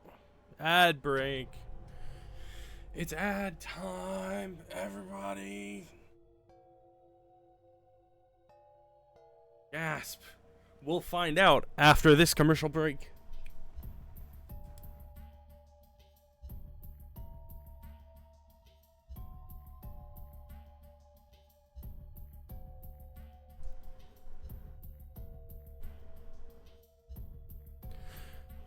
And we're back. For those of you just tuned again, we found 2 doors with 9s on them.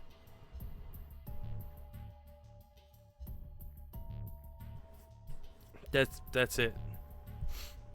Surprise. It's 9, no matter how you look at it. The red is there too. So this is a real one? Why? Why the hell are there 2 doors? So that 2 groups can leave. There were always 2 doors. I mean, if you think about it, Zero never actually said there was only 1 door with a 9 on it. It is hidden, but an exit can be found. Seek a way out. Seek a door that carries a 9. Of course, we just assumed that there was only 1. After all, why would there be more than 1? Oh, man. We fell for it. There are 2 doors. That means that all 9 people who had met at the central staircase could escape. No one would be left behind. Now it makes sense why the bracelets are numbers. 1 through 9. Divided into teams of 4 and 5 people. The digital root of both teams ends up being 9. Take 1, 2, 7, 8 and 3, 4, 5, 6, 9 for example. The digital root for both teams would be 9. Or 2, 3, 4, 9 and 1, 5, 6, 7, 8. The digital root is still 9. Does anyone else actually see this when they close their eyes, or is that just me?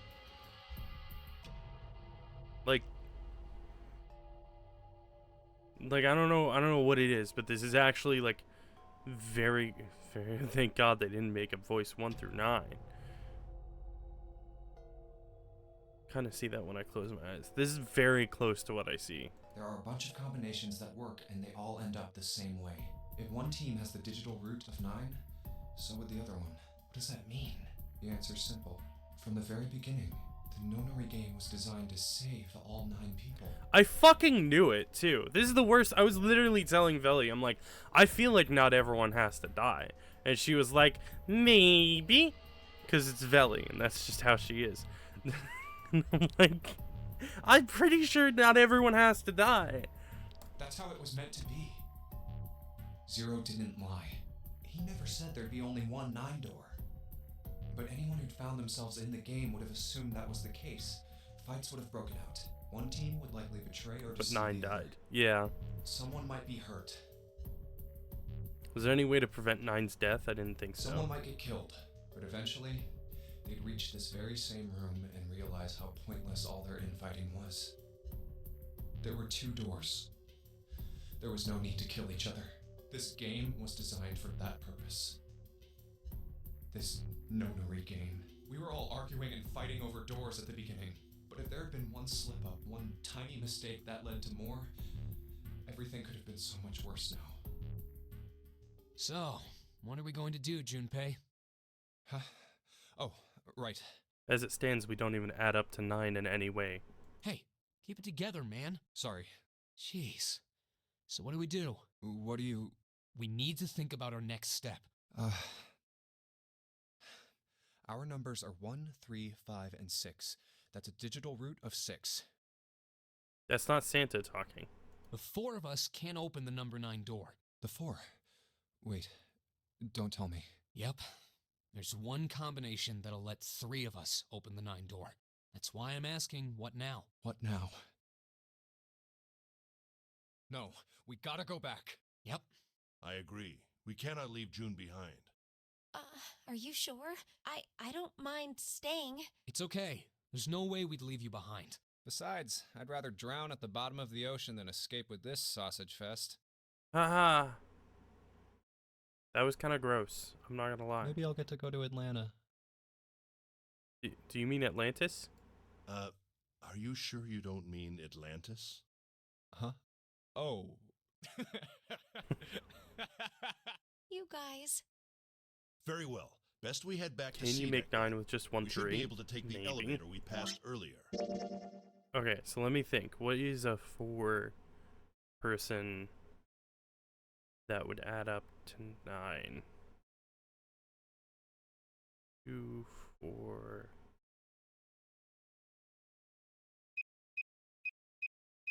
No.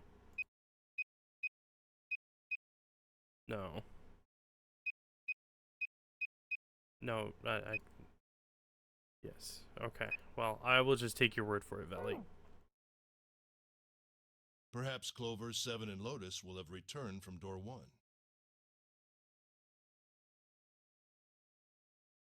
But even with all 7 of us, Standing around here isn't going to accomplish anything, don't you agree? Let's find the other 3 first, and then search for another solution. I guess you're right. All right, let's go. Yeah. Okay. Huh. Come to think of it, what is this room?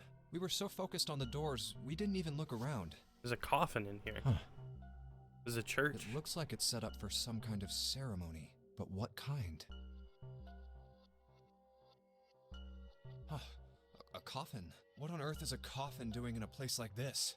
Hey, Junpei, the hell are you doing? Let's move. Yeah, Snake is dead. Right, okay. I'll be right there. But we only have 7.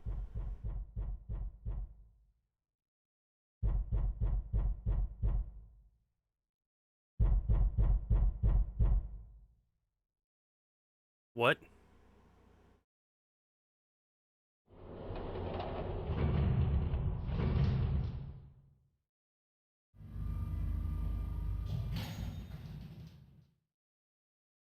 Look, it's... 7 and Lotus. We've got a problem. Clover is gone. What? What do you mean, gone? When? Why? You 2 went into door 1 with Clover, didn't you? Yeah, we went through the door together. But Clover barely spoke to her. She just did her own thing the whole time. Huh. There were 4 rooms on the other side of door 1. She wouldn't let us into the 4th room. She just said, I'll take care of this one. And shut the door. She must have blocked it with something on the other side. We waited for a while, but Clover didn't come out. We called for her, but she didn't answer. So I kicked down the door and we went into the room. But It was empty. Clover wasn't there. There was a door on the other wall. And it was open. We figure she opened the door and left by herself. We ran after her, of course, but Well, obviously we didn't find her. You figured that much out. Clover's gone. When did this happen? We got here just before you. You certainly have excellent timing. So you haven't searched anywhere other than near the staircase? No, we haven't.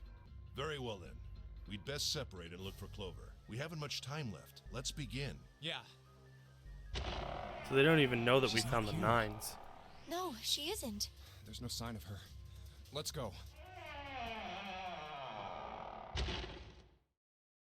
All right. I'm thinking we should probably split up. I'll head back to the stairs and take the elevator down to E deck. June, you can take the stairs up to B deck. All right, that sounds good. But, What? could you stop calling me by that code name when we're alone? Hey, can I see your flowchart without disrupting the game?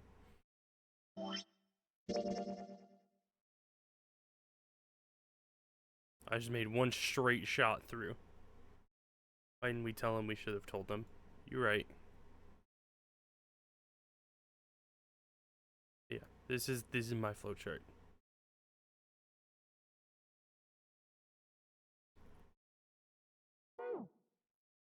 Huh? Sure, right. I'll Up do a little? Oh, sorry. I'm assuming you want to see this part? Because this was 873. I don't know what this one was.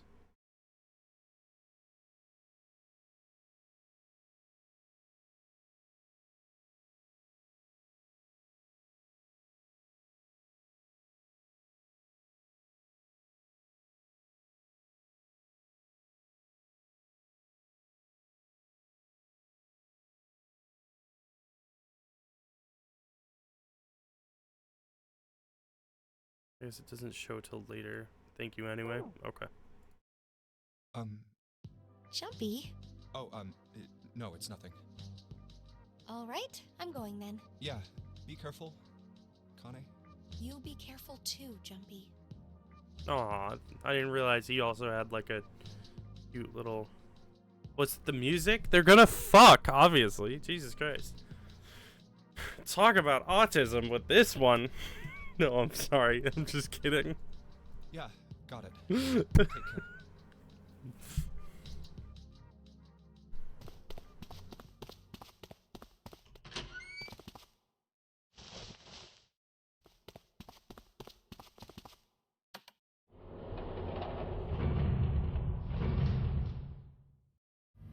Every time a door opens in this game, I am afraid I'm gonna jump scared.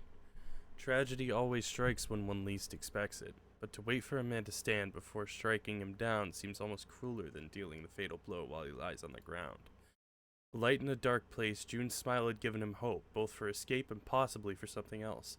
It was that hope that raised his spirits just enough that they might soon be fully dashed. He opened the elevator door and there she was. A woman sat, slouched against the wall, Lotus. Junpei felt his blood turn to ice. Her body was limp and her skin, smooth and pale as always, was covered in bright red blood. Junpei felt his chest constrict. He couldn't breathe and his legs began to shake. A slow, cold drop of sweat trickled down his back. He felt his stomach somersault. Junpei's mind went blank, all his thoughts replaced with endless hissing white. Driven by little more than instinct, he began to walk toward Lotus, slowly. Each slow movement of his stiff limbs brought him closer to her corpse. Finally, he stood next to her. Robotically, he bent down and put his hand against her neck. There was no pulse. No rise and fall of breathing. She was still slightly warm. Something, somewhere in Junpei's shaken mind, told him that meant she had been killed recently. Yes, Junpei thought, his mind slowly returning. She had been killed. Someone had killed her. There was a deep cut on the left side of her chest. Blood still oozed from it, although clearly her heart had stopped beating some time ago. The weapon had been a knife, then? Perhaps she had been stabbed in the heart once. She would have died immediately. He took little comfort from knowing she must have suffered very little. Only then did Junpei notice. Lotus's bracelet was gone. Lastly, let us discuss how to remove the bracelets. There are only two ways to do so. One, you escape from this ship. Two, your heart rate reaches 0. In other words, once the bracelet is taken outside the confines of the ship, or the parasite wearer's heartbeat has fallen to 0, it will shut down automatically. Was that why the killer had ended Lotus's life? So that they might have the number 8 bracelet? If that was true, then the killer was whoever wanted the number 8 bracelet. Or perhaps more accurately, the person who would gain the most by obtaining bracelet number 8. Who is that? Who would benefit the most from the number 8 bracelet? The thought had only just entered Junpei's mind when he heard a noise, a sound like a sharp knife cutting through wet meat. It struck him as strange that the noise came from inside his own body. A moment later, the pain hit him. It wasn't merely pain, there was heat, extreme heat as well. He felt as though molten iron had been splashed against the side of his body. Finally, his brain made the connection. He had been stabbed. But where? His body was quickly going numb. He couldn't tell where the knife had met his flesh. Given the circumstances, however, he had most likely been stabbed in the back. Whoever had killed Lotus now had done the same to Junpei as well. His voice was little more than a weak groan. With what little strength he had left, Junpei turned his body, trying to catch a glimpse of his attacker. But as he did, the knife dug itself in deeper, twisting viciously. He collapsed to the floor, a puppet with its strings cut. His arms and legs lay where they fell, oddly twisted and awkwardly positioned. Junpei's body was entirely numb. He could feel the blood leaking out of him. Nothing would move. Nothing save his eyes. As he lay on the floor, his life ebbing away, Junpei finally saw his attacker. 2 tiny images of the killer reflected in his eyes. With that recognition came nothing. He felt no emotions, not anger, not sadness, not regret. The paralysis that had claimed his body had reached his mind. His killer glanced down at his body.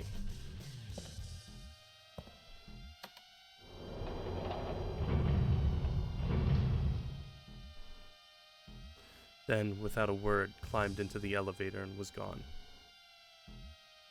His eyesight began to fade, the world grew blurry, and began to dissolve in an empty white fog. The fog crept into the edges of his mind and worked inexorably inward.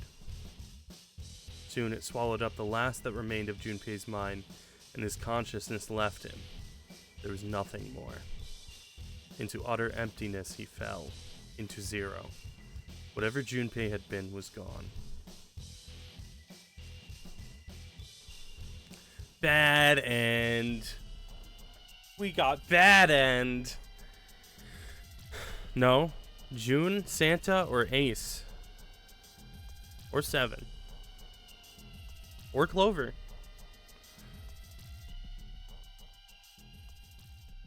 Saw the knife ending in 999. You've reached one ending. This game has multiple endings. In order to experience all the endings, you need to play through the game multiple times. Make sure to save your progress now to retain all information you've acquired. Memory of Escape has been added to the title screen. Memory of Escape enables you to replay the escape rooms you've completed. Would you like to save the info you obtained during this playthrough? After saving, the game will restart from the beginning. Please select the save slot.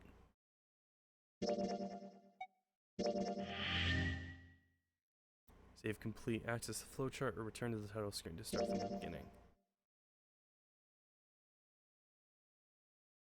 Santa told us about the Santa stabbing. Junpei wasn't upset about who killed him. So, June. Either or. No, I mean story-wise.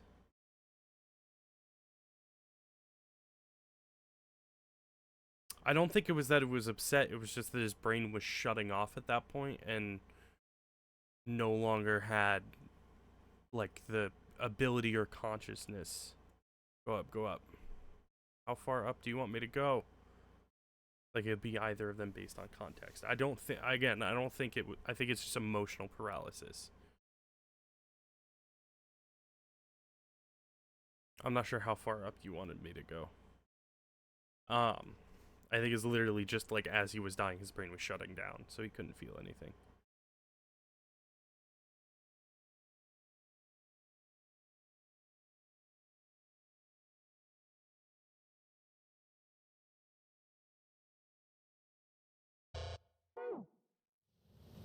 Oh, shit. What?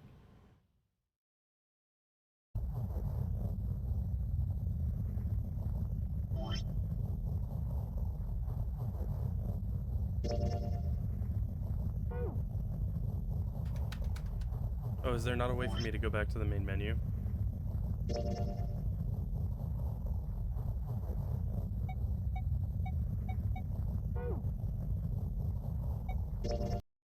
Okay, there we go.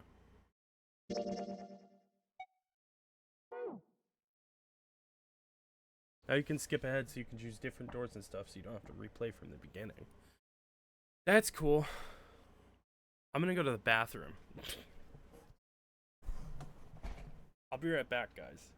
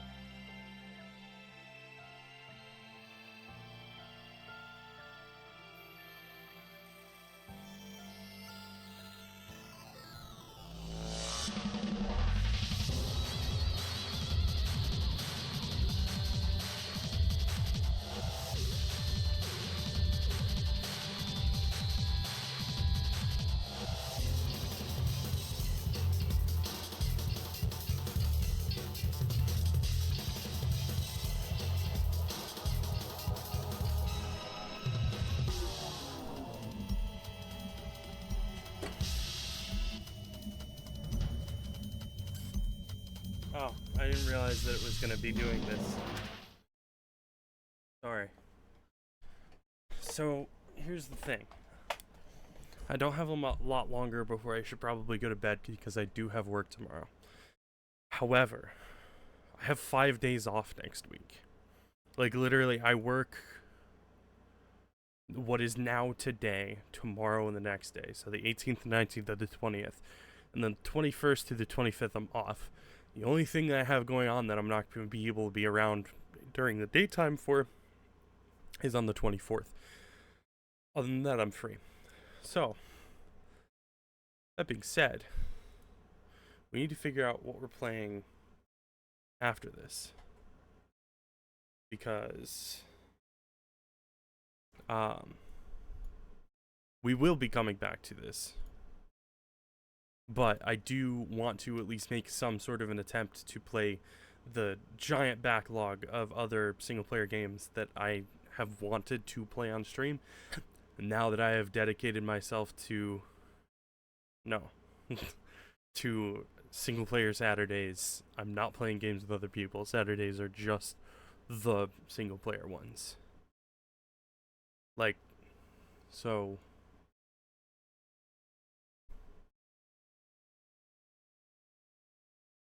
The fucking bug. No, so Veli, how it's gonna go is I'm gonna play through another game on my single player Saturday. Like, until I've finished that game. And then I will come back to 999. Get a different ending. Until I get the true ending.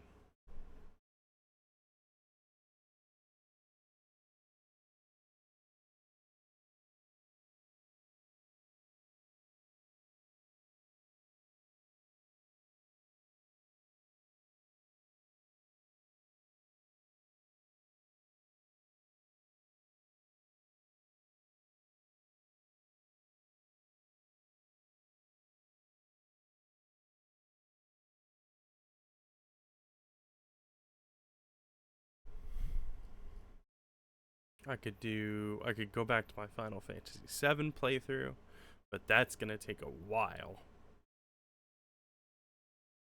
Oh, I see you're gonna leave it as a cliffhanger. No, we finished the first playthrough, and then we'll keep coming back to it.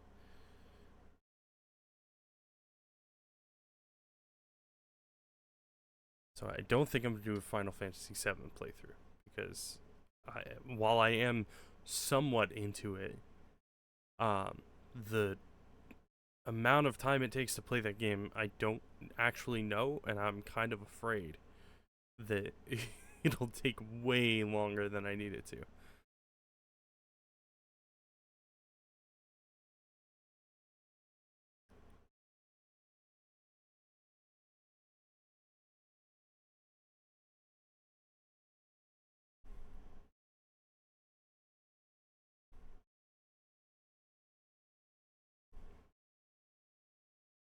I could do Final Fantasy 12, the Zodiac Age, but yeah, no, it wouldn't be doing it in one stream. It'd be the same as how I've been doing these, where I just play it until I need to go to bed, and then I save, and then I load it back up a week from then, and continue. I wasn't planning on doing that. Fuck. Probably won't do Final Fantasy 12, purely because it's another Final Fantasy game. It's probably going to take a hot minute.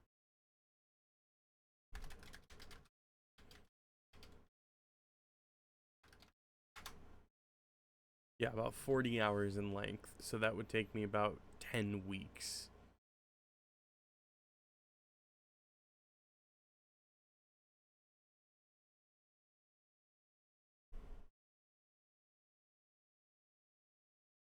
Technically, you're really far away from getting the true ending, so yeah. Awesome.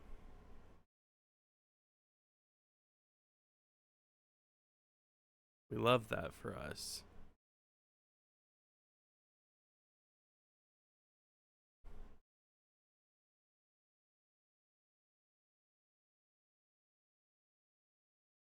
You only have a little bit of time. Why don't you go back to a choice in the flowchart and do a quick ending? I mean,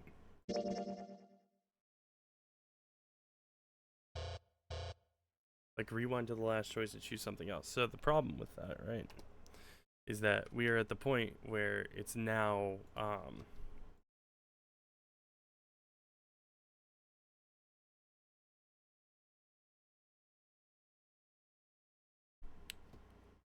in the prologue, so I don't know if I can do that.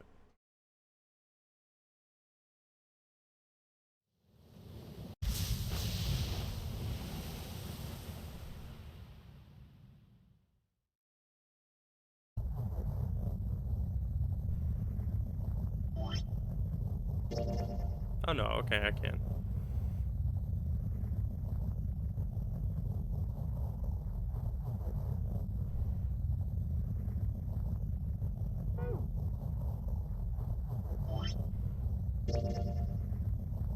When I say I don't have a lot of time, I mean I have like 10 minutes. That's the problem. And I don't know how a choice is made here.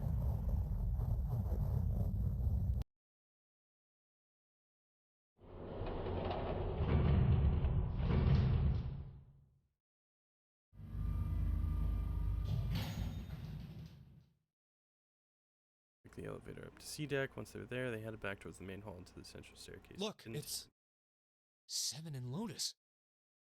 They didn't look happy. We've got a problem. Clover is gone. What? Oh, so it tells you why you can't make that choice, like a previous choice locked you onto that branch. Does it actually? Is that what that means?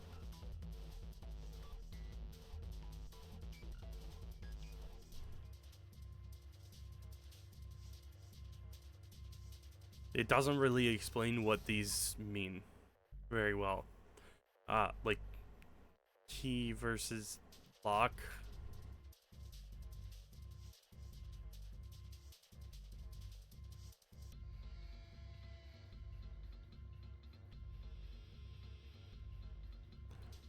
Like, is it that... So there's a way to skip through the dialogue you've already read. Also, there's a reason it doesn't explain it. It doesn't explain they want it to be half spoiler only, I guess. Yeah, I just don't understand. Like, does that mean that in all of these I have to do something different to then get this unlocked? Like...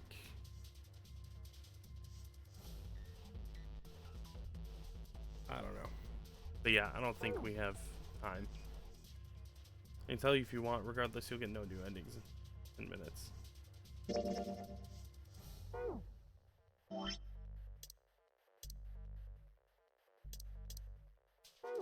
What do you mean, gone?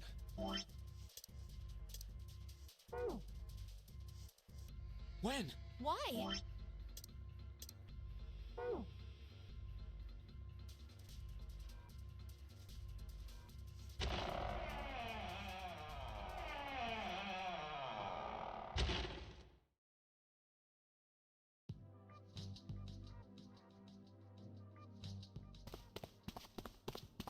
Yeah, no, I know. At this point, I'm just doing it to do it.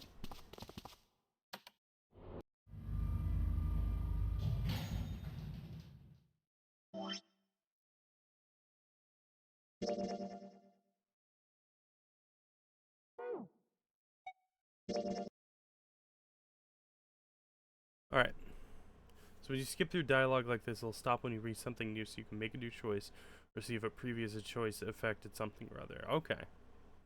Did not know that. Interesting. Alright, well, I am going to call it here because it's 2:30 a.m. I have work tomorrow, and I have a bad habit of not showing up on time, and I'd like to fix that at some point. So, thank you guys for stopping by. I will see you again on Tuesday for Heavensward. I'm not sure what